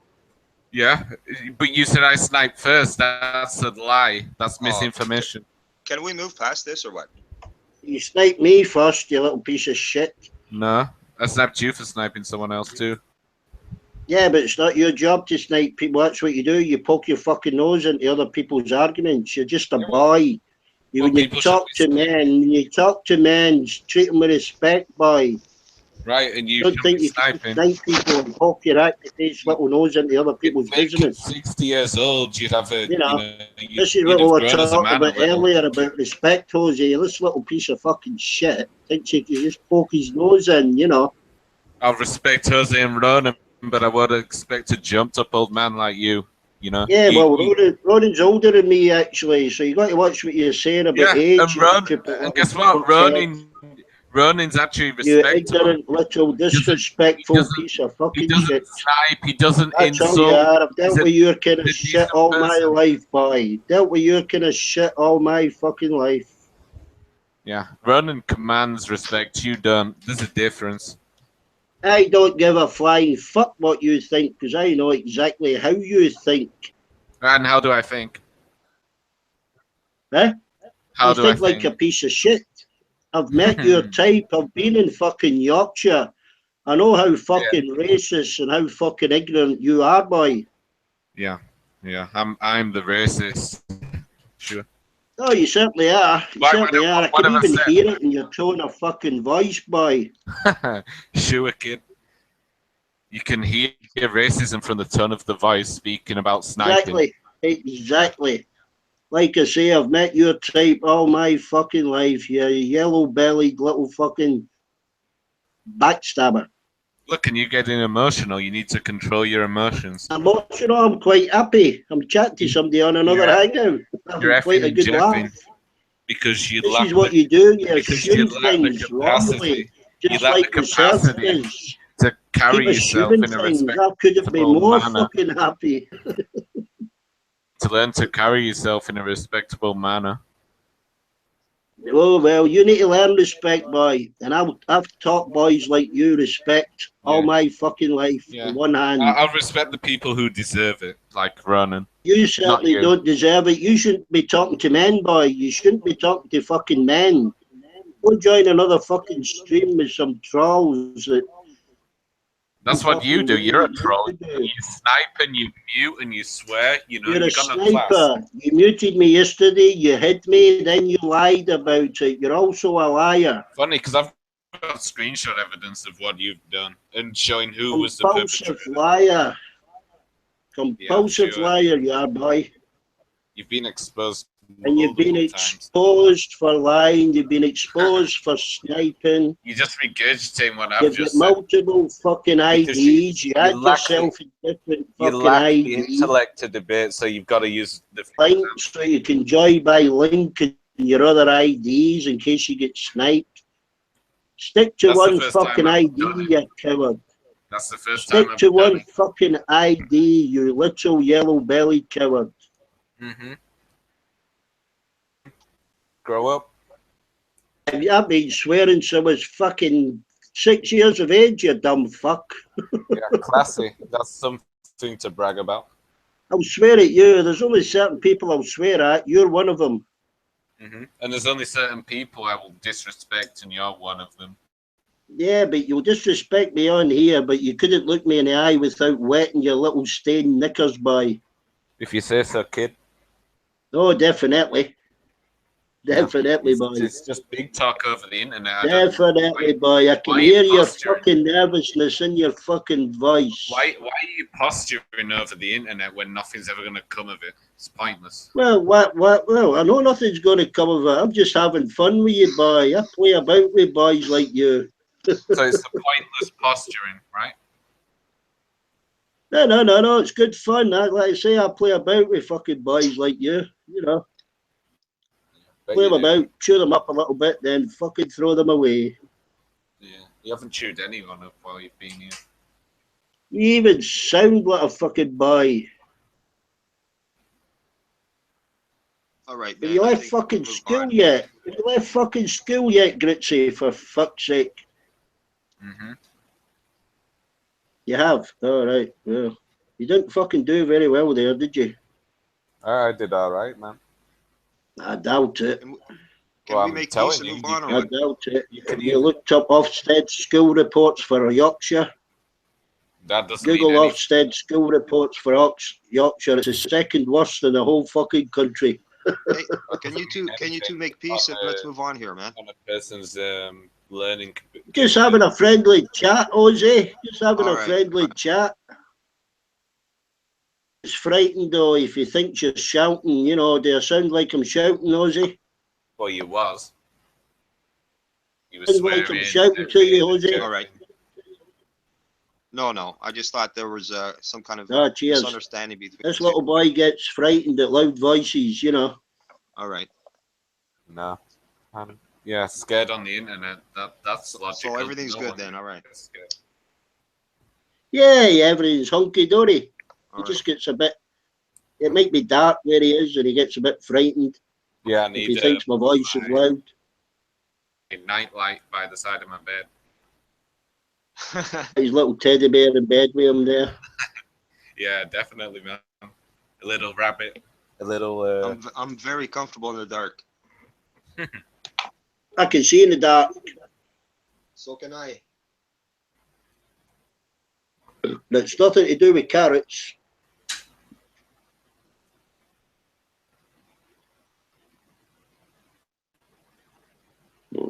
Can actually see in the dark.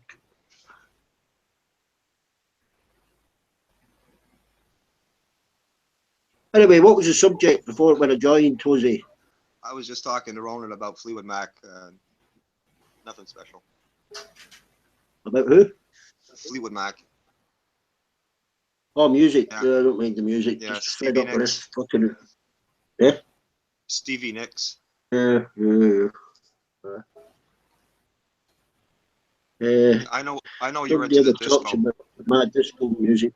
Yeah, man. Talk some disco. I'll engage in that. Well, the Bee Gees.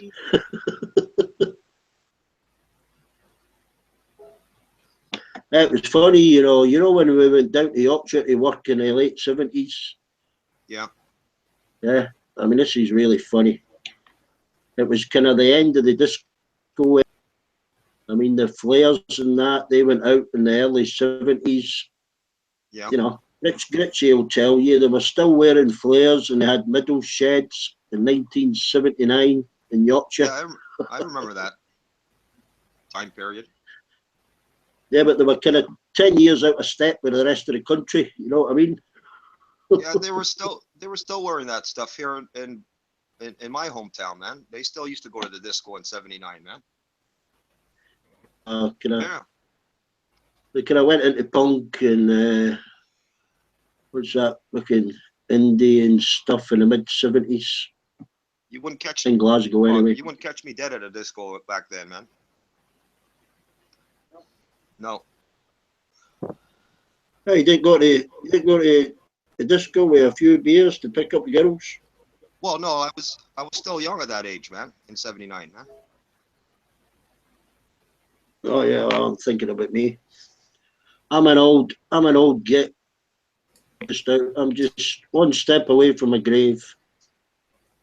I was like 12. I was going to be 13, man, at the end of '79, man. Well, we were going into discos when we were 14.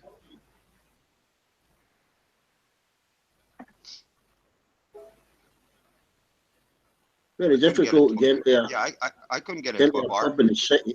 I couldn't get into a bar. I couldn't get into a bar at that age, 12, man. I mean, we could. It depends, you know, how tall you were, and you know. But in Glasgow, the actual drinking age was 21. Yeah, which was unusual for the UK, but it was just to stop, you know, underage drinkers. But if you had a passport, you know, that proved you were 18, they would let you into a 21 bar. Right. Yeah. Right. But I mean, we were getting into pubs when we were 14, 15. How did you do it, D-Bet? Just walked in the door. How did you do it? They didn't ID you? No, didn't ID everybody. Said if you looked the age, it didn't even ask you. Yeah. They just wanted the fucking money. That's it. Yeah. Really? I don't understand how they can't tell. Like someone's like 15 or 14. You know, it's a big difference.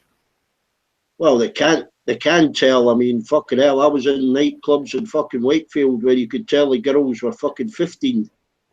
Not fucking 16 or 17, 15. And they were in fucking nightclubs. Yeah. Women in, but they won't let the fucking guys in.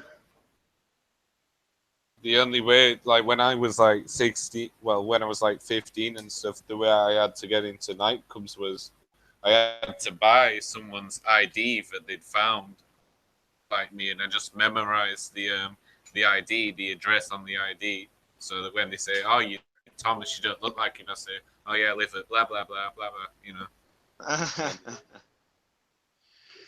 No, well, if you don't ask for somebody's, there's different rules came in quite a few years ago. If you're a doorman, your badge can be taken off you if you've not seen somebody's ID and they are really underage. Right. Obvious, because you've got a duty, call it a duty of care. And if you've let somebody in that's quite obviously under 18, looks about fucking 15, you could have your badge taken off you. Right. I've had something changed. Complicated, but I say it depends on the fucking establishment, you know, and whether they think they're going to be raided or not. Basically, they'd check people's ID, you know, like when I was young and trying to go out, and there was like always like some older looking person in the group who had like a bit of a beard or something early, and they'd get in without being ID'd. Well, that's how we did it. We went to an outer city pub and we'd send the tallest one in with a bit of fucking bum fluff on his chin. He'd be the one that went to the bar and he'd buy 4 pints. If a barman watched who he was carrying them fucking 4 pints to, they'd normally walk over and say, right, fucking get out. Yeah. Then it's different when you get your own fucking kids because you don't want them fucking drinking till they're 18.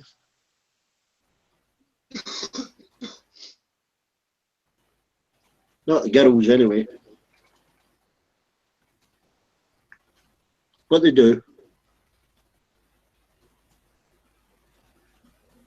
I was drinking fucking bottles of cider in the sewers and the top of a bus station fucking shelters when I was 12. Yeah, we were doing that too in the sewers, man. Yeah, we used to get down the sewers, light a bit of newspaper, Yeah, walk age of along the 13. sewers. You couldn't walk back the way you came because you filled the tunnel up with fucking smoke, yeah? We take flashlights and fucking No, we weren't that posh. Jose, we lit up newspaper. Like I say, you had to have an opening up ahead of you or you were fucked because you couldn't walk backwards because the tunnel was full of smoke. Yeah.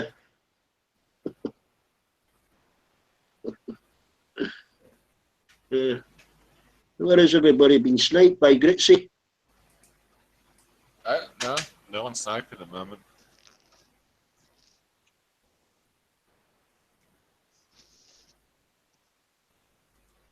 Okay, I was going to go to bed an hour ago. What, are you going now, DJ? No, I've got to wait for something now.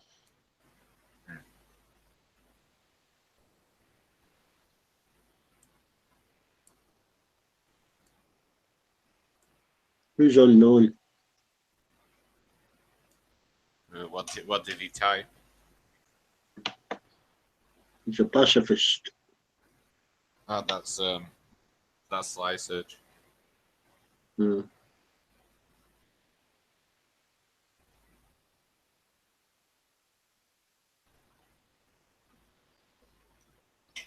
No, I don't mean to snipe and stuff, but I mean, if people are sniping for no reason, you know, it shouldn't be allowed for no reason. Yeah. Well, it ain't going to be sorted, is it? Probably not.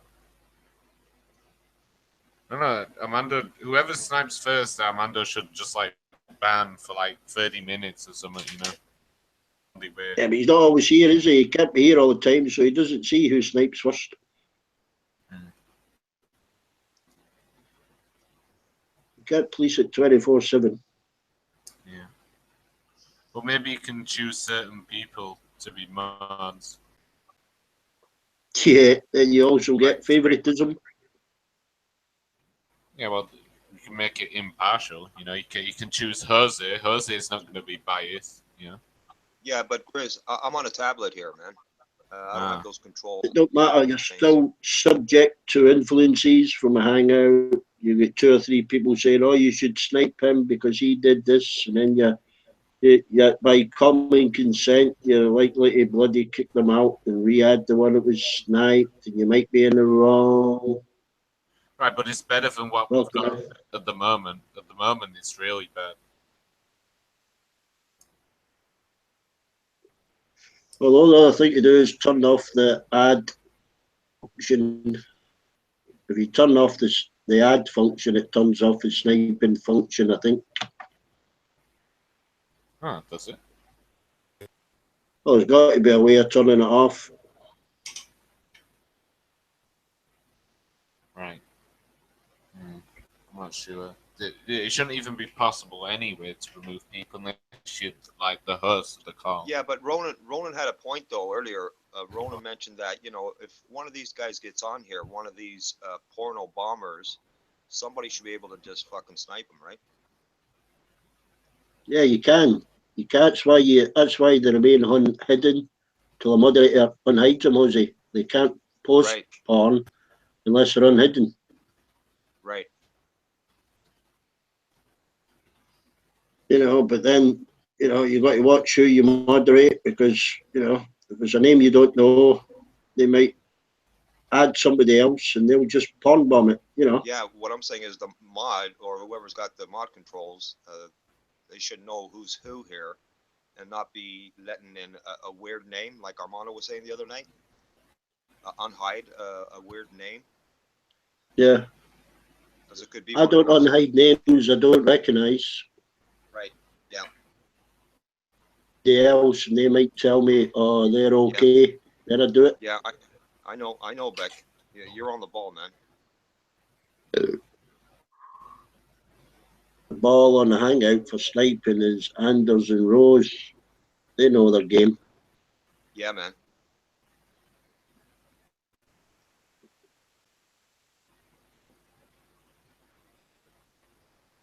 I would kick anybody that's got more than one ID.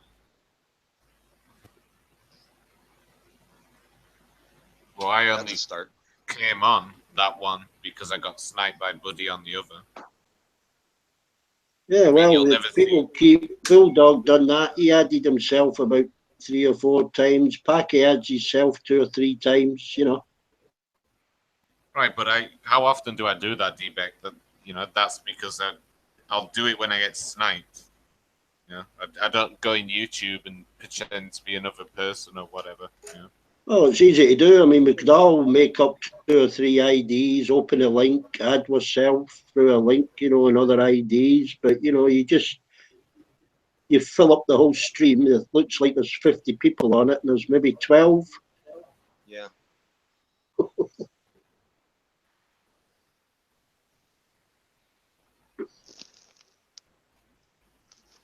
I was just doing it to make a point. I don't think Buddy can just go around sniping people because he's arguing with them. That's all right, Chris. That's all right, man. That was an argument between Buddy and Serge. Like, imagine if me and you are arguing. I can't just snipe you for arguing. That's not fair.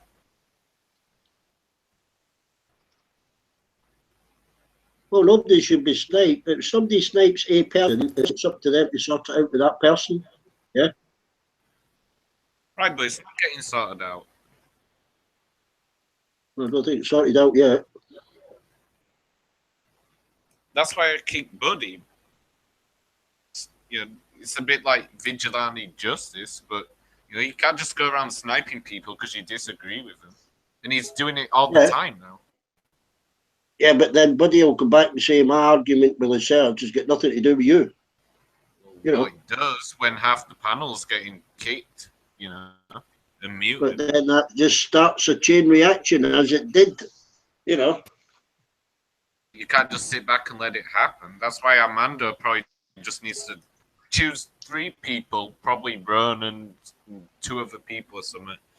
And if they see certain things happening, they can see who sniped who first, and then. Yeah, but don't always see what's happening because don't watch Hangout, don't watch the YouTube text on this at the same time. Right, but it's better than nothing,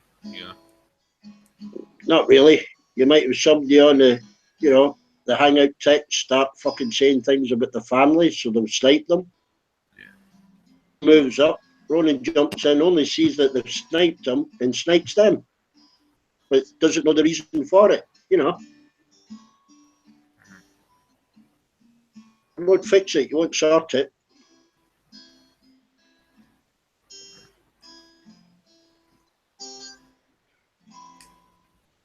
You get pissed off when you get sniped and people you thought you knew don't fucking re-add you. See, because me and Jose and Lysurge had a good chat. Buddy said we were all sneaking about together, but we were just in like a hangout speaking about stuff. And we were all saying that we don't want to snipe, but then Buddy's sniping people for no reason, Yeah, but that's another thing. People come in the room and they sit there for like half an hour. They haven't got a chance to speak because 2 or 3 people have been speaking for like 2 hours. And they start talking about something else and they get accused of speaking over people, Yeah, but there's a difference between muting and saying sniping. Sniping just screws everything. Yeah, we're not talking about sniping. We're talking now about people chatting in the room. You might have somebody come in, Denise might want to come in and talk to Racy for 20 minutes. They don't get the fucking chance because too many people were shouting, bawling over the top of each other here. Right. That's why they don't come in. That's why Shan don't come in. It's why Rose don't come in.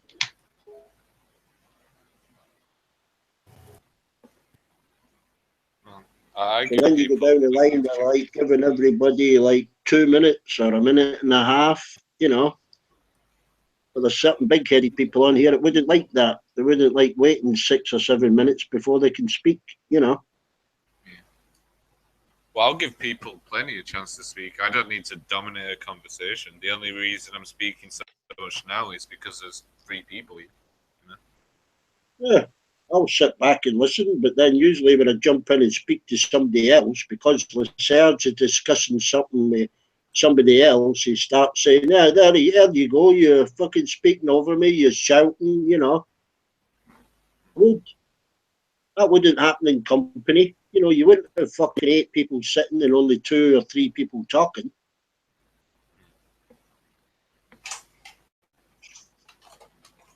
Around and speaks to somebody sitting next to them, and the guy at the other side of the table says, hey, shut the fuck up, you're speaking over me when I'm speaking. Fucking chair.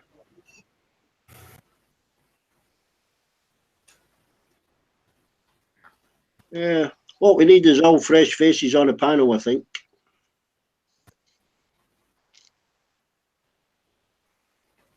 Jump onto the YouTube stream.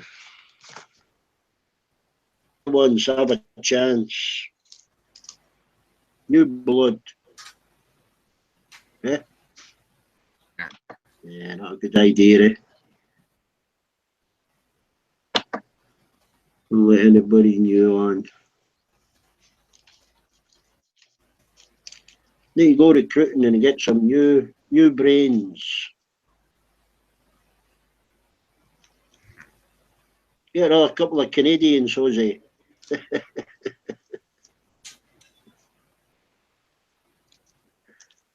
Yeah. Jose might have fallen asleep. I like his hat. I ain't sure if he knows which way the peak should be pointing forward.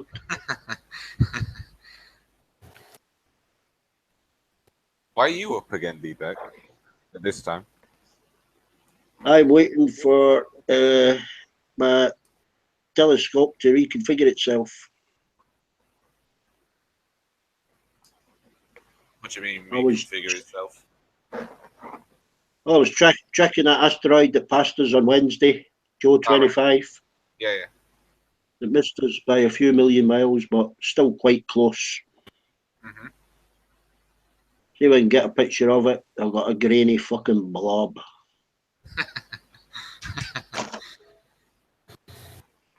Oh, so you're sending it back to its default position or whatever? I don't know what the fuck it's updating itself and all sorts. I should have actually done. I don't know what I really did, to be honest. It was tracking it anyway, but I started messing about with its fucking settings.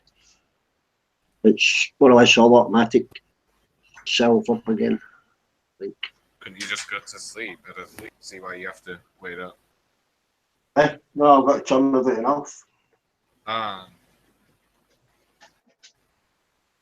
for now it might take a few hours.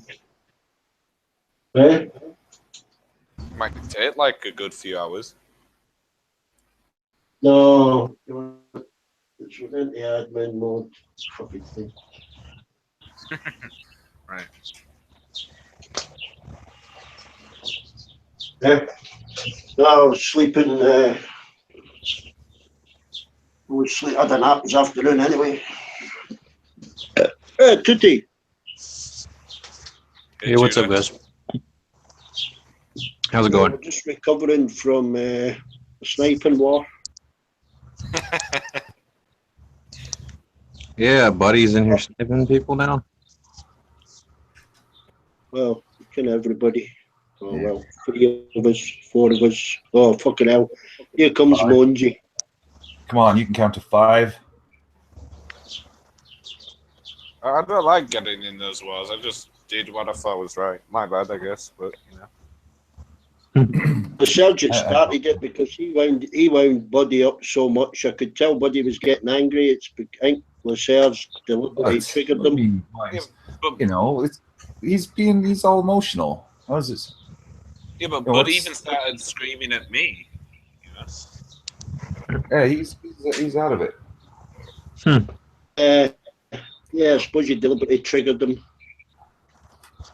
Deliberately triggered him. It's I don't know. I don't think it was deliberately triggering him or what. It's Why was he upset?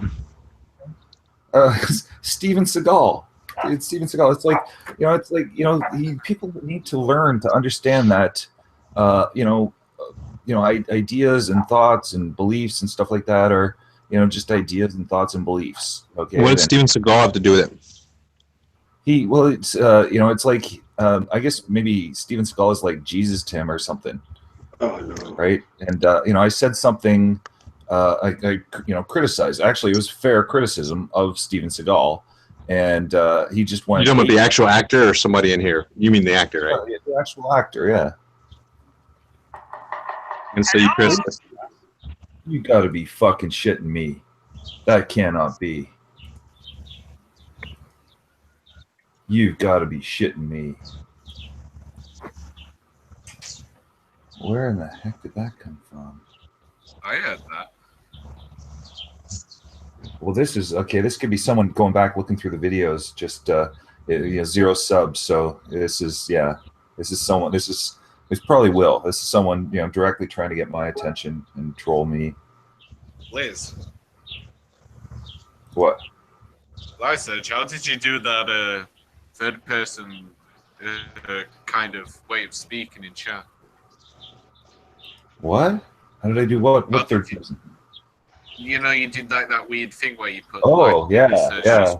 How'd you do that? Yeah, neat little command, isn't it? It's come on, magician's supposed to reveal his tricks, like. I'm trying to find it because I know there was one on Skype years ago. Yeah. Hold on. Well, I'm just gonna end up spamming chat then, trying to find out. Well, here we go. Hold on. Here it comes. Go back, Brock. Oh, I found it. Haha! Slash me. Yeah. What the? Chris, I was just gonna feed that to you privately, and it's like, here we go. Oh, I'll give it to everyone. Mr. Generous here. Yeah, people.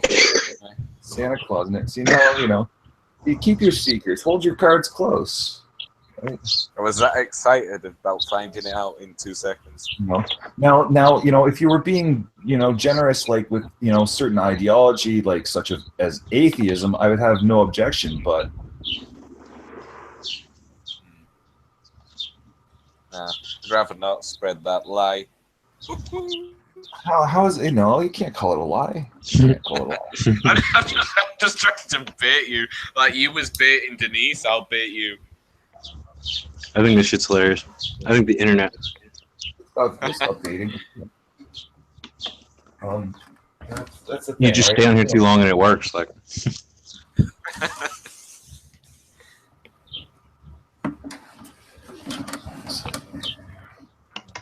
Oh, right on Demilo's there.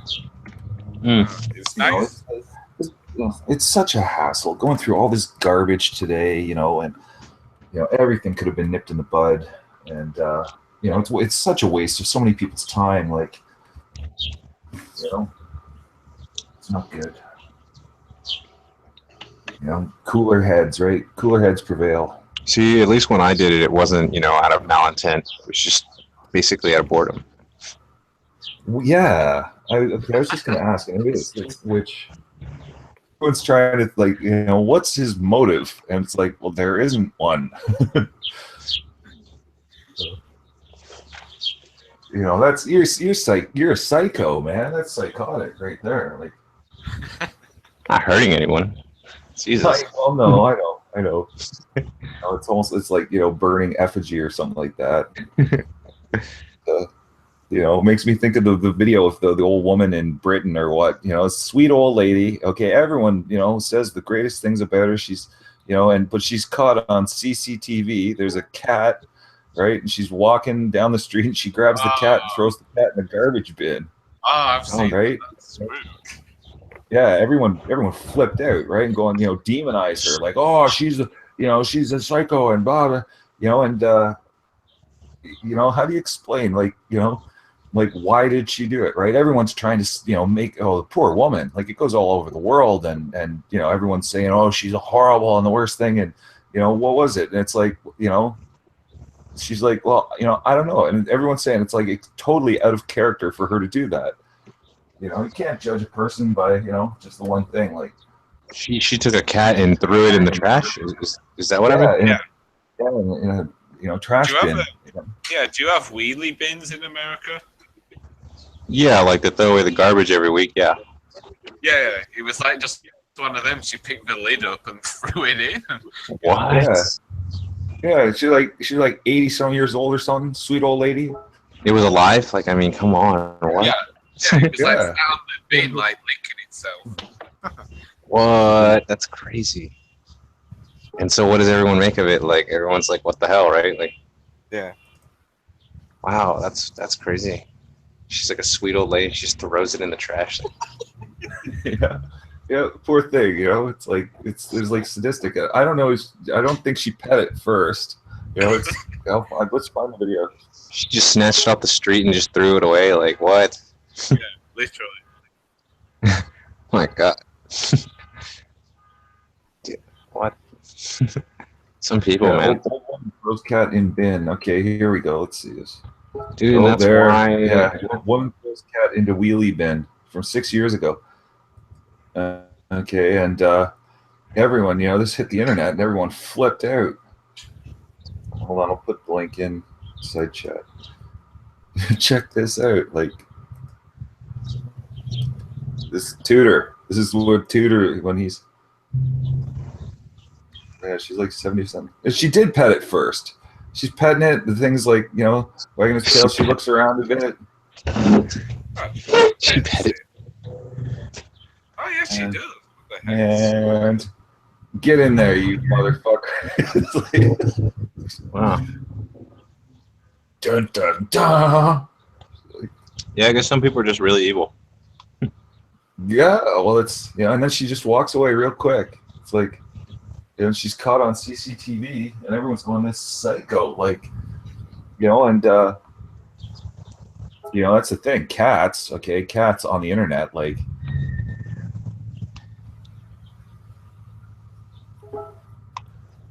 That's Tudor. I think I've seen It's another Tudor. video.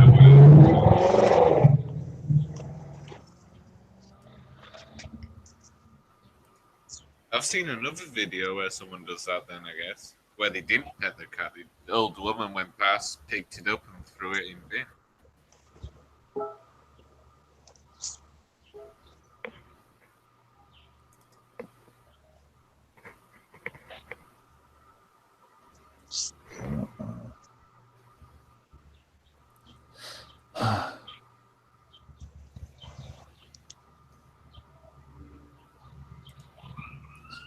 So I don't know, you know, Tudor, what'd you think? Did you see the video? Are you watching that or what?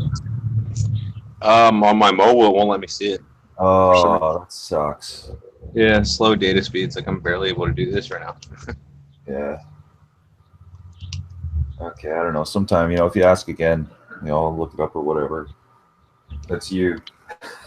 It's me. Yeah. I'm sure it's flattering.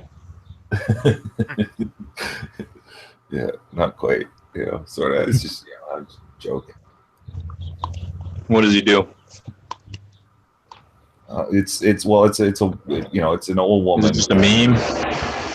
Yeah, it's a video that went viral, right? It's, you know, in Britain, and she's walking along, and there's like a brick wall, you know, it's like walled in front yards or what, with the little trash bin right there, and the cat's there, and she stops to pet the cat, right? And then, you know, she's petting the cat, and the cat's all rubbing its head, and the tail's wagging. The cat's so happy, you know, and nice. It's just a nice, normal exchange, and you know, they're you know, and you know, it's like she looks over at the bin. She looks around a little bit. It's like, is anyone looking? Right?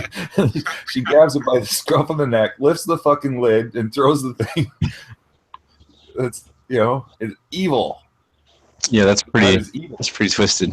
That's really twisted. Yeah. What was that? You know, what is that? Was that your demon stuff there? Or Yeah, basically, actually, like. I clapped when she looked around the bait. It wasn't like just a spur of the moment thing. It was pre-planned because she looked around a little bit. Oh no, down. She was Yeah. definitely Oh, yeah. premeditated. Like she's looking around to see if anyone's gonna see her. Like, Yeah, it didn't. It was nice at first, and then it's like, fuck you, right?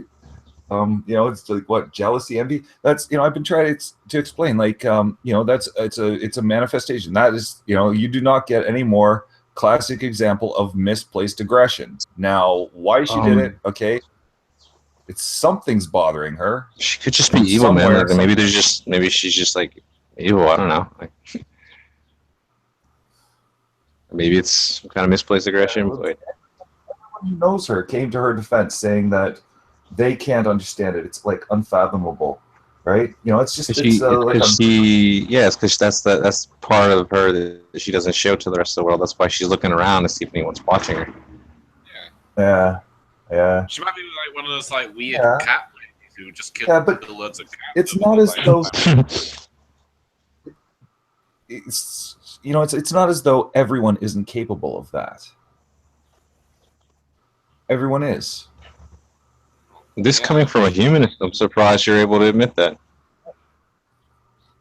Since you're looking for humanity to somehow save itself from itself. Well, but the whole the difference between women and men, and girls and boys in particular, and this goes down to childhood and stuff, and just our nature, right? There's of course there's an evil component, but it's not a good thing, and it has to do with like hunter instinct or something, or or I don't even know what exactly to say, but what I'm thinking of is, as boys growing up, it's quite common to go through the phase where you're like frying ants, right? Frying ants with a magnifying glass, right? It's basically the same thing. Okay, now what kid hasn't done something like that? Right? It's ego, right? It's dominance and and violence and stuff, and it's more prevalent in some people than others. And technically, women can be far more vicious than men.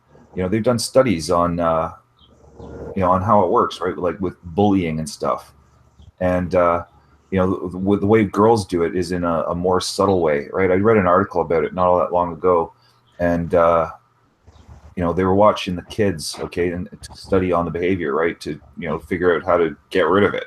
And with girls, like guys bully more straight one-on-one sort of thing, right? And girls do it in a more subtle way, right? Yeah, like usually like with male bullying, like it's like typically physical. But like with females, it's usually more like social, like they they ostracize people, right? It's telling which we shouldn't this topic. Where'd D-back go? Gee, yes. He dropped out ages ago. Yeah, I don't want to talk about people and psychoanalytically and stuff. I don't know what we got going on. So we're not speaking about women's manipulation of other women in school. Yeah. No, we're not. Well, he was just getting going, Right. Yeah, personal politics and that garbage, bleh. I like it wouldn't be politically correct to tell the truth about anything. That's right.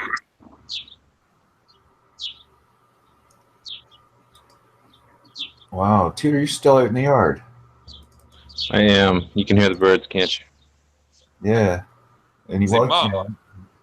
It was cold here today. Oh yeah, Denise. I don't know if Denise is listening. She asked and I didn't answer about how the weather was, which it's like 5 degrees.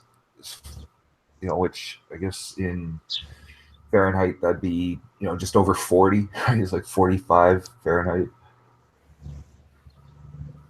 Is it morning where you are, Tudor? No, it's actually getting close to evening. It's like 6 o'clock, 6 to 9. Really? It's only 6? You're 3 hours? I would have thought Yep. 2. Yeah, okay. It is pretty much West Coast, right? Oh yeah, definitely. Yeah. California. Oh, really? Geez, I was thinking Texas. Okay, California. Something interesting. Okay, what's messed up is, it's something that's like deceptive. I actually got this on a quiz question once because I come across it. Anyway, California, the northernmost point of California is a higher line of latitude than the southernmost point of Canada. Well, I guess that makes you sense. Yeah, but looking at the maps and everything, you wouldn't think it, right? Like looking at the globe and stuff. But in maps in particular, right? Because of how it's always squared off. Yeah, they have to right? distort the size and proportions like to fit on the map. Yeah. The southernmost point of Canada is further south than the northernmost point of California.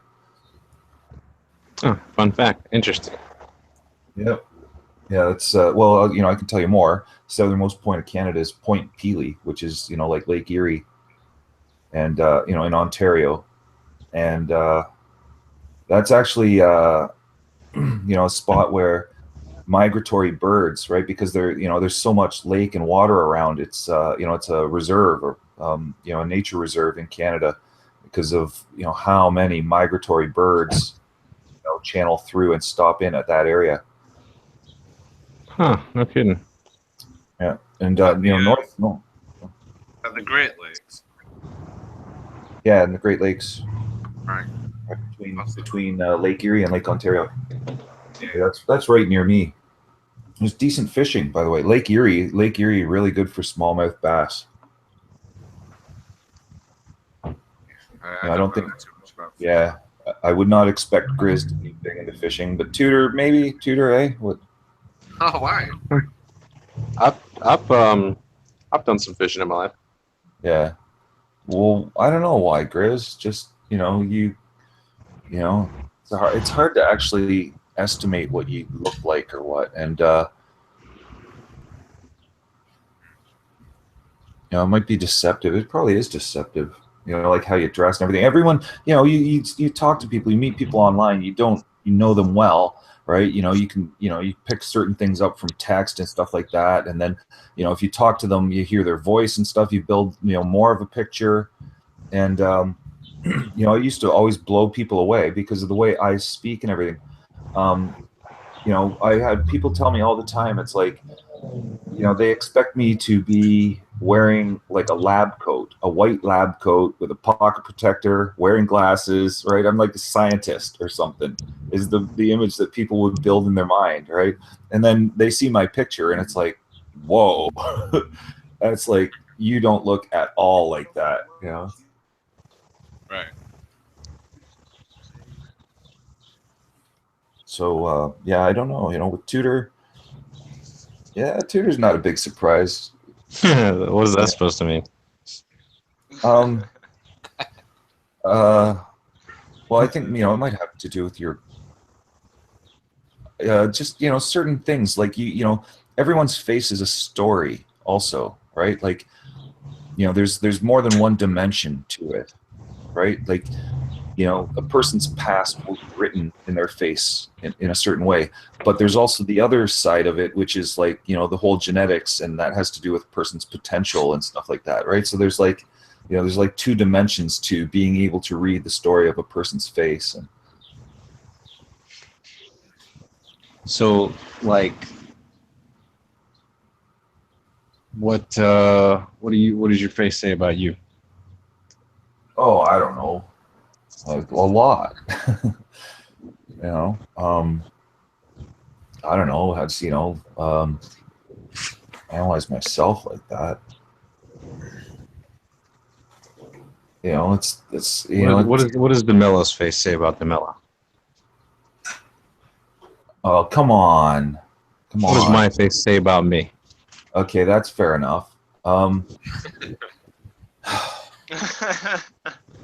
Certain parts of your attitude come through, right? In it's one of the things I picked up is like you're not very emotional, you're very rational. And I would say that, you know, you don't have a very animated expression. That's something when, you know, quite a while ago when we first met, you know, I mentioned to you, I says, you know, something about being happier and smiling and stuff, right? This joie de vivre. And, you know, because, you know, I just, you know, it's like an element of your character that could be better, sort of thing, right? Have more fun, and that's what I think. And you know, see, I feel bad because it's like, you know, I don't want to, you know, I don't want to. You don't know, feel 'cause- politically correct telling me like what you actually think? That's funny. Well, it's, you know, no, it's not. No, just you know, being psychoanalytical and stuff. I don't want to come off as being like, Dude, I'm just messing with you, man. Don't worry about it. I thought you were going to get deep about, you know, explaining what a person's face tells you about them by search. That's what I thought he was. I wanted to go down that road, but like it was. Man, I was waiting for that deep, you know.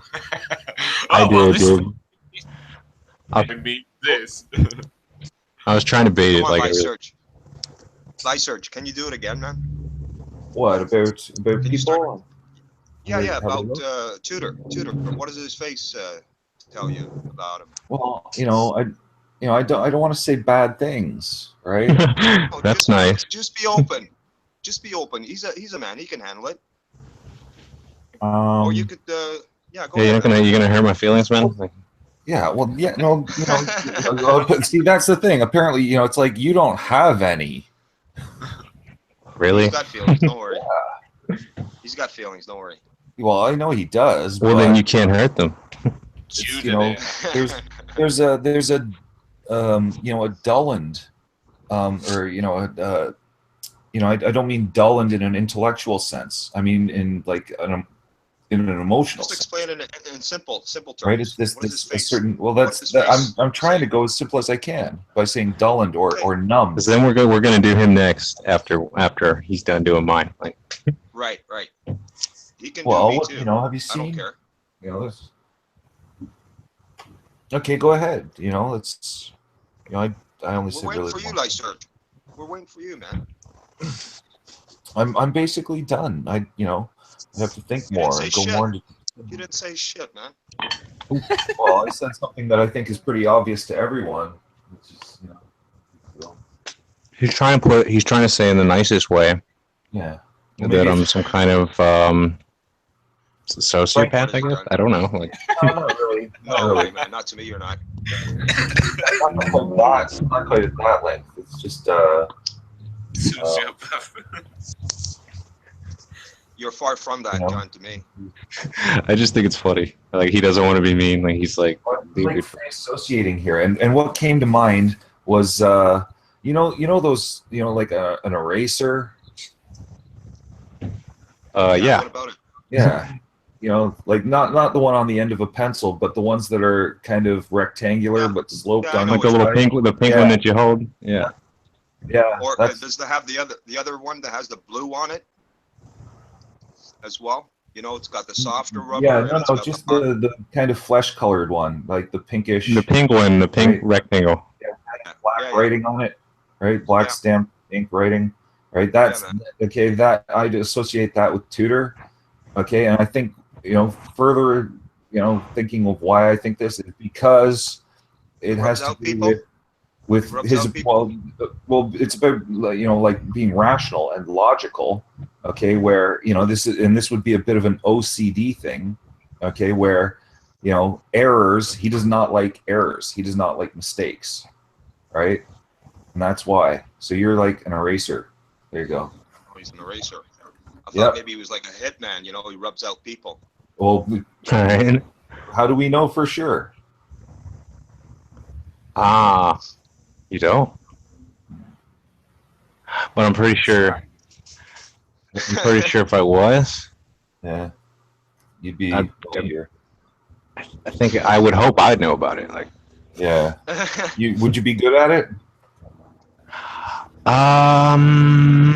Yeah.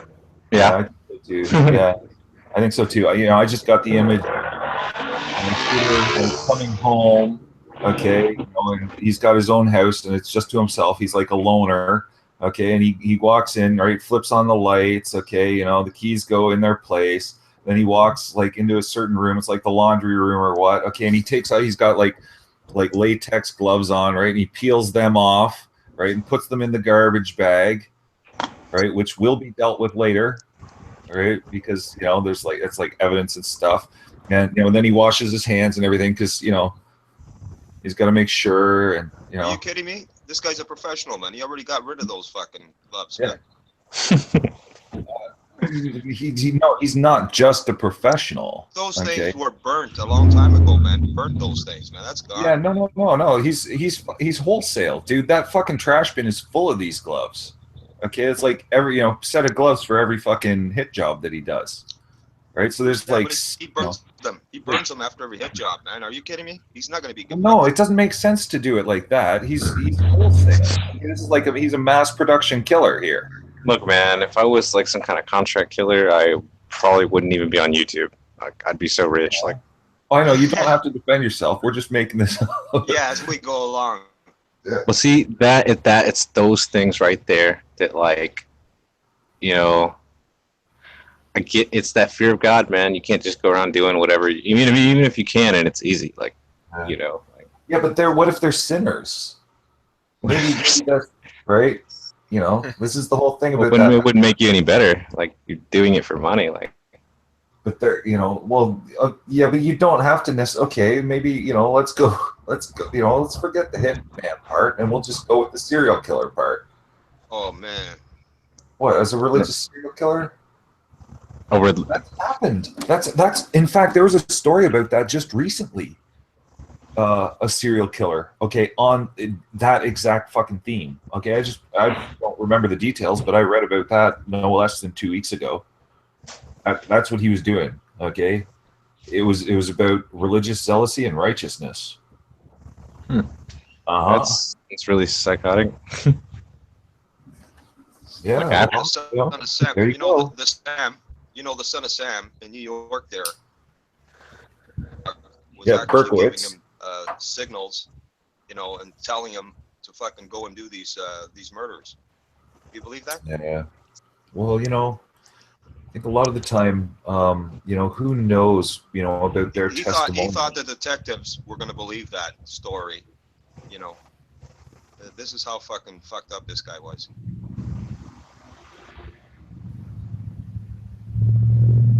Yeah. Oh yeah, the serial killers and stuff. I just heard. I hadn't even heard of this guy. You know, they call him religious serial killer. Yeah. Oh well, that one. I didn't study up on it, or it's just a story that went by. They caught him after. I don't even remember where. Right. You know, I don't remember where. I don't remember his name. You know, I just remember the gist of it. The one I'm thinking of is Russian, and this guy was, holy crap. Actually, I think that might have been him. That might be it. You're talking about the Russian guy, but in Russia doing all this stuff? Yeah, in Siberia. Yeah. I heard about that guy. Yeah. Okay. He was the animal is some animal name. They call him the fox or the bear or the wolf. I think maybe the wolf. A lot of whack jobs out there.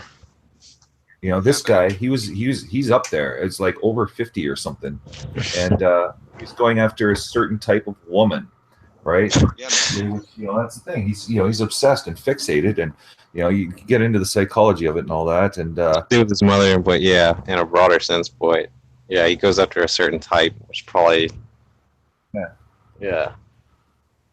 See what you want to see and hear what you want to hear, right? So bunch of fucking predators, man. Let's see, I'll get a story. This guy's the werewolf is what they call him. Werewolf, eh? He confessed to 59. Jesus. You know, and his he had a family. He had wife and kids. Okay, daughters. Yep. And House the daughters. Yeah, the daughters. You know, can't believe it at all. Okay, even though he's confessed and everything, they're still completely in denial. Right, because he's such a lovable dad, you know, at home. Yeah, so good at it. Yeah. See, that does beg the question of just how many people Tudor has killed. Okay, let's get off that subject with Tudor, man. Sometimes even I lose count, man. To be honest, I'm just kidding. I never lose count. Yeah, I know. Like what, you know? See, like I say, right? It's like 640, right? I'm dividing it here, and Grizz too. It's you know who's the best one is DeMelo. DeMelo's got everyone fooled. Well, they're all my accomplices, really. Like, oh, you probably is. Yeah, actually, I'm kind of like the Charles Manson type. Like, I don't like to get my hands dirty, so I kind of just indoctrinate my minions to do the killings for me. Yeah. Yeah, explain DeMelo there, man. Lyserge. What, as a serial killer? Well, you were going to say something. I'm listening. Well, that's what I said is you've got everyone fooled. Okay. Right? Because you're like a smaller, skinnier Portuguese version of the Michelin Man. Oh, really? Yeah. Well, the Michelin Man, right? You know what I'm talking about? You mean the tires, like the? Yeah, the tires. Yeah, the I know what he's talking about. Cartoon character, the logo or what? Yeah. He's the Michelin Man, right? That's because it's the smile and everything, and I still don't understand what the Michelin Man has to do with tires, like. But I digress. Yeah. Okay, carry on. So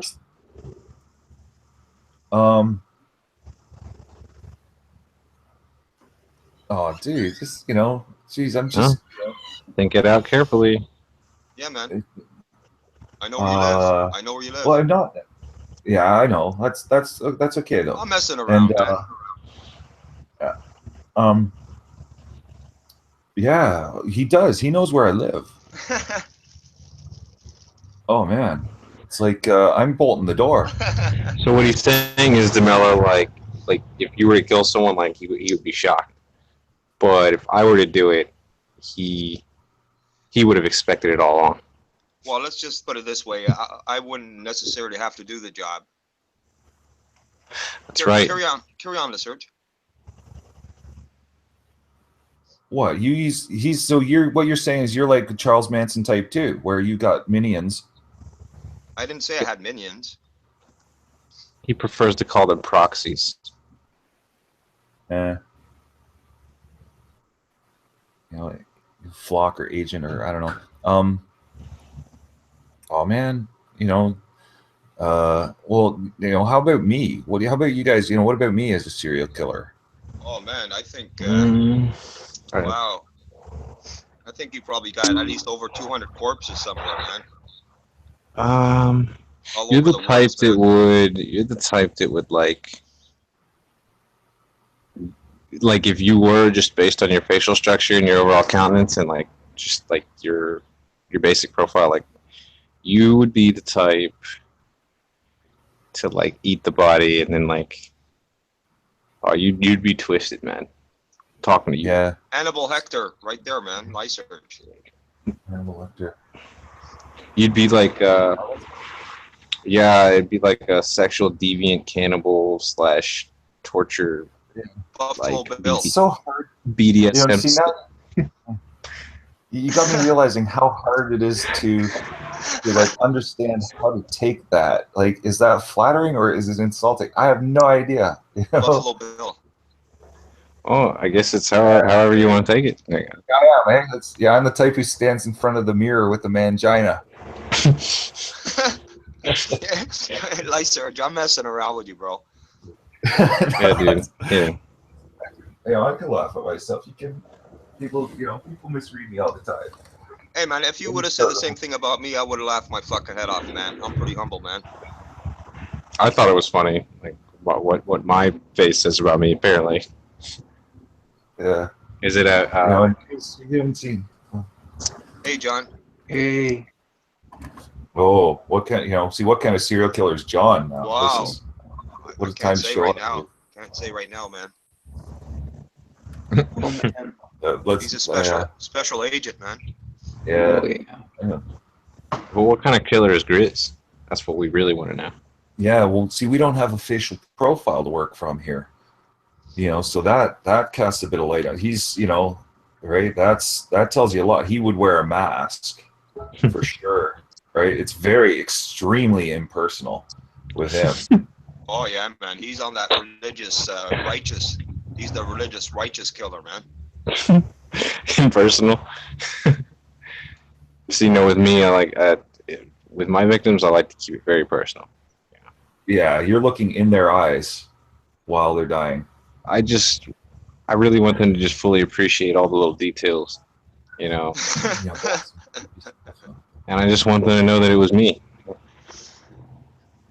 Yeah.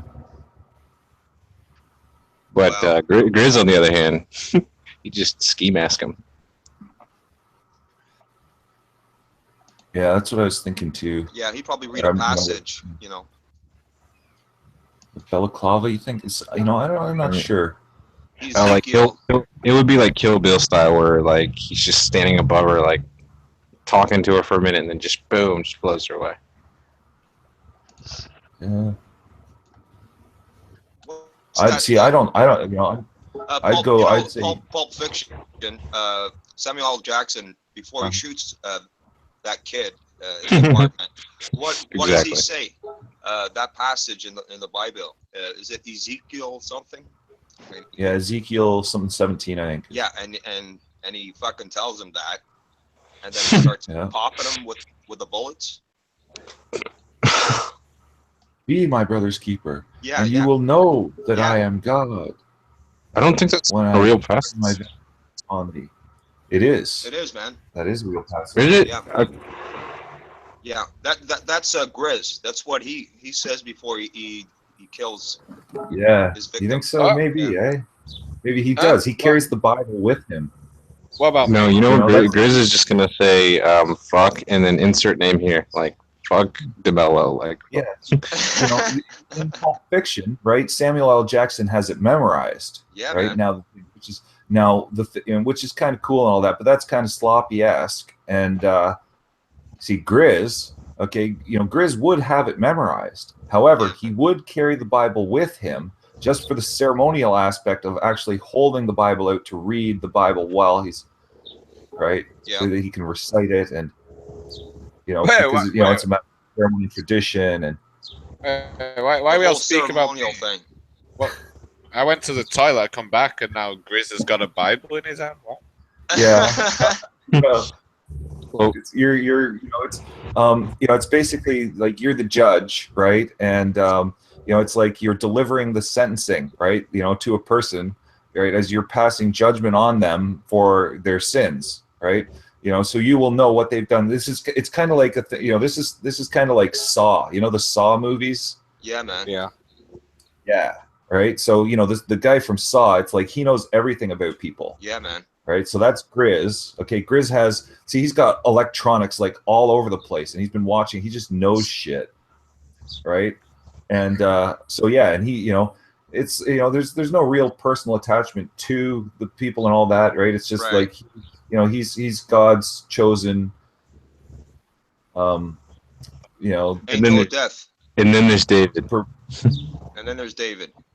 David, we just call him the butcher. The butcher from Glasgow. I was actually coming on here. I don't know why I'm talking in an American accent. Maybe I'm just practicing for the Ezekiel scene. The path of the righteous man is beset on all sides by the iniquities and the selfish of the tyranny of evil men, who in the name of charity and goodwill shepherds the weak to the valley of darkness, for he is truly his brother's keeper, and the finder of lost children.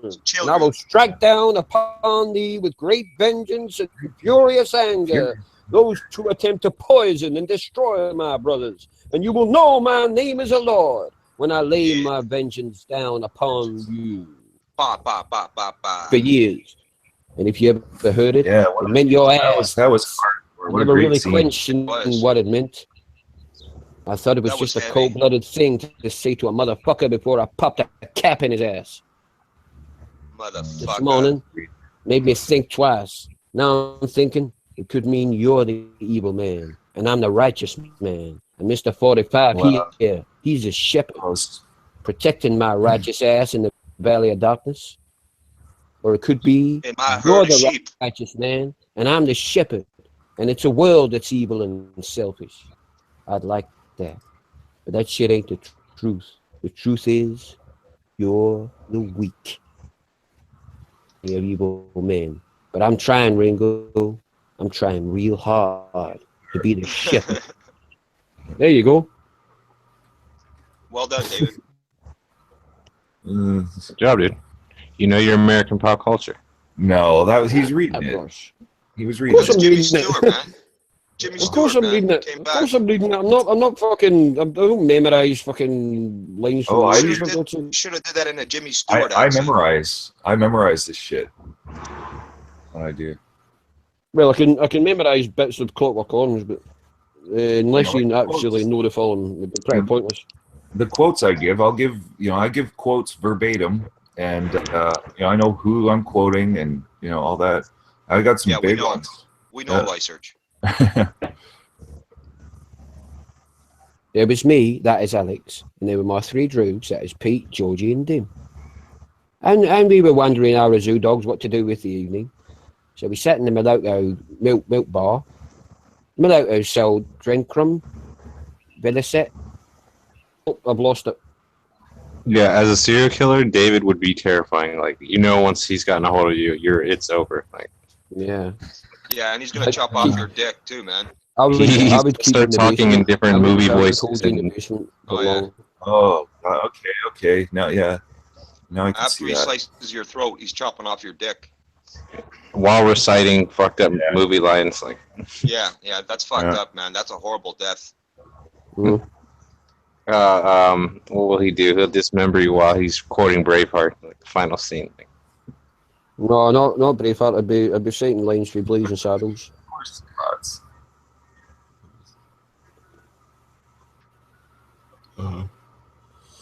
For a moment there, Yeah, Dave. a day's pay for napping on the job.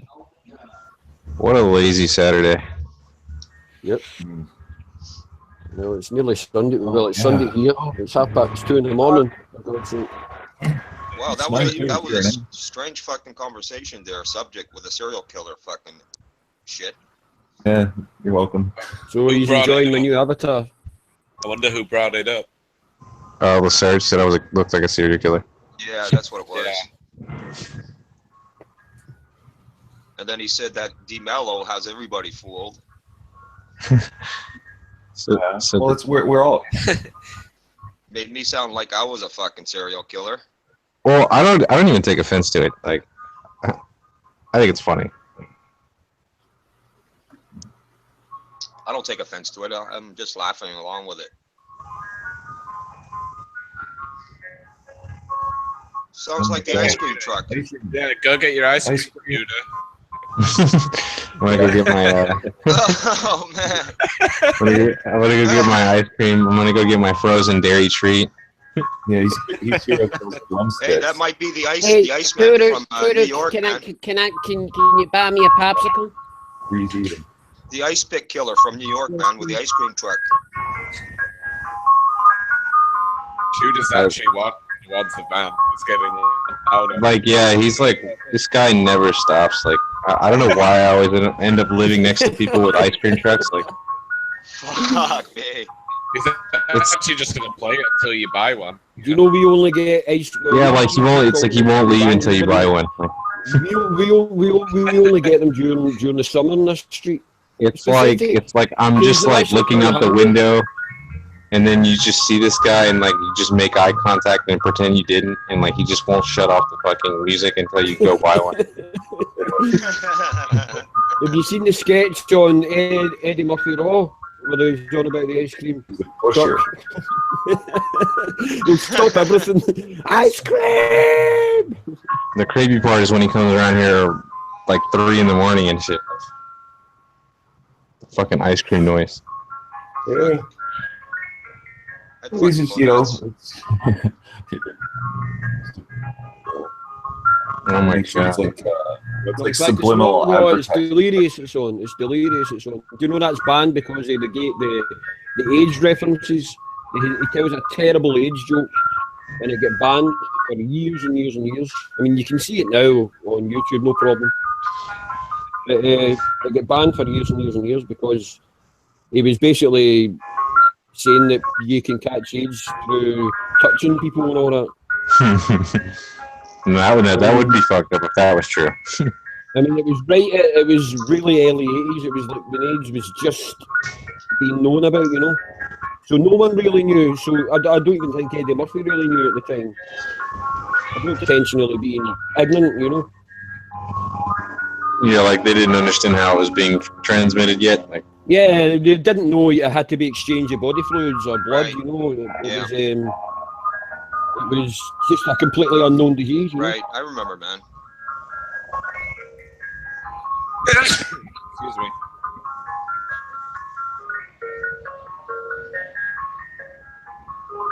Wow, still going. Yeah, he's hiding. God, he just won't leave. Like, Judah, just buy some. dude, this Yeah, guy's. he stopped. No, he's back again. He doesn't even have anything good. Like, Actually sat outside your house just looking into your window. yes, dude. Do you hear how loud that is? It's so fucking. Holy crap! Like, it's because there's kids on like both sides. Like literally on the right and the left. There's like families with kids. Yeah. But this guy, like, he never, like, seriously, he comes out here like 3 times a day, like clockwork. Like, I'm like, who the hell is buying all this ice cream? You know what it is? It's, you know, if you buy something, he'll shut it off. Yeah, but I'm not playing this game, dude. You know how you go to your certain stores in America and they've got that bulletproof glass and all that? Well, see when you go in certain parts of Glasgow, your ice cream vans, they've actually got iron. See how the slatted window? Well, it's actually not a window. It's iron with the mesh. He has the Ninja Turtles. See what else he has. Who the fuck is playing that song? Is that Tudor? No, it's not. He's not playing a song. It's an ice cream truck. The ice cream dude. Yeah, it's finally stopped. Because it's muted. No, it hasn't. There you go. There you go. He's back again. Hey, you're ruining my shit. Dude, I kind of want. I kind of want a Bugs Bunny. Oh, they got minions too. Okay. Hey, Tudor, the fuck, dude, that shit doesn't drive you crazy?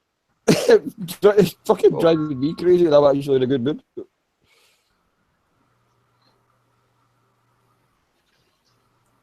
You know what it is? It's like, you know. Oh my god!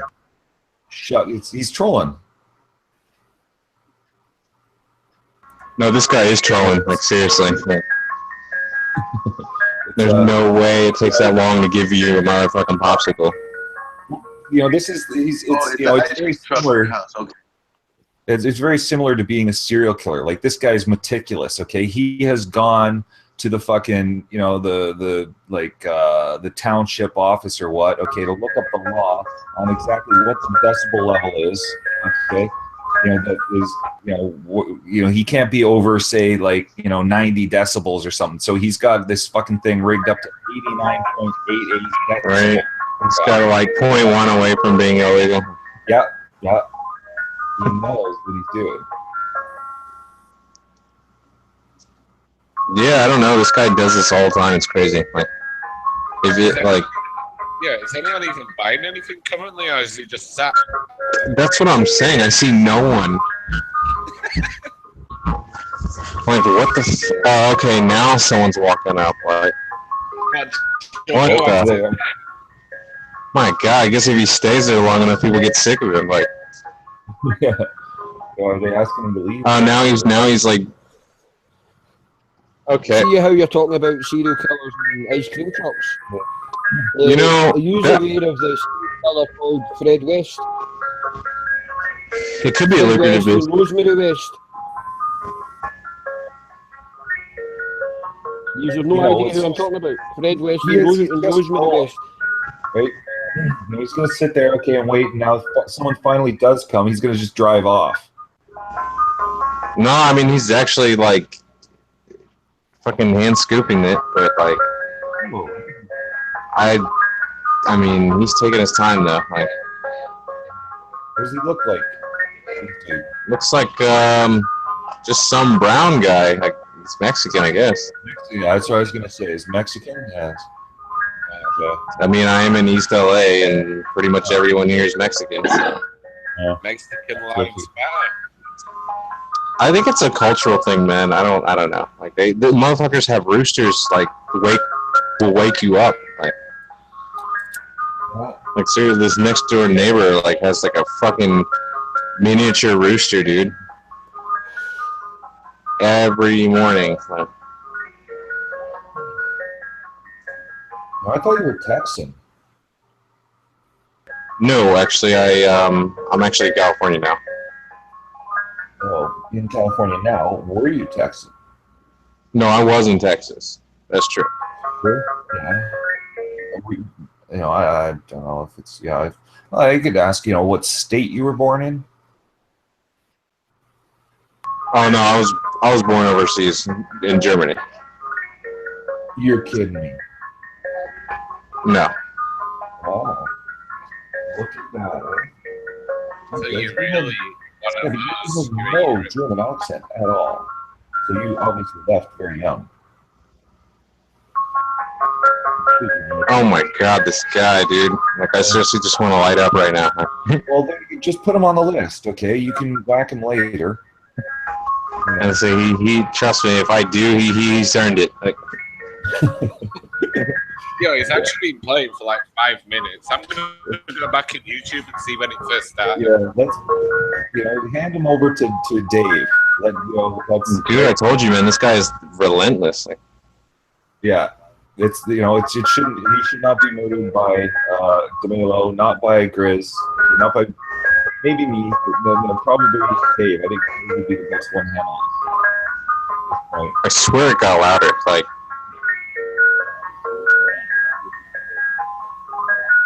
I kind of want to buy one now. Like,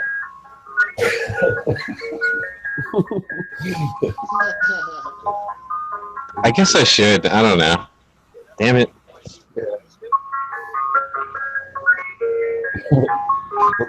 He doesn't have what I want though. Nah, fuck this guy. I ask him if he sells drugs. No, the only thing I want is like a. Have you ever tried chocolate taco? You know what? Do you have like a garden or anything in your yard?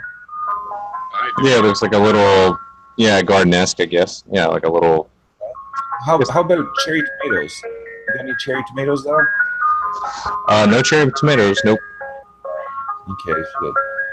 I was thinking if you got cherry tomatoes, go out get yourself a slingshot. Right, for the next time dude goes up, you can like snipe him a little bit, right? Or like a blowgun with cherry tomatoes in it. Yeah. Oh my god! One here. I've got the here. I got.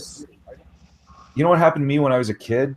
Okay, the house is there's like leftover building material from the house, right? So you got the pipes for the water in the house, which is copper pipe. It's like ½ inch or something, right? There's and the basement wasn't fully finished. It's like there's the frame for the walls, but there's no drywall on it and stuff. Okay, and it was like really cool as kids. My brother and I would play down there, and we get like war games against one another and stuff. One of the things we do is we get the pipe, a certain length of pipe. Sometimes we get a nail, right, and tape, like a kind of parachute end, so you can stick it in there. It's like a blow dart, right, and blow darts. And one day though, we used we had a bag of marbles, right, and the little marbles fit like very well inside, so we can like blow gun marbles at one another, right? And it's like the hunter and the hunted sort of thing going on, right? It's like very guerrilla warfare style stuff. And my brother was like in the rec room, and I knew there was like this little window, okay, and I know he's in that room, right? So it's like I'm gonna sneak up, okay, and I'll snipe him, right? I'll be all hidden, okay, but my brother's older than me and like smarter, right? So I've got the, and I'd actually switched up. I went and I found 1 inch thick pipe instead of the ½ inch, so that I could use the big marble out of the marble. All right, it's like I got a bazooka now. Okay, I'm gonna let them have it. And okay, so I put the marble in, and I stick the end of the pipe through the through the window or what, right? Because I'm all being all quiet, right? I'm hunting them, and of course he was 1 step ahead of me, and he was waiting right underneath the window. So now I just as I put my mouth to the pipe, okay, and I start to breathe in, right, to get ready to blow at him, and I haven't even, and he flips the fucking thing up in the air just as I'm breathing in, and like, oh shit, I swallowed the big marble.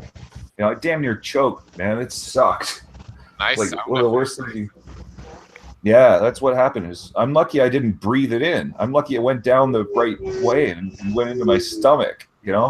So yeah, I and I think it was like 2 days later. I'm having a poo, and all you hear is clank. I was like, thank God. Thank who? Well, I'm it's just messing with you. I'm just.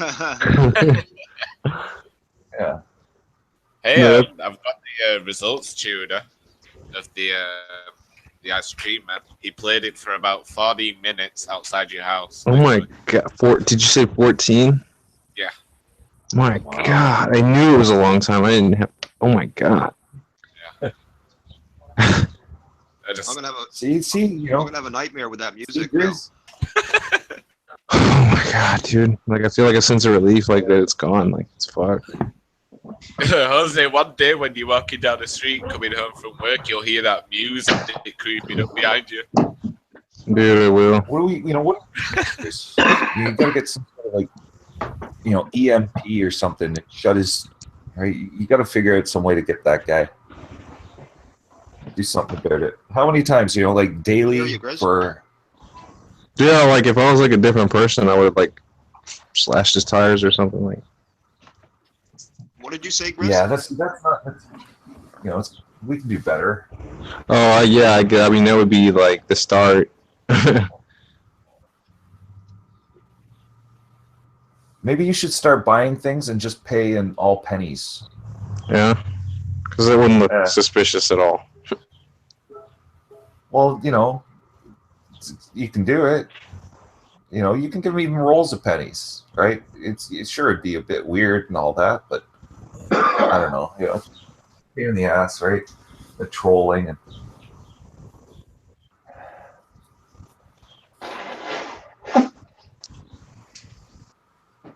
Oh, we got the Montreal's playing tonight. I'm missing it. So am I, man. Mm-hmm. Yeah. Oh, I'm gonna get it on. So They lose, they're out, eh? No, Montreal, really? Yeah, man. Oh. They're in the same position as the Leafs, man. They're down 3-2.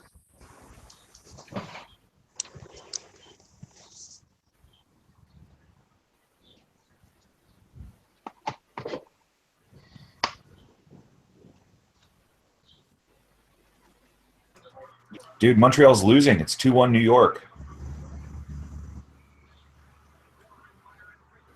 Yeah, I'm watching it now. 20 seconds to go in the second. No, it just ended right now.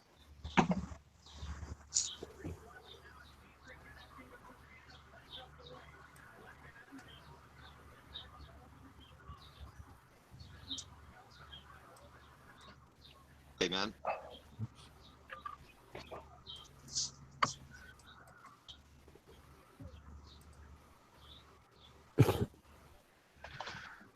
Okay. So, Demelo, what's the series at with Montreal? 3-2 for the Rangers, man. Really? Yeah. Okay. Oh boy. So they're no way they're up against it, and that'll be an upset too, won't it? That'll suck if Montreal goes out tonight, and then tomorrow Yeah. Leafs go out. Yeah. You know, Edmonton looks like Edmonton's are Canada's best team. Yeah, man. They're our only hope right now if both of us drop out, Montreal and Toronto. Ottawa, don't forget Ottawa, man. They're they're doing real well, man. Yeah. Ottawa is going to be tough. You know, they're lucky. They need to win one more game, man. Yeah. To knock the Bruins out. Funky. What is the name of this hangout or this stream? The People's Cornerstone. UFC Fight Night, Swanson. Okay. Versus LOBOV. Pre-fight chat, and we're not even talking about the fight. Where's Armando? No, I listen. What do you have to say? Like, I don't know what's going on with this technology here. I don't get it. I don't know this. Who's got the bird? You got the birds going on there, eh, John? No, I don't think the birds are mine. Wait a second. It's Judy. It's where I'm at. Birds. Oh, you got birds, eh? Cool, man. What do you got for birds, Tudor? Well, I mean, I don't own them, but they own me. It's outside birds. Is it? Yeah, they're outside in my yard. What kind of birds are they? Do you know? Really, to be honest, I don't know what they're called. Although I did see I saw a couple hummingbirds around here. Although I don't think they make noise, like, so. Yeah. Okay, here's the plan. Okay, go to the grocery store. It's familiar, man. And well, there's one right now. I was thinking, go to the grocery store. Okay, buy a box full of ice cream cones, right? Just the cones, right? And crush them up, okay, and regularly feed the birds the crushed up ice cream cone, right? Okay, and then when you anticipate that this ice cream truck dude is coming, okay, you don't feed the birds, right? And that way they it's like they might smell or something. They might and it'll be like a Hitchcock movie where they fucking swarm the dude. I know that's pretty. It's going a long way. I don't think it works. I think my sales had a few joints. That was a stoned. That was a stone scenario. What? Do you not smoke the weed, Lysa's? I thought you did. No. Are you kidding? He's high. He's high right now. Yeah, I know that was a stoned comment. I've sat around before and come out with all these weird things like that, and it's always John, when they're stoned at them. These birds, do they have exotic colors on them or no? The ones that I've seen look mostly just brown, dude. Like you're run of the mill. They're kind of small. Okay, sparrows. They're probably like sparrows. Yeah, I mean, I don't know too much about avians or anything like that, but they just look like little brown birds, like. Yeah. But I like how they sound. I'm going to go to bed, guys. You guys have fun, okay? All right, I'll see you tomorrow or whenever. Okay, Dad. See you. All right, man.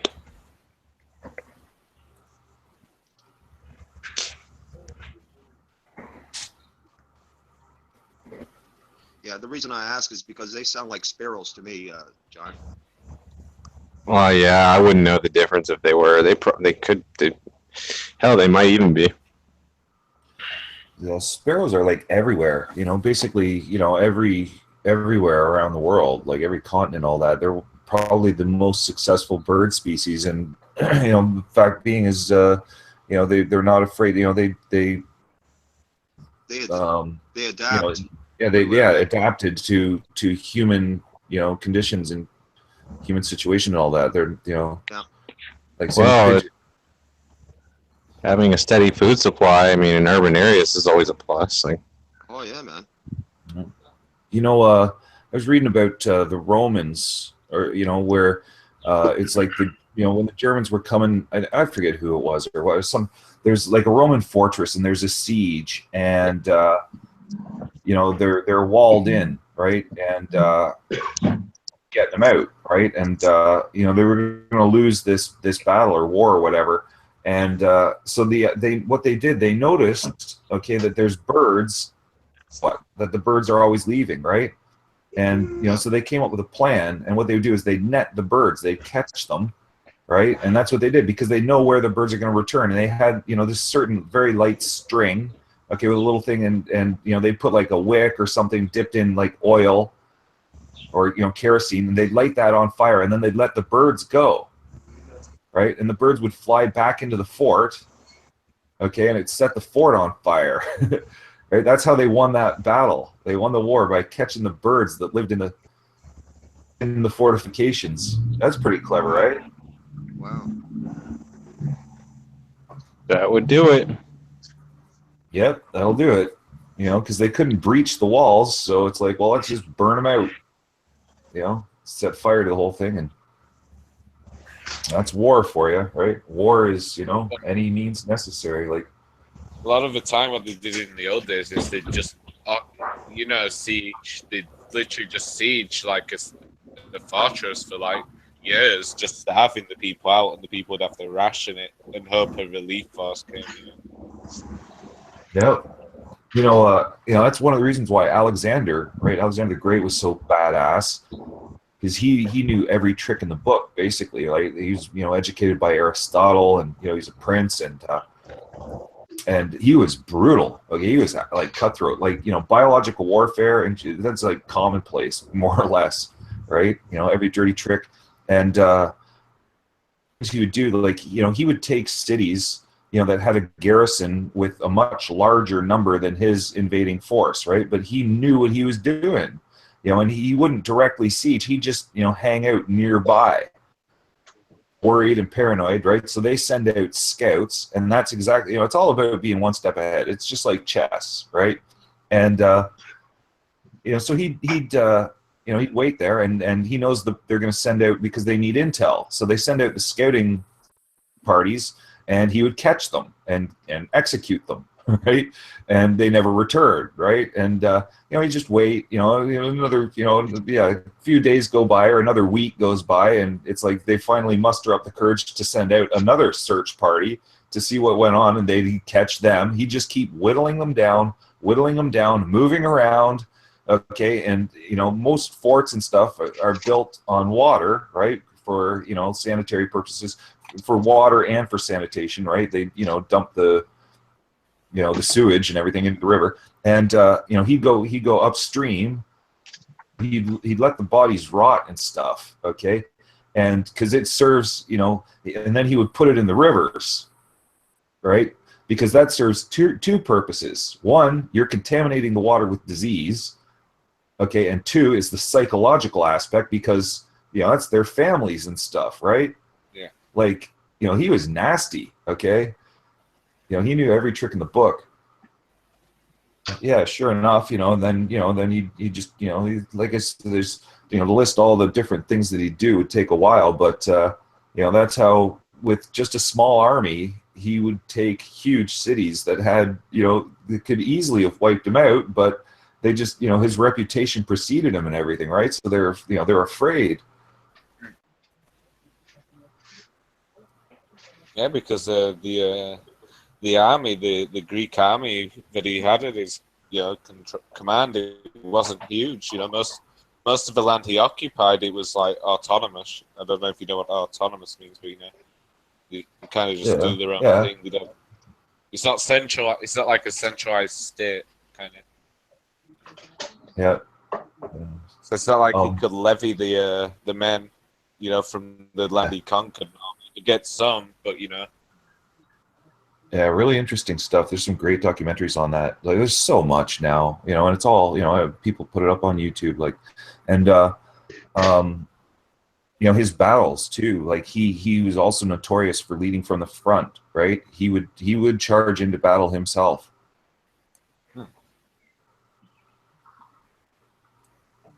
A lot of Kings did that in the old days, because for the men, it's like it's a good morale boost when you see, your leader, the highest, the monarch or whatever in front of you, charging you into battle against people, Exactly. Also have a detrimental effect if you see your monarch get, shot with an arrow instantly. Yeah. You know, that's what that actually something like that happened in the War of 1812 between the Canadians and the Americans. Because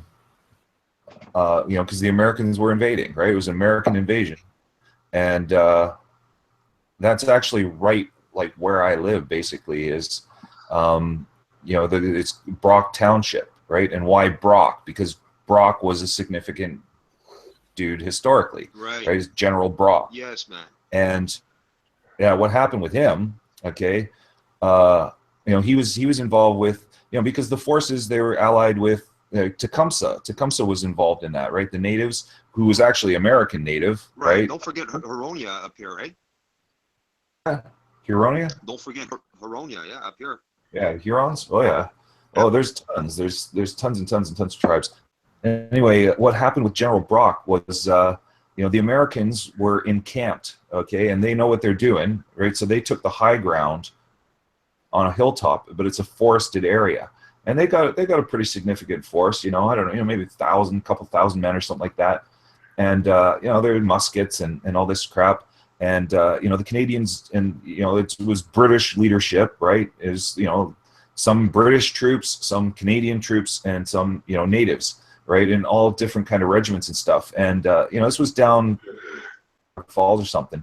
And what happened was General Brock, okay, is they know that they're there and they're going to attack, even though the Americans have the high ground. And they start going in, okay, and Brock was leading from the front. Okay, brave man, right? And apparently, according to the stories, it was the second fucking shot. Okay, one shot is fired. Americans see them coming. They fire a shot.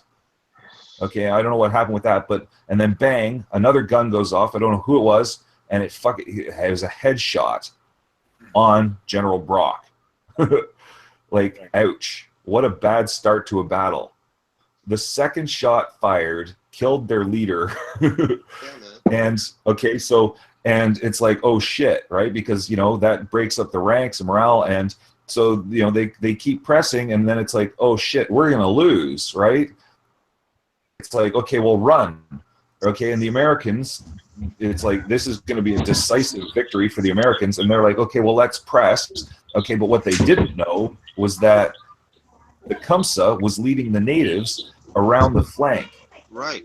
And they were sneaking up the hill behind them the whole time. The Americans start pouring out, going forward to pursue the fleeing Canadians. They got flanked from like behind to the side. And I remember this, man. That's all they would hear is right, the war cries. And right then and there, they knew it's those like, those warriors scalped them, man. They got them good.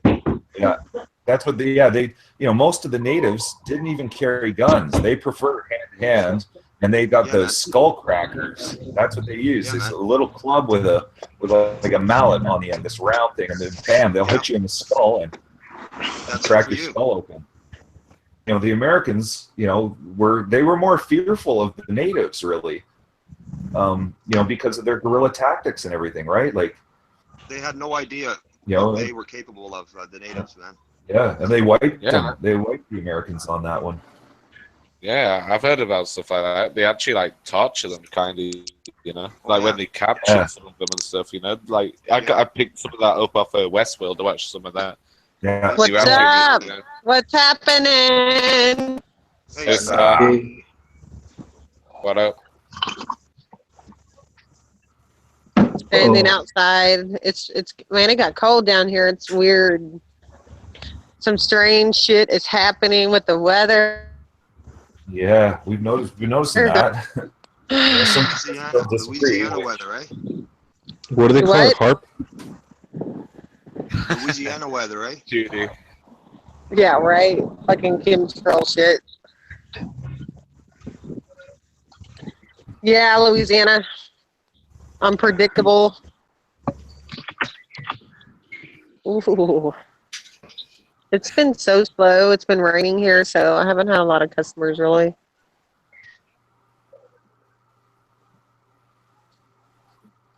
Who's all on the panel? How many people are on the panel right now? 7.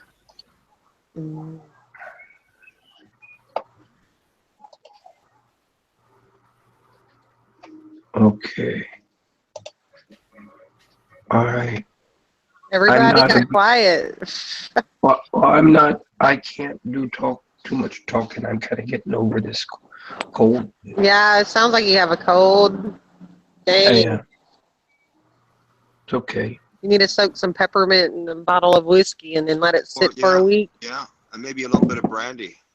That'll be a good cough syrup for you. I think I'm over the cough medicine for a while. Some Grand Marnier, man. Don't know what that is. That's some fine brandy, man. Okay. Yeah, sometimes it's just better to just chill, you know. You need to get as much sleep as possible, you know. Heal. That's right. Heal. That's right. Yeah. I wondered where you'd been recently. I haven't seen you for a few days.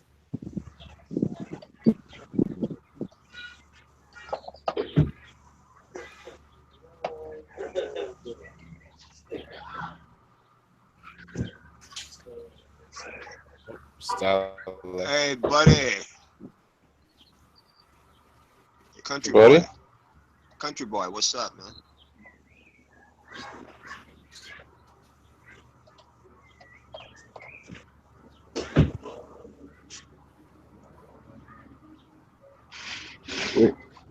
Is this how Steven Seagal got brought up? Because the buddy's picture? Like, and then just blew up out of nowhere? Yeah, he looks mean in that picture.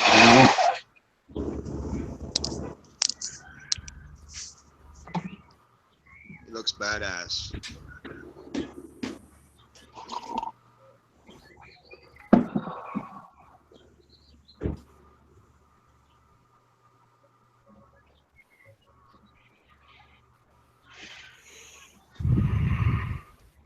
Hey, Lysurge. Hey, Lysurge.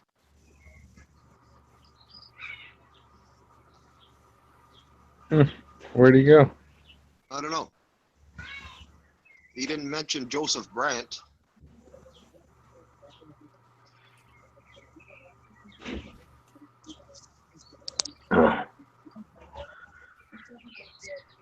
Oh.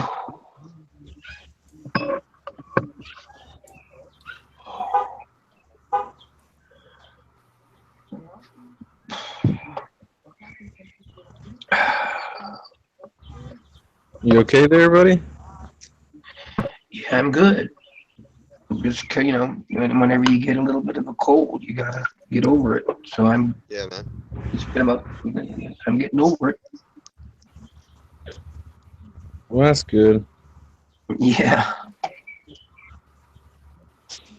Just don't have the energy. I love hearing these discussions. It's so cool how the imagination can go right wild or can go in all these different directions. It's so inspiring.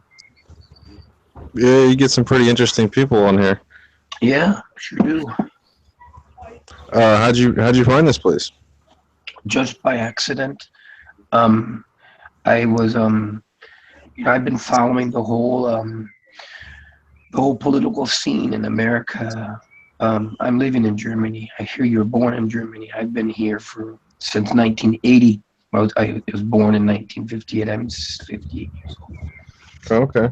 And so I've never been interested in politics. More interested in, you know, everyone's got their hobbies, and mine has been kind of learning about the state of the human mind collectively and individually, etc.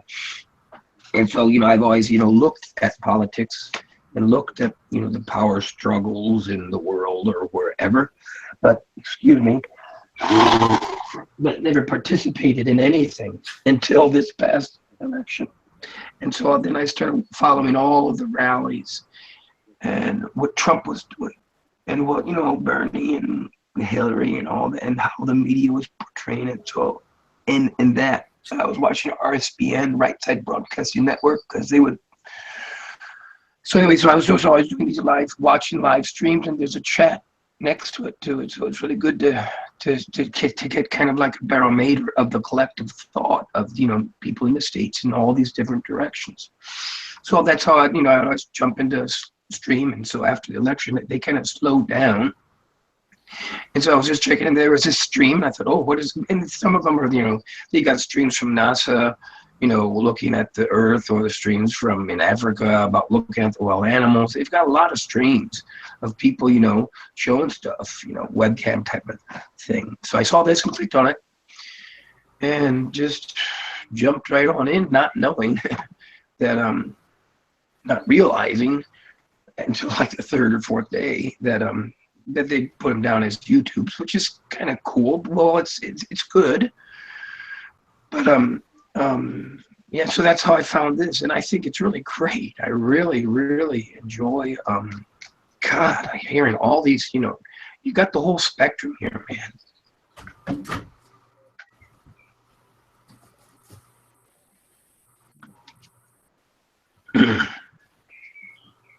Can say that again. Yeah.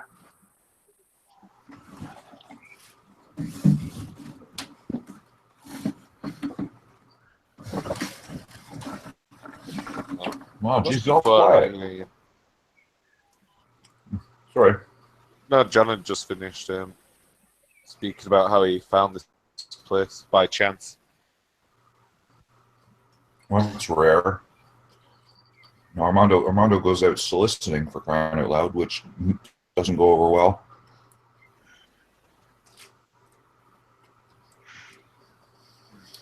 That's not how I found this place. I found this place because me and Armando were joining a channel where the debates were going on, both. And then I got bored of that debate. And then this one, when I came over, it was like everyone talking about everything, not just one topic. So I thought, hey, I'll give it a go.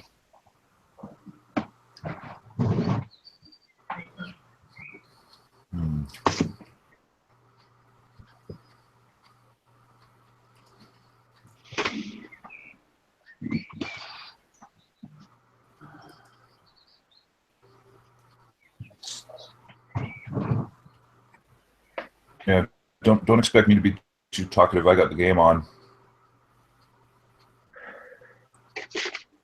Yeah. Not many people talkative. John's ill. I think you and Jose are watching the game. Tudor's muted. Buddy's muted. So what you do, Grizz? What's your thing? What you mean, like hobbies and stuff? Well, I mean, yeah, I mean, hobbies, yeah, interests. I don't need to get into whatever occupation or what drives you. I guess it would be more hobbies. Yeah, what's your thing? Yeah.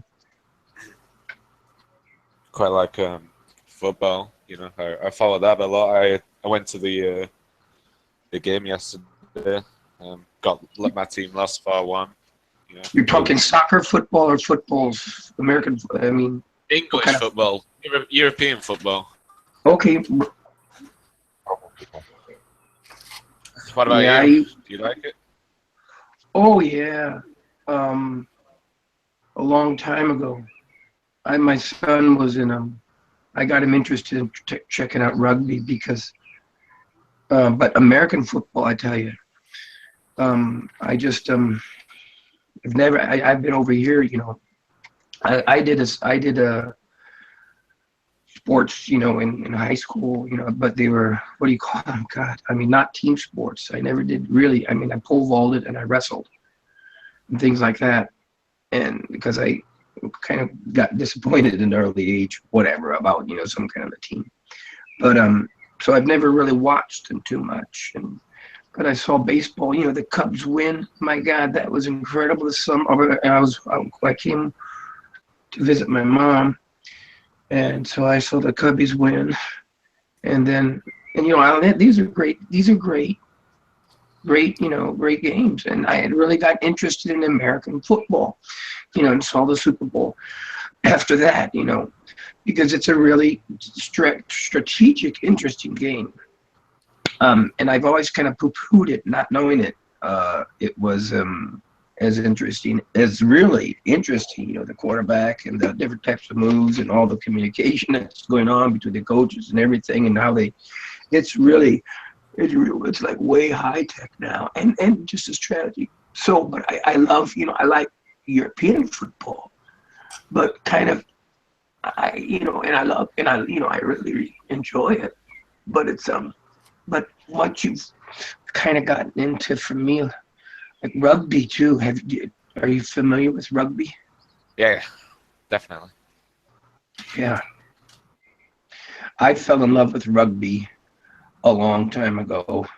Only seen it like on some kind of a sport advertisement moment from some kind of a news network.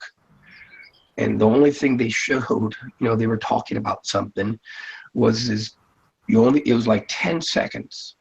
And there was you saw a player discussing with the referee, the referee was listening, he may have been talking, and as this is happening, this huge lumber, some great big guy just walks by the referee, and as he's walking by, reaches over, and the referee's talking to this other guy, and he reaches over, pulls at the referee's shirt, wipes his face off, and then walks by, and it doesn't even faze the referee or anybody. It was like, wow, that must be something way bad. And so I've seen the new All Blacks when they play, and that's a tough game. Yeah, rugby is pretty brutal.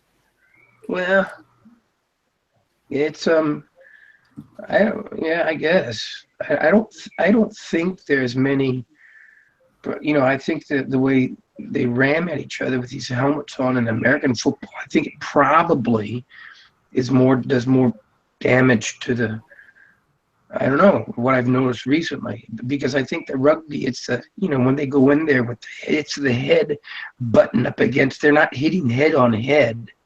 They're hitting head into your arms and your chest, and the bones will break. But I don't think it's as a danger I don't think it's doesn't hurt the brain as much as like soccer even does, football. Not sure. I don't know. I think I like football because of the endurance. It's arguably the game where you use the most energy. You're running 45 minutes, you get a 15-minute break, and it's 45 minutes again non-stop. Up and down all over the pitch. You pace. You mean football, soccer? Yeah, European football. Yeah. Yeah, I think. Well, I met a guy recently. He explained that the two toughest sports, the one is this for the human body, is when you're rowing. You have these where you're rowing like on a team. Yeah. And as far as it's strenuous. That's when you're doing that for half an hour or whatever. That's like the toughest thing that the human body endures in sports. And the second is rugby, because and it's like, I think kind of soccer. I love soccer. It's a cool thing, but it's but now that I've learned these other sports, I don't think it's as when they run for an hour and a half, it's tiring. But wherever the ball is, if you're in the middle, the ball's there, and then you don't run from the one, from the 0 to the 100 all the time back and forth. It's passed, and so parts of the people are always carrying it up and down. Some guys have to run harder, and they get tired. But I think it's kids can do it, and everyone can do it. So I think it's more natural. Maybe it's probably healthier for the heart. Maybe soccer, because you're not. I think do a lot more running than they do in golf. Yeah, it's more suited to how our body works. It's more endurance. We're built for endurance more or less. Like what the ancient hunters used to do. They used to, chase animals down over kilometers. Yeah, they can outlast the animal. Or days. Yeah. Yeah. But with soccer, John, soccer, it's a marathon, man. Yeah. But we got into it the other day about these ultra runners who can go, who run like 3,000 or 1,000 miles, like 2 marathons a day, the record, so the human body can do that, no question. 2 marathons a day for 11 days in a row. That's quite a bit of running. Yeah. The equivalent of the human body can endure. Just depends what you like at the end of the day. I like the concept, feet, technical. You got to boot the ball into the back of the net. It's just what you like, I guess. Sure. I love I follow it here. I mean, the training alone, to play soccer and to play, 2 45-minute sides, you have to do major training. And then when you get on the field and you're competing, no question. Absolutely. Your cardiovascular, you have to be in friggin' top shape to be going at it, the whole time. No question. Hey, and I played. I mean, I wasn't a professional, but I played, and I know it's a fucking marathon, man. Oh, no question. No, absolutely. No question. And it's oh yeah. And when one of my favorite moments being here in Germany was, I think his name was Klinsmann. He used to play. Yeah. I know Klinsmann. Yeah, I know. Like 25 years ago, and it was like his last. He was either in the Europe Cup or the World Cup or something. World Cup. He was in the World Cup. Yeah. Sure, but it was like his last. Almost like his last run, and he was flying. He was going for the ball. He was going for the goal, and he was just. You have never seen anyone run that fast, and he was like, it was like, this is my last chance to make this goal of my life in this thing, and he didn't make that goal. Player. Yeah, he was a good player. Yeah, there are a lot of good players. Ronaldo I've watched the German teams in the World Cup over the years, John. Sure. And, they've always been amazing teams. They are. Klaus, Mueller, amazing players, even on the back end. Yeah, man. They've always been up there, man. They have they changed their strategy. Spain also, Pardon? Spain, yeah. Spain as well, yeah. But Germany, they've always been up there, man. When it comes to the World Cup, they've always put, some great teams out there, man. And it's been kind of nice to see the development, because Italy, each country over the history has had their kind of strategy. And it used to be so boring, kind of, because the way Italy used to play, like 25 years ago, 20 years ago, is as soon as they would get a goal, they would bring everybody back and only wait and to protect their goal, and that's all they do. It was their strategy, was to come back and hoard around the goal and not go. And then as soon as their tactic was, as soon as somebody did make a mistake, because they would have all the opponents there too, then they'd run like the wind and try and make a goal. But it was a boring game for an hour and a half, because nothing would happen, basically. So things in the Germans, they only used to flank. It was always just, going in, flanking, heads in, but they would move and the control back and forth. It was like that. So it's all developing, Yeah, so France had some good teams too, with Zidane and sure. What's his name, Henry and stuff. Yeah. Italy as well. You mentioned Italy, yeah. Oh yeah, they played. Oh man, you guys are. Yeah, Portugal. They. Yeah, but Portugal hasn't done very well when it comes to the World Cup. They always have these great, yeah, but I mean, I think it's because they're a little bit smaller in stature of a person. That's not what it is. Well, I mean, I don't know. It's a team game, and these guys, some of them, they play individually, and you got to play as a team, and that's the difference. When you have these Sure, teams, that's true. if you watch Germany play, or you watch Spain play, or even Italy is a prime example. Even England is another example. They play together, the players, and that's the winning formula. You have to play together Well, as a yeah, unit. You know, you have to, of if you course. want to Yeah, have yeah, any chance to win, you yeah, have to do that. You know, yeah. but when you play individually, you don't have a chance really. Yeah, well, that's kind of like Brazil, where they'd have all these, superstars, Brazil, and they'd try and all give these it to guys. one guy. It's all Yeah, well, freestyle. yeah, Brazil well, is. yeah, but they play as a team. Those guys are amazing. Yeah, yeah, yeah, yeah, yeah.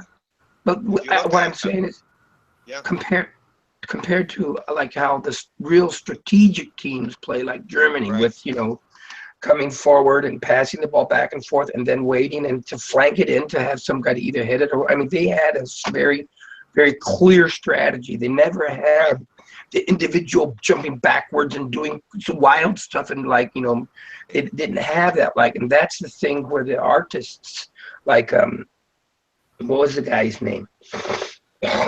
Excuse me, Argentina. Where they have some real artists out there that can, really dribble and go in and Maradona. yeah. So they so that element has also taken over, and like Müller right now in Now you Germany. got Messi. Now you got Messi. Yeah, yeah. Back in the day, you're going back 1986 when Argentina won. You had Maradona. He was he was it, man. Yeah, he did things that he did that one shot where he hit the ball in with his hand. Yeah, that's why English people always say It didn't get called. They call it the hand from God or something. It was So I mean, he did it. He was a little guy, but they got it. Yeah, it's called the hand of God. English people always hate Maradona for that, even though he was a good player. He was he was one of these guys that that can take that thing and just keep on going, and you don't know anything, and then all of a sudden he's past you. Yeah.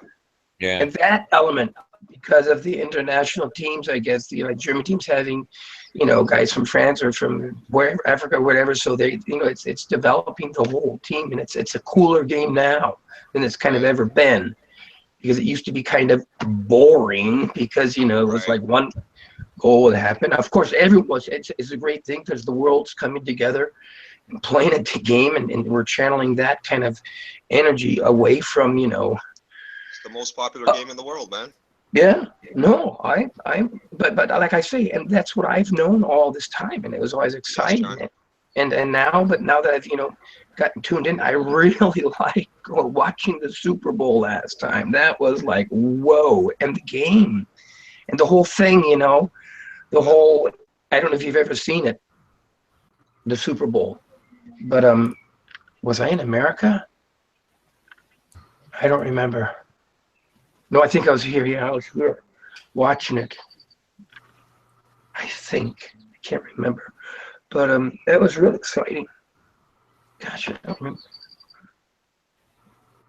No, I watched the Cubbies when I was home. I think it was here.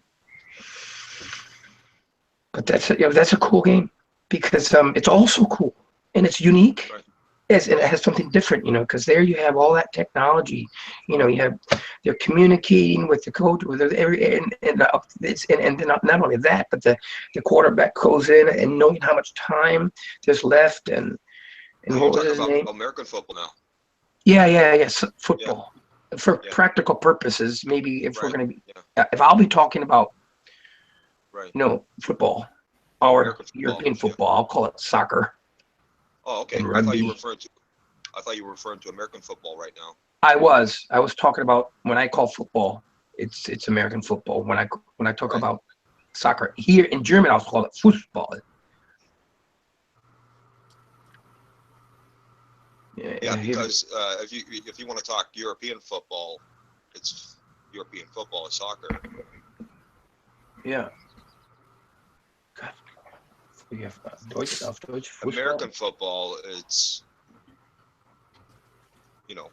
we know the difference, right? Yeah, I know the difference. Yeah, some people get confused with that. Yeah, sure. And that's why I said, for all practical purposes, probably if you're talking to me or if I'm talking to you, I will be when you're not going to be. You'll say American football or football, and I'll say soccer or maybe football, or I'll say American football too. I'll make it. If I say football, it's soccer. Yeah. Football is in my language. That's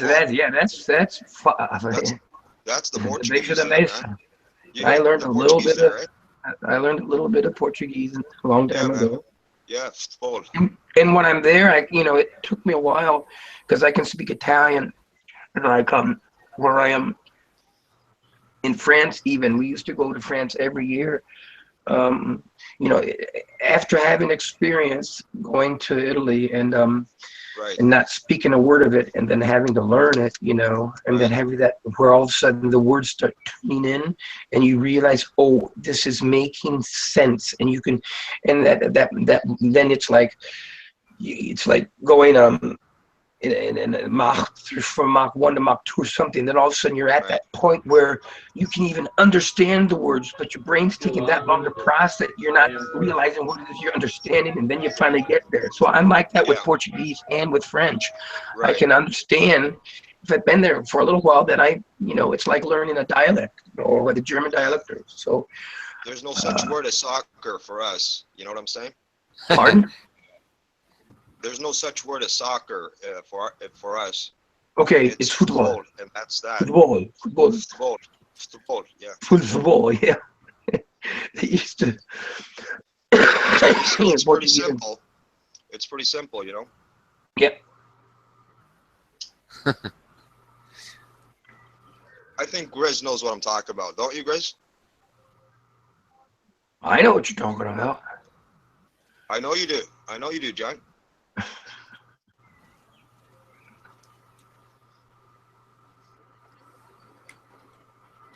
All right, I think I'm my Bible in 2 days, and it's late, and I've got to watch a TV show. So I'll see you guys tomorrow or something. All right, Chris. Have a good one. All right. Cheers. Take care.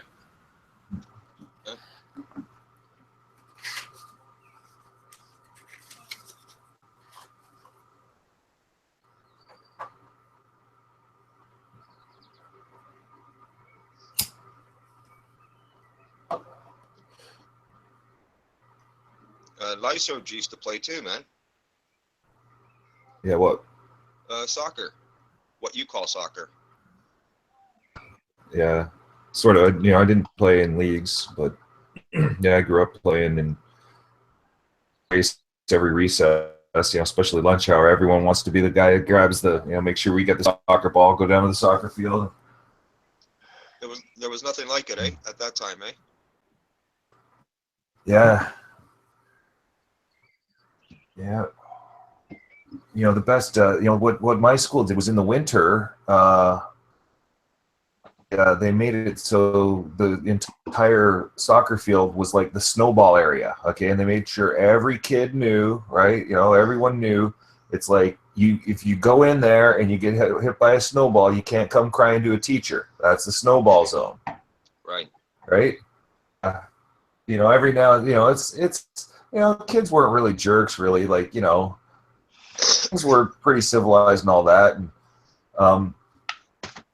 the way it would work out is, people would, it just works out like territorialism and groups and all that, and territory. And, the grade 6s, right, they're dominant, right? Because, public schools, grade 1 through 6. And, they would, and the grade 5s would have, a certain area and a certain spot. And, it's weird how those things work out. You can totally do, a study on that and, learn things about psychology and stuff. Anyway, grade 4, right? And, we'd make forts and stuff like that too, that was really cool, right? And, you sometimes, some kids would show up after school and wreck forts and things like that, which sucked. But, generally things were on the level. And, what happened was, you know, it ended. The wars would break out, not just, you know, amongst your own grade, but from grade to grade, right? And it's like, okay, you know, don't mess with the grade 6s, and they were pretty dominant, you know. And you know, I don't think anyone really bullied on the grade 1s. Maybe, you know, it's like the grade 3s would or something like that. Like, you know, it's all helter skelter. And but you know, as grade 4s, okay, I don't know. It's just my year was pretty talented or what. You know, we survived, and it ended up worked out so that it ended up with a direct war between the grade 4s and the grade 6s. You know, I'll never forget this one moment. It was like something out of a Hollywood movie, like an action film or something, because there was a big showdown. They came after us, right? And you know, we've got tons of snowballs made, and we're whipping them. So they're out in the open, and you know, they you know, so one guy came and destroyed the fort, right? And so it's like wide open, but I haven't been hit yet, right? And you know, I was like the only one left, and I was like an all-star or something. And there's, you know, we got quite a few of them, and it's, you know, some people, you know, like it's supposed to be you're hit, you're out, right? But you know, they keep doing it, keep going anyway and stuff, and you know, because they want to win, and they're gonna win. And it was just myself and one buddy, this guy Christian Morton, right? And the two of us, we got like 8 grade 6s hunting at us and stuff. And I remember so clearly, you know, their best dude came running at me, and he threw a snowball at me, and I'm running, right? You know, it's moving target, so it's going to be hard. And he picked well, right? And he threw it, and I had to jump. Okay, I jumped, and I'm diving because I was running. So it's like this diving jump, turned to my side, caught the snowball that was thrown at me in midair. I caught it. Okay, tuck and roll, right? To roll out of it.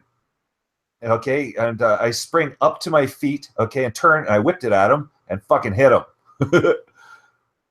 It was like, you know, like I say, it was like something out of an action film, right? It's, you know, these are the things you remember, right? Like, of course, I don't do that all the time. I got hit and things like that, but you know, every now and then you absolutely exceptional. Bro, can you right? shut the fuck up? I'm trying to fight. I'm trying to watch a fight here, bro.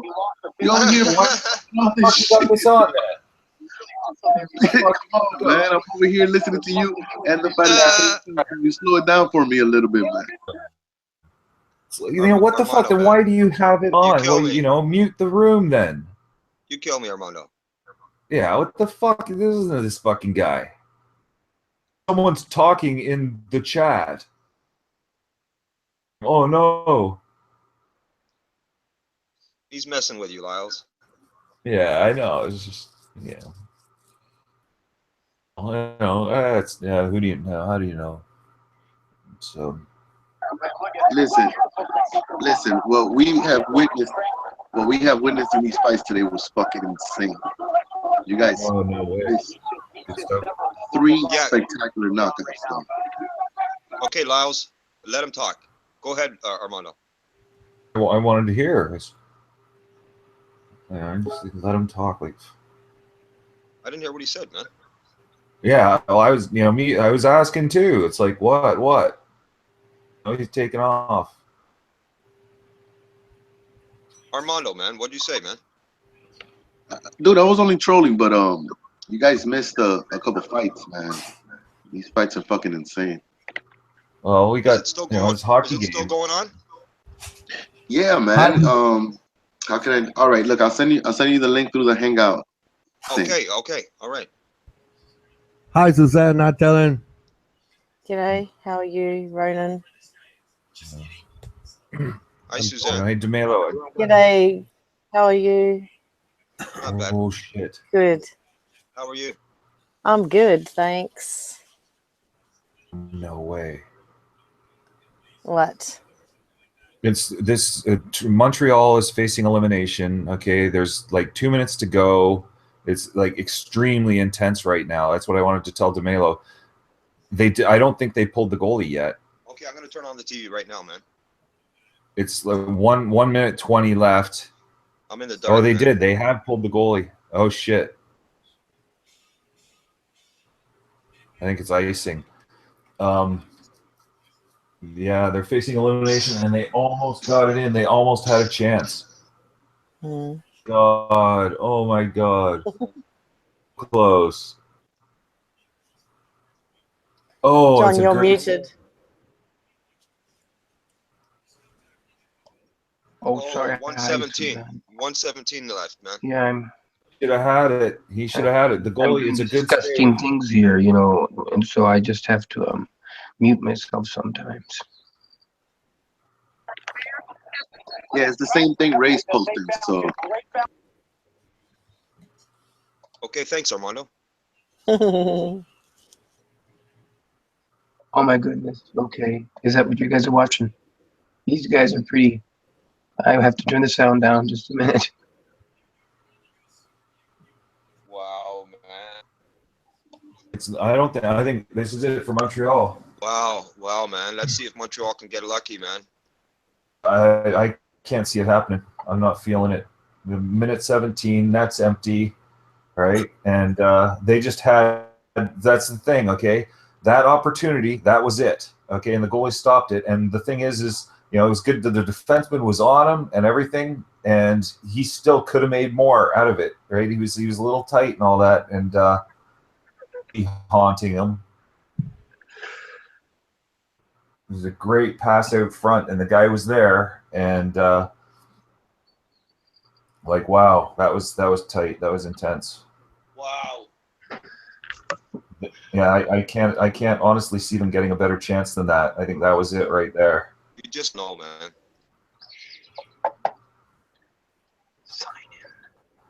I put money. That's it. Season's over. It was that play right there. That was the big one.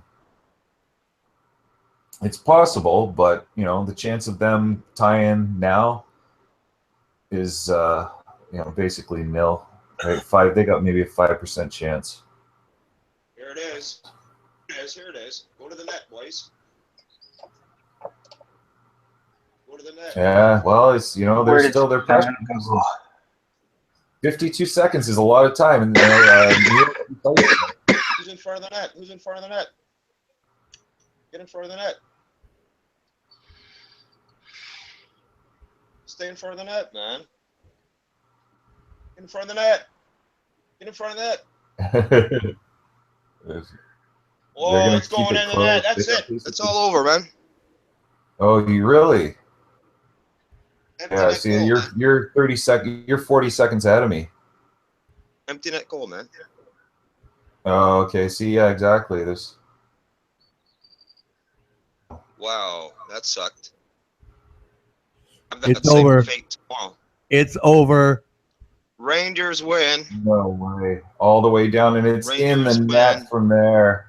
That's it. Goodbye, Montreal. Oh my God, that's an upset. Oh man. Right.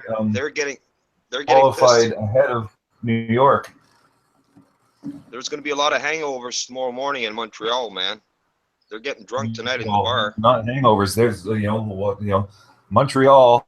Yeah, they get pissed. Okay, there's going to be rioting happening right now. Oh man, probably. And they vent. Montreal is bad for that. You know, that's the weird thing is, not good, you know, it never used to happen anywhere in Canada. And The cops are you know, going to maybe be out there 5 right years now, ago man. it started. Yeah, it started happening in Vancouver too, and Vancouver. and then it spread to Vancouver. You know, it's worrying actually. You know, it's like a growing trend. You know what? The Toronto fans better not be doing any shit tomorrow night if that happens. Yeah, I can't see it. I can't see it happening in Toronto. Not like that.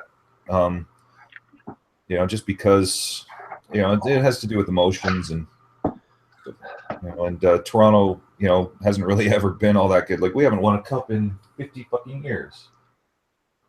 67. Yeah. Yeah, it was 67.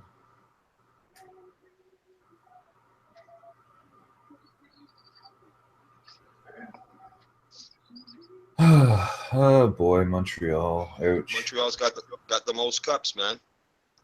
Yeah, still. Yeah, exactly. There's, you know, And Maurice Richard, right? The Rocket, still. Man. Yeah. You know, the Gretzky might be a great, but anyone who knows hockey, it's like he's the greatest ever. Is Mark? Yeah. Jean Beliveau, don't forget him. Yeah. I still, I don't quite classify him in the same league as the Rocket. As the Rocket, no, but he was an amazing captain. Yeah.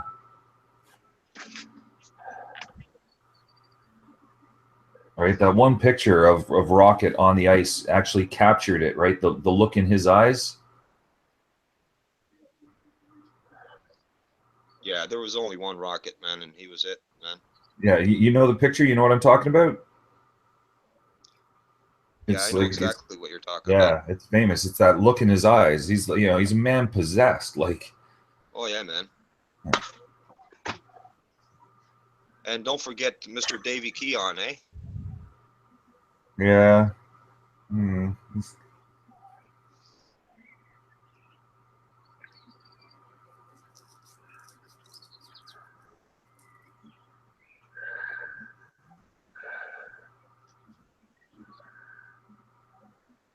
Oh, Edmonton does play tonight. Hey, is Armando here? Wait a second. I think I'm muted. Partially. Yeah, I'm here. I'm watching the fights. I left the link there in the description. I didn't know whether I was still muted or not. I mean, what is the purpose? I'm watching that fight too. I mean, how is it determined that someone wins? What, the fighting? Yeah. When the other one gets knocked out or goes down to a decision. Or submits. Yeah, it's either you leave it for the judges or. Yeah. I mean, until a guy gets knocked out or runs away, the fight goes on. Knocked out or TKO, which is a technical knockout, which basically the referee has to stop the fight. Or like if your arm gets broken in 2 pieces or something like that. Well, when he curls up into a fetus position for a long time, they stop the fight. Okay. It's not as brutal as boxing. Like in boxing, sometimes you see guys staggered, but he's basically still walking and he's a zombie, but he looks like he's losing. In boxing, if you're not a professional referee, that guy could die in your hands right there. It's blood sport, basically. Okay, sheer violence. It's human cockfighting is what it is. It's human real safe. Yeah, they keep it real safe in the UFC though. Like as soon as you're stagnant, no, they don't. Stumbling, yeah, man. As soon as you're stumbling and you're not. Okay, I have a strong fucking objection. Bro, shut the fuck up, nigga. Well, I'm telling you. What do you mean, shut the fuck up? I'm telling you. Because I'm okay, telling what you, I don't like. Criticize my criticism. Nigga, they stop it when you're not properly defending yourself. You know what I mean? They stop it. Sometimes they stop it too early. Can often be too late. Okay, and furthermore, okay, you're not allowed to knee to the head, but you are allowed elbows to the head. Okay, and well, with the way I fight. You can't knee to a ground opponent. You can't kick to the face while both of their hands are on the ground. You can't throw an elbow from 12 to 6, which is stupid, but you can't do those things. You can't eye gouge and you can't hit to the groin. Yeah, but you can, when you've got the guy on the ground, okay, you can elbow to the face, okay, and the head. Yeah, but when you're on top of 12 to 6. Elbow to the head, which that is so wrong. It has to be curved up somewhere, and you can't hit to the back of the head. It can't go from. I'm in UFC, okay, and I got a guy down.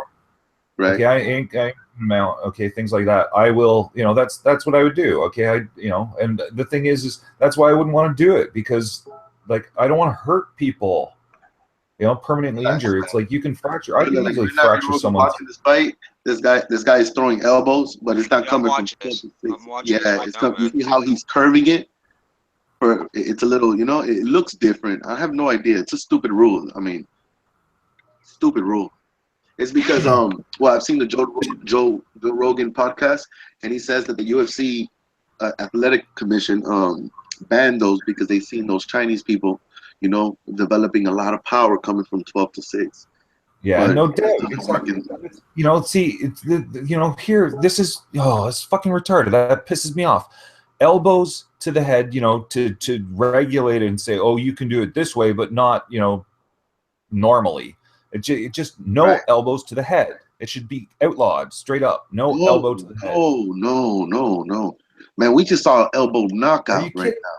That was disgusting. What do you know? What do you know? Okay. You see, that's if I get a guy down, okay, I'm telling you, one fucking elbow like that, okay, not only could I concuss, okay, I might end up killing him. He did it from striking range. You know what I mean? Like they both got up basically from toggling on the neck or whatever. They both were getting up. And brutal. Okay, this fucking sport should be outlawed. This is not a sport. It is not a sport. He threw an elbow from like 1 to 9. You know, like a strike. Is it allowed? Armando, is the elbow allowed or no? Yeah, it's allowed. It's allowed anyway. Okay. Yeah, I don't know what Liz is talking about. I'm just saying that they should just release all. I mean, I like the knees to the head, the kick to the face, those soccer kicks. Man. That's what it's supposed to be, man. Let it go. A knee to the head. A knee to the head is illegal. Or it's like boxing, you know, on the ground, okay, but yeah, you can do flying knee to the head, catch a guy coming in, okay, that too. Like, you know, it's just, you know, to argue and bicker about what should be allowed and what shouldn't be allowed in the sport. This is ultimate fucking fighting. Ridiculous. Lyles, Okay. This is ultimate fighting, man. That They never should have allowed it. Okay, there was huge debate over this. There we go. And it's still controversial. You know, in Canada, and I just say straight up, no. Watching this kid. You're watching it, Jose? Yeah, I'm watching it, man. Yeah. Look. This guy Joe Lozon, man.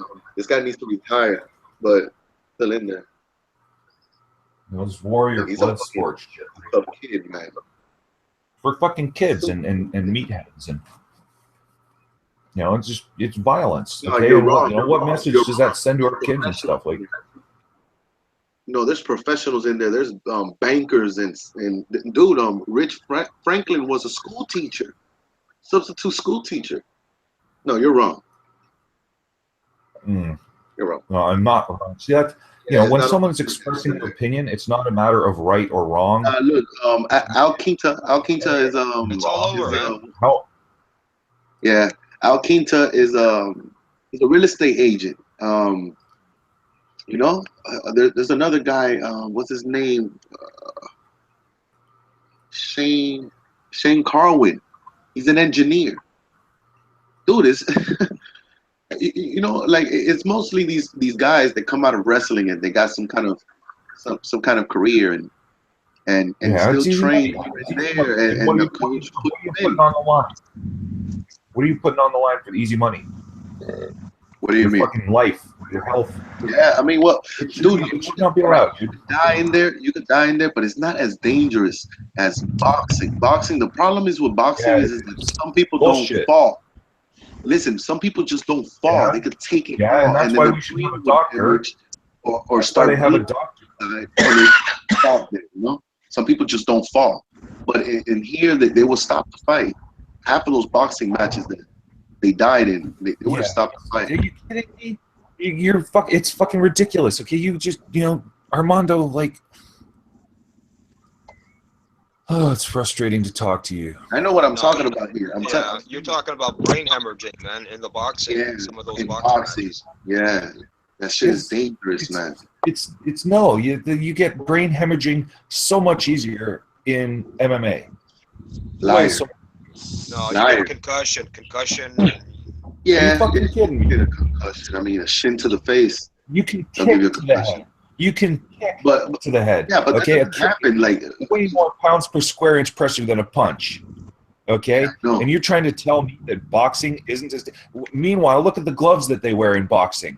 Look at how thick the padding is and stuff. Okay, right. So, you know, so the blunt force, okay, is distributed more. Okay, and look at the gloves that they wear in MMA, which you can box in. Okay, your argument, you the things that you say, you said it's not as dangerous when it's absolutely ludicrous. Like if you would sit there and you would watch the fights, you would notice that they stop the fight when they're zombied out, or when they're staggered like that, and that's how you die. It's just okay. It's not about catching one kick to the face. It's about catching multiple kicks to the face and not falling, and multiple punches to the face and not falling. That's how you die. One fucking kick to the head, dude. There hasn't been a death in the UFC. I catch you coming in. Okay. There has been a death in MMA though, but it was unregulated and it was done in a backyard, you know, and the referee was a fucking idiot. That kid died stupidly, and it was a ring, you know, it wasn't an octagon or nothing. So there is a death then, is there? There's deaths. Yeah, there's a death in kickboxing. I would give it. It was more like a kickboxing bout, you know. But ground and pound and shit like that, I mean, they will stop that shit. You can't just sit there and murder the dude, you know, in the UFC. They care. Hi, Jay Tudor. Hey, how's it going? What's up, guys? Hey, don't be shitting on the greatest sport on the planet, my nigga. The greatest sport on the planet. It's the greatest sport on the planet. Dude, that shit is the best thing that's ever been put together. Greatest sport on the planet. I mean, next to that is a man versus a lion or some shit.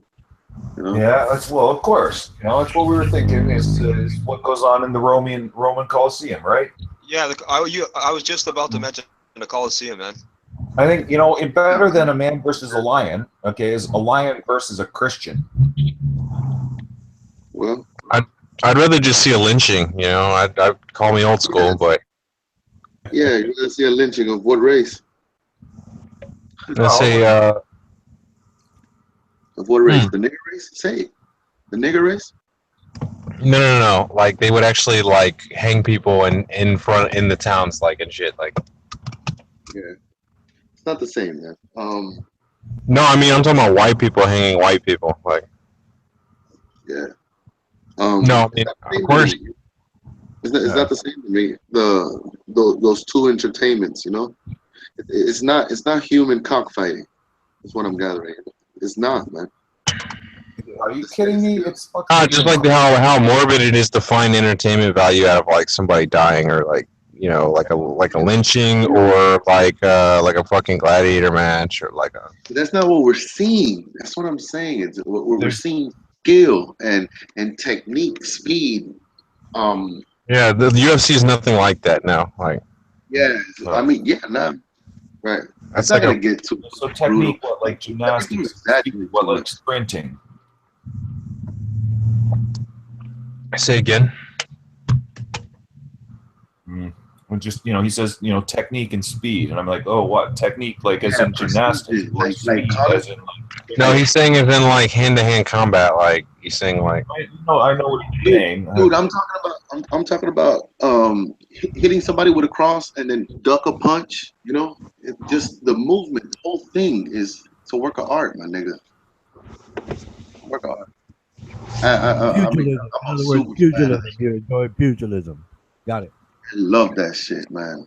You know, I like it better than football, basketball, everything. Damn, Marcus, so you went straight vicious on that lynching shit though. You're like, of what race? Like, damn. He loves it as a spectator. That lynching, you know, and I'm pretty sure, you know, imagine though, makes me ponder, right?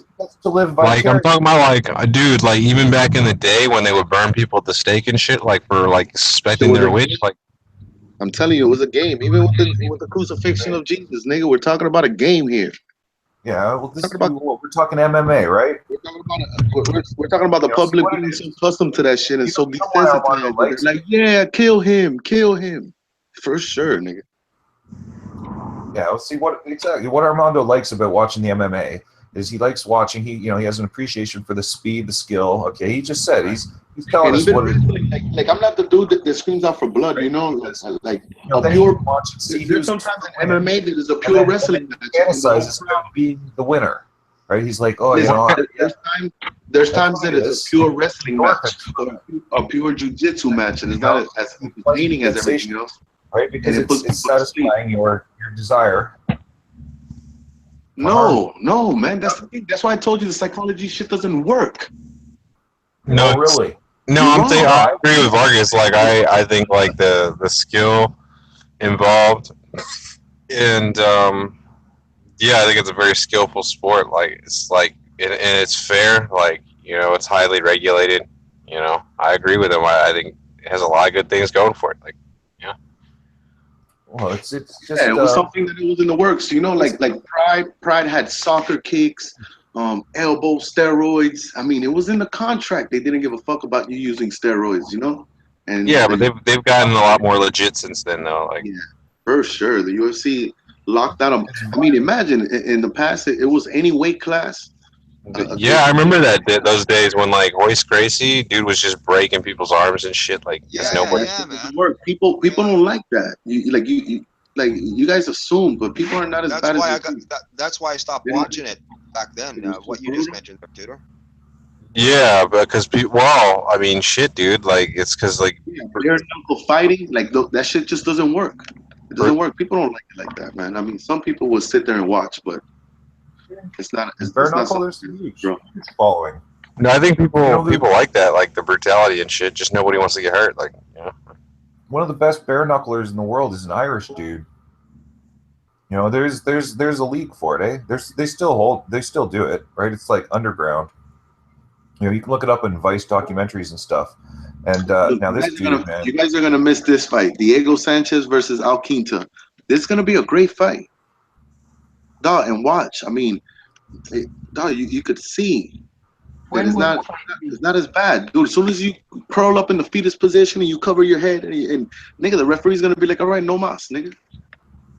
yeah, the referee. But what's the opponent doing? continuing. Yeah, Exactly. continuing, man. For the referee to do that, nigga. There's sometimes that the guy would like start throwing punches, and the guy at the bottom is blocking. You're gonna beat on him? What message is that sending? You beat on someone who's curled up in a fetal position. What message is that sending? Yeah, so what, dude? The guy gets up and they fucking give each other a hug, nigga, and it's good sportsmanship. Nobody. Well, I mean, the thing is, the ref does stop it, so like he's only doing what he's allowed to do until the ref stops it. Now, if he continues to do it after the ref says, you know, it's over, then he's fucking, you know, then he's in the wrong. But I mean, this other guy, like, he's paid to fight this. You know, he's paid to fight, and he knows, like. Look, the heel hook, the leg grab, the submissions with the legs, the heel hook. I mean, I don't know what to tell you, but that move is super dangerous because as soon as it hurts, that means something jacked up in your leg. As soon as it hurts. So there's jujitsu masters, like there's this guy named let me see, Palhares. This guy holds on to that submission way too long. After every single time he gets somebody in that submission and the referee comes, if he pulls on it just for an extra second, the guy could be fucked for a whole year, nigga, or even longer, you know. But this guy holds it way too long, and he got banned from the UFC. They don't even want him fighting. You know what I mean? So I mean, they care, man. They care. That's what I'm saying. It is regulated. Like a weird nigga choke, and then the referee comes and taps you and says, "Hey, let him go," and you don't let him go. You do that shit 2-3 times, you're out of there, nigga. Yeah, I mean, it's not like it used to be. It used to be just a complete brutal, fucking insane, like DeMello said. I think it was DeMello. Like they didn't even have weight classes. Like Armando Vargas, you were mentioning something about an elbow 12-6. Well, I can understand why they would outlaw it, but what is your point about it?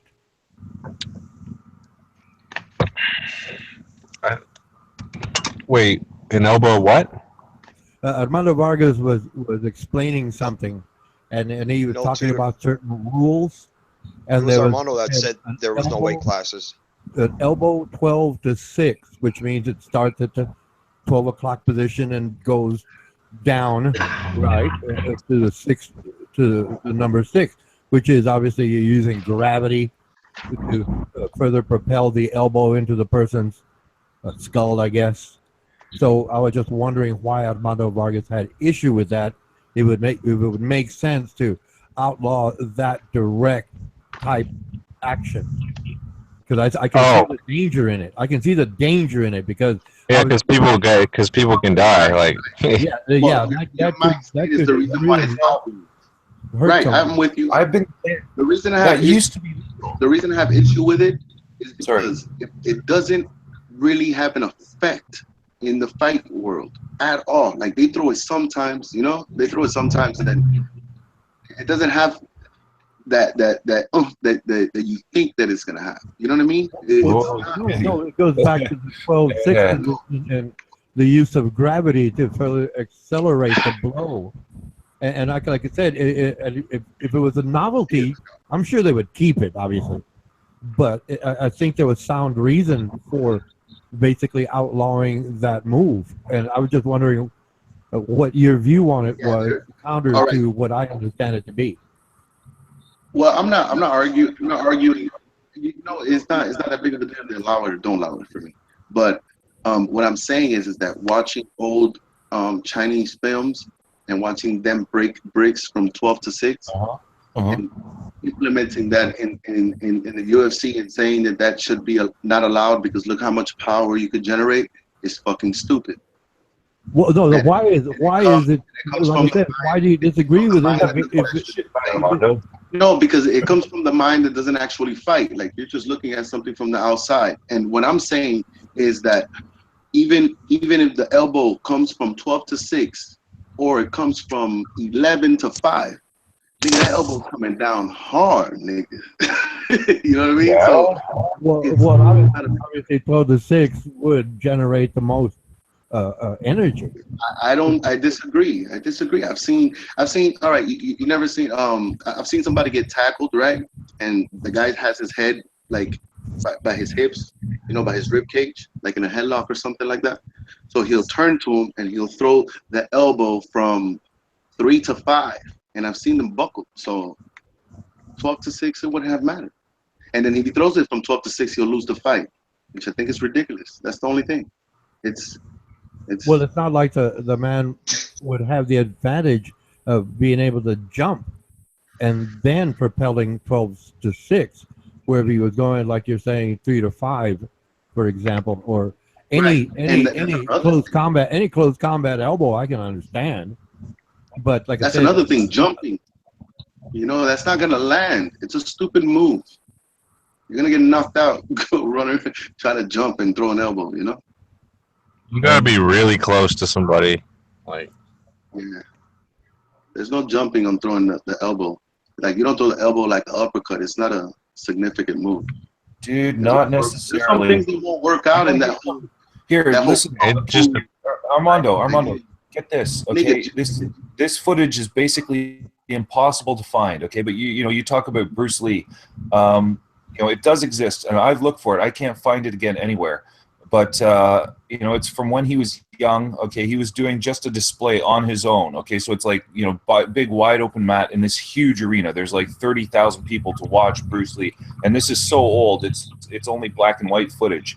Okay, and he starts. It's just a display of him on his own, and he's working up. Okay, going side to side, doing moves. Okay, and kicks and stuff, and it's building bigger and bigger and bigger. And it gets to the point where he jumps into the air, okay, and does 3 separate fucking moves before he hits the ground, okay? Not only that, he landed on 1 foot, okay, jumps back in the air and does like a split kick into a forward scissor kick. It looks pretty. It looks pretty. What I'm saying is that most of this shit doesn't last. Yeah, if you catch someone coming in, okay, look at a Superman punch. Okay, you know what Superman is, right? Yeah. Okay, I know what a Superman punch is. You say these things cannot be done, okay, but sorry, you're fucking wrong, okay? Someone coming in, okay, it's all about. No, I've seen spinning wheel kicks land, Yeah. I've seen double flying knees land. Wow. There's exactly there's shit that can't happen. My nigga. You can do with elbows too, like that. Like you probably knew where I was getting at. You can set up to because I don't want to talk about it. I'm with you. I just don't think. I don't think it's a fatality. And but it's not fatality. It's not a fatality. What are we even arguing right now? Like whether or not it's fatal to to do like a vertical elbow? Well, I'm talking about how dangerous that move that Bruce Lee did, or any kind of kick. It's not fatality. It's not gonna kill the opponent. It's gonna knock his ass out. And Yeah, I guess nigga, chin to the head is possible. I mean, you look like you died when you receive it, right? Hey, dude. Hey, dude. There's a contract, Well, man. you know about the certain angle, okay, where you can push the cartilage back, okay, to put pressure on the brain, right? It's basically like popping a person's nose, invert into their skull, right?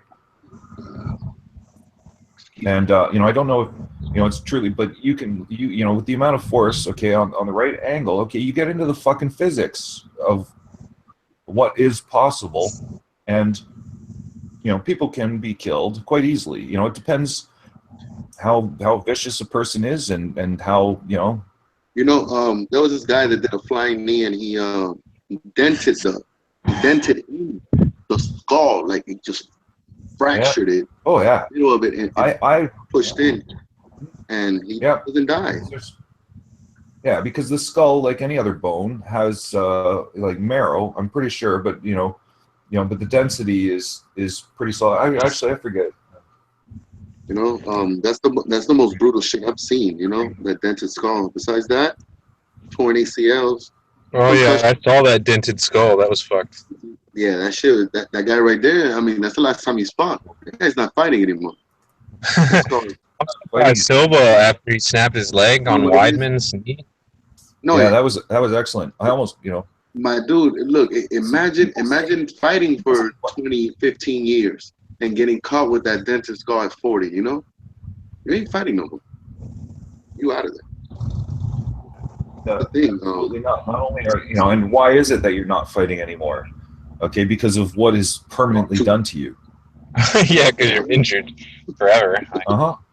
Yeah, you're like disabled. You're handicapped. You're handicapped. Play moral card on this thing. I mean, it's not that bad, man. I mean, by the time you get in there, you're well skilled. You're already well skilled. It's not like they're gonna let a rookie go in there. I'm saying, dude, people know the risk when they do it. It's a fucking high risk kind of sport. Like, yeah. And for what? It's not for everyone. Skydiving is more dangerous than the UFC. Skydiving and whatever. Actually, no. I think statistically, you're more likely to get injured in UFC than skydiving. Injured? Probably. Or die for that. Getting back to the dented skull, how much dented was it inwards into the gray matter of the brain? It was pretty bad. Here, I'll show you. It was pretty fucking bad. It was pretty bad. Oh, I don't know if he suffered brain damage. Oh, if it's into the brain, for sure, there's brain damage there, man. Yeah, I'm just saying how it looked bad. He's probably going to show you. Like, I don't know how it couldn't have damaged his brain. If it didn't damage his brain, that's like somehow some kind of medical miracle. Like, yeah, the MRI would show that the MRI, the severity of it.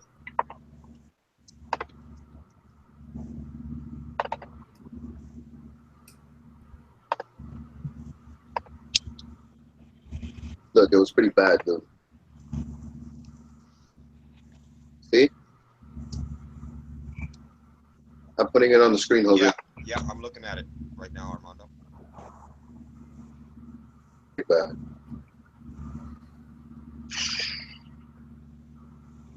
Look what they did to him. Now, due to that injury, he's going to have a lower life expectancy. I guarantee you. Yeah. Look how they had to fix it. Wow, he had major surgery, eh? Yeah, it was pretty bad. That was brutal. I mean, that was the most brutal thing I've ever seen. Yeah. That's the most nasty thing I've ever seen, man. Period. I mean, I've seen Anderson Silva's leg break backwards, but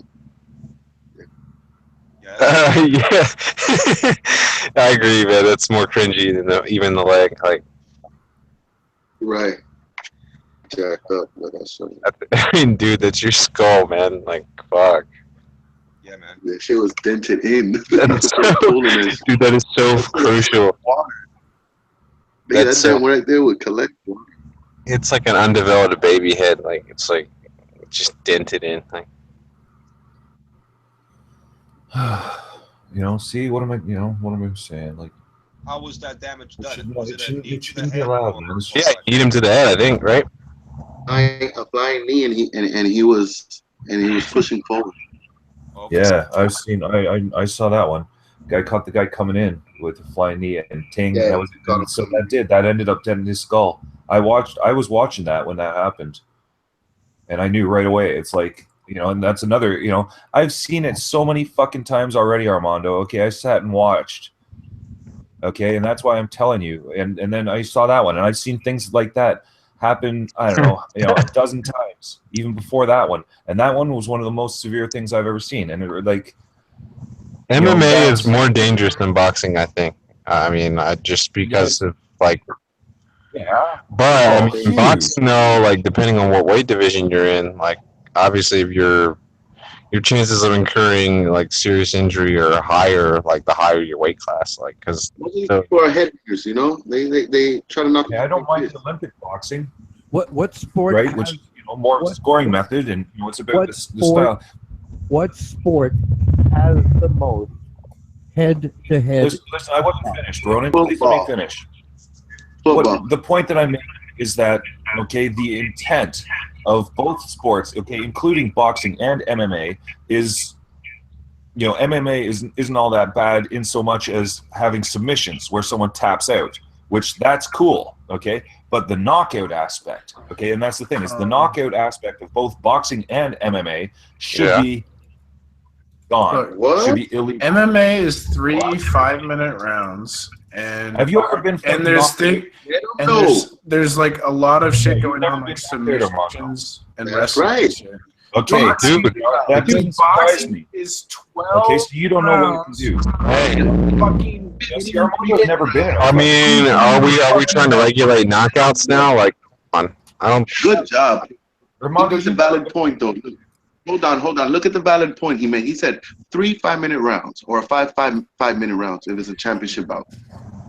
And in boxing, it's 12 or 15, 3 minutes. That's more dangerous. You know, because let me tell you something. You have to. And boxing is just getting hit in the head, man. They're gonna get like that's why Muhammad Ali's all fucked up and shit. Yeah, I mean, yeah, if we're talking about head damage, you're probably, I mean, since boxing, like, you're only going for the head, like, you're probably going to get more brain damage, like, on average, like, probably concussions and shit, but, like, with MMA, there's, like, all kinds of shit that can happen to you, like, not just, like, you know, on your head, like, so. Armando, in a fight, okay, particularly in a street fight, okay, you get knocked out, you're going to wake up in the hospital, if at all. That's all I gotta say. Yeah, I know. There's no referee in a street fight. Fuck, man, I saw this one street fight. A dude got knocked out, and he could have survived, but the fucking people just let him in the middle of the street, passed out, so he got run over by a car, and that's why he died. All someone has to do is like drag the dude onto the sidewalk. What the fuck's wrong with people? That's pretty messed up, actually. Like, people are really fucked up, like, when it comes to, like, their passivity, like, I mean, dude. I've seen some shit, okay, you know, in real life, and it's just not good. I mean, shit, dude. I'm not gonna drag him off the fucking road. You know, watching on TV is kind of like on the internet, where you've got that distance and that separation from the reality of it. And okay, and it's easy to talk, okay, but you know, like what Armando says, actually being in the ring, okay, and the real deal, yeah, that changes things. You know, or actually it was what Buddy was saying. You know, the real deal, that changes things. People talk, but I mean, that's fucked up, dude. Like, people do, like, that's so, you hear about stuff like that all the time. Like gang rapes and shit will go on and people just walk by. Yeah. And not do anything about it. Like, what is that? well, that's a different thing altogether. And yeah, it's horrible. Like, you know, how can people like, just like a complete I can't see that. That would not happen in Canada. I'll tell you that. Is it just like? I mean, I don't even know what that is. Is it just apathy, or is it just like? Well, it's fear. Is it cowardice? Like, yeah, what is that? Like, do you not give a fuck, or are you just too scared to do something? Like, I can't. Scared, right? Because someone, if they're capable of doing that, what else are they capable of doing, right? And you don't want it to happen to you, right? It doesn't. It doesn't make sense. Okay, like in an economic sense of why would anyone risk themselves for someone else, right? Like it's the right thing to do. It's right. It's moral. It's noble. Okay, but as far as rationality is involved, as we're concerned, it doesn't make sense, right? To look out for people, which is disgusting. Like, Well, yeah, I guess it goes against like I guess what do they call it?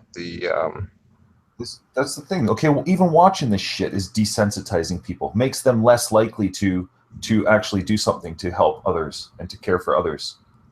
Like Armando, fucking, I hear you. All he does is laugh. He just laughs. Are you fucking kidding me? Yeah, but Armando, it's not life or death, though, dude. Like, I know why you give me a hard time. I know you hear a good soul. just a YouTube chat, man. Like, I mean, I understand some of the stuff that people say is like, there's nothing wrong with balance, my nigga. Armando, you're a monster. you are a demon. You know that. How can you laugh? You know you shouldn't take any enjoyment or pleasure on your channel. I can't. It blows me away that Armando laughs. That blows me away. It's just Pete, dog. Hey, Pete, well, dude, some of the stuff is funny. Like, you gotta get them Hebrew Israelites in here, my nigga. They haven't been talking to me lately. They haven't been talking to you. What happened? Dude, you know what? I was on Sunset Boulevard. Yeah, I was on Sunset Boulevard not too long ago, and sure as fuck, there was Hebrew Israelites, like black Hebrew Israelites, fucking like, dude, there's a fucking born again Koreans and shit, like all kinds of stuff. There's two new big flat earth streams of Bro Sanchez and this other guy, You've Been Exposed. And Black Flat Earth has taken the ignorance to a whole nother level. Hold on, like, is it a mixture of Flat Earth and black Hebrew Israelites, like, we just together? asking questions, Oh shit, we just asking questions. It's bad. It's bad. Oh my god. Dude, I mean, if you fucking think the Earth is flat and motherfucking Jews are black, like, I don't give a fuck what you believe, man. But don't expect everyone else to believe that shit. Like, they do, though.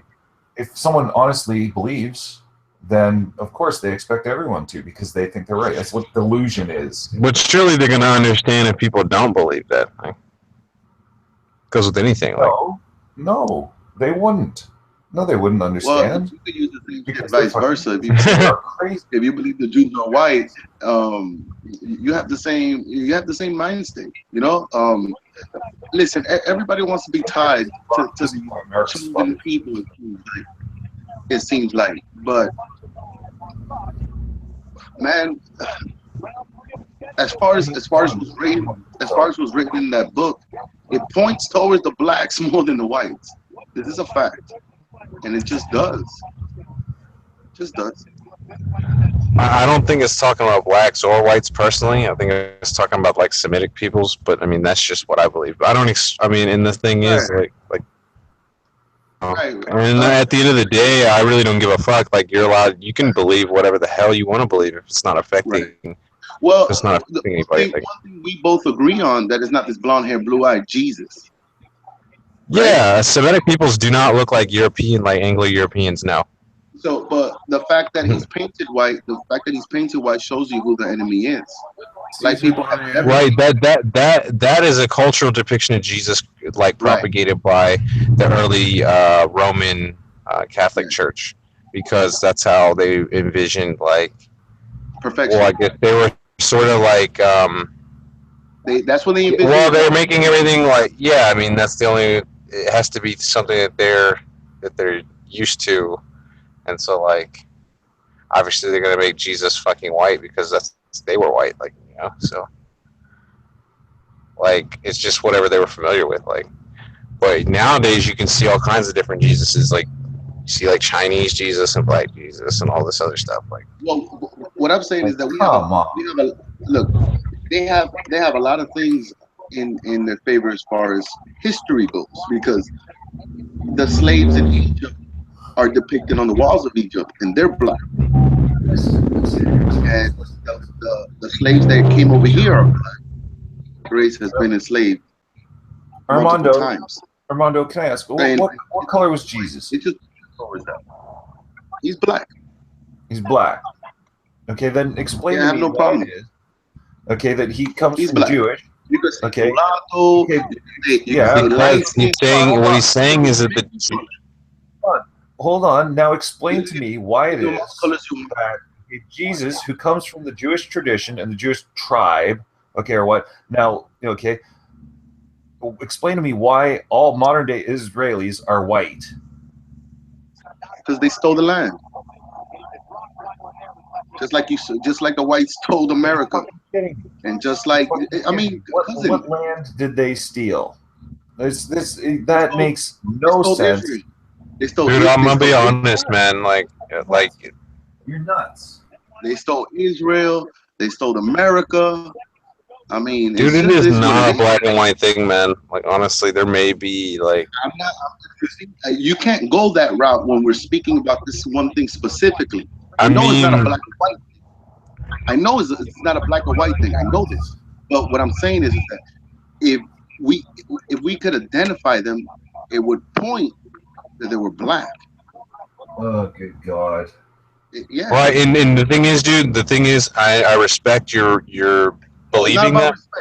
What I'm telling you is that you're reading the Bible. You're reading the Bible. Because he has the right to believe whatever he wants to believe. But the thing is, like, I don't have to agree with it. I'm like, that's all. Like, I think people need to just get that. Like, you don't have to agree with nothing. All I know is that the right, Bible, exactly. the Bible, says, the Bible shows that it's the black race. It shows the Judah is black ground. Songs of Solomon says, I am black. Look, man, if he's not hurting anybody, why does it matter what he believes? All right.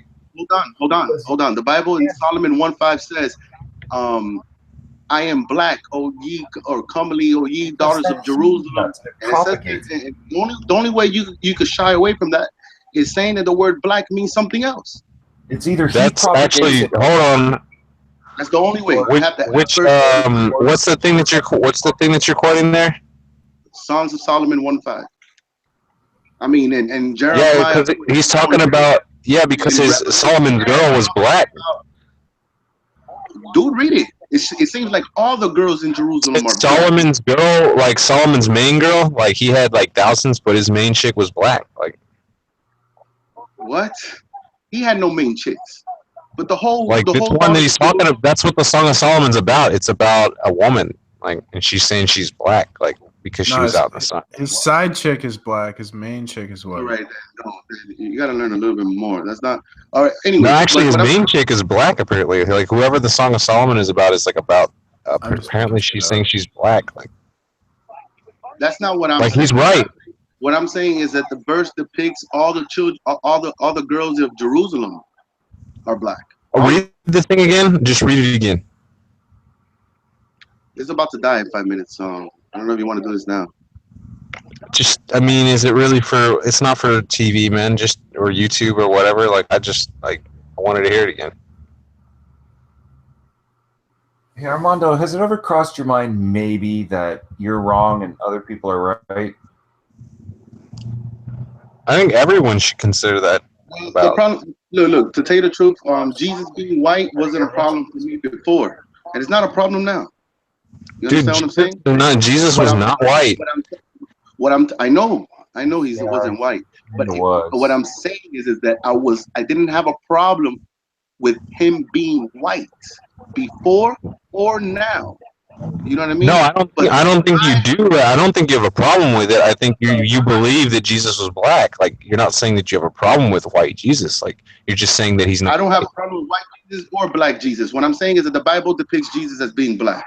All right. Right, and I understand you. I understand why you believe that.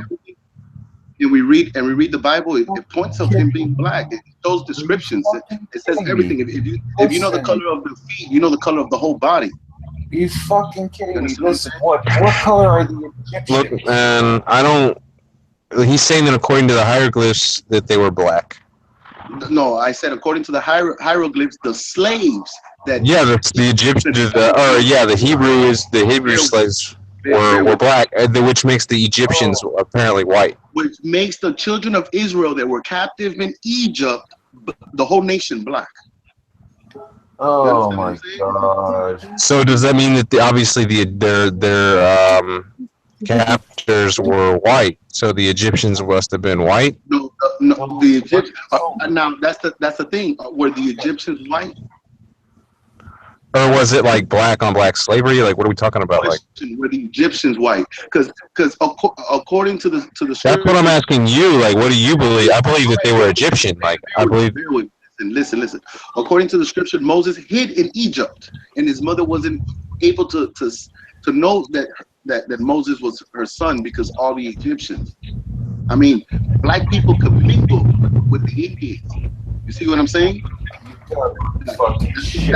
That's basically the same thing. There's a lot of black slaves that Yeah. I got it. Well, the stream is about to end on Mount Vargas, and the boy wanted to get an invite to the next hangout. When you want to start it, I don't want to really interrupt things. That shit shows pointing to black. Not for nothing. And they will find out. I mean, those black kids and those Hebrew Israelites they're preaching in the corner. To tell you what, they're not fully saying the truth on you, but the spirit that's carrying that, it happens from time to time. It's gonna happen for eternity. It's gonna happen for eternity. So, Tutor, I gotta tell you, okay, this whole thing, okay, where you're saying about, respecting someone's opinion, shit, okay, and why I disagree with the First Amendment. Well, no, you don't even have to respect the opinion. You just have to respect the person for having the opinion. Like, I mean, you don't have to respect their opinion or even like agree with it. Most of the time, you won't. But like, just the fact that they're another person and they're just as, I mean, even if their opinion is so fucking ridiculous or stupid, like, as long as they're not hurting anybody, they're still a person, and you should respect their right to have their own opinions, no matter how ill-informed they may be or how crazy or whatever. Yeah, I understand what you're saying, okay, but you're not listening to me. Okay, what I'm saying is, okay, because what you're doing basically is drawing a direct, equivalence. Okay, you're drawing an equivalence. No, I'm not saying that their opinions are even equal to other opinions. I'm just saying that they have the right to have that opinion, even if their opinion is wrong, as long as that opinion isn't infringing on someone's basic human rights. I don't. Yeah, but that's where All right, look, Songs of Solomon says in the King James Version, says, I am black, but come O ye daughters of Jerusalem, as the tents of Kedar, as the curtains of Solomon. She's describing herself. She's saying I am black. She's not saying like a bunch. She's describing everyone. Dude, read it again. She's saying I am black. I am black. Dude, come on, man. Oh, that's fucking nuts. Dude, I'm not even trying to get illogical with you right now. I'm just saying, like, she is talking about herself. Look at the translations, though. World English, it says, I am dark but lovely. You daughter. She is referring to herself. She's saying I am, not we are.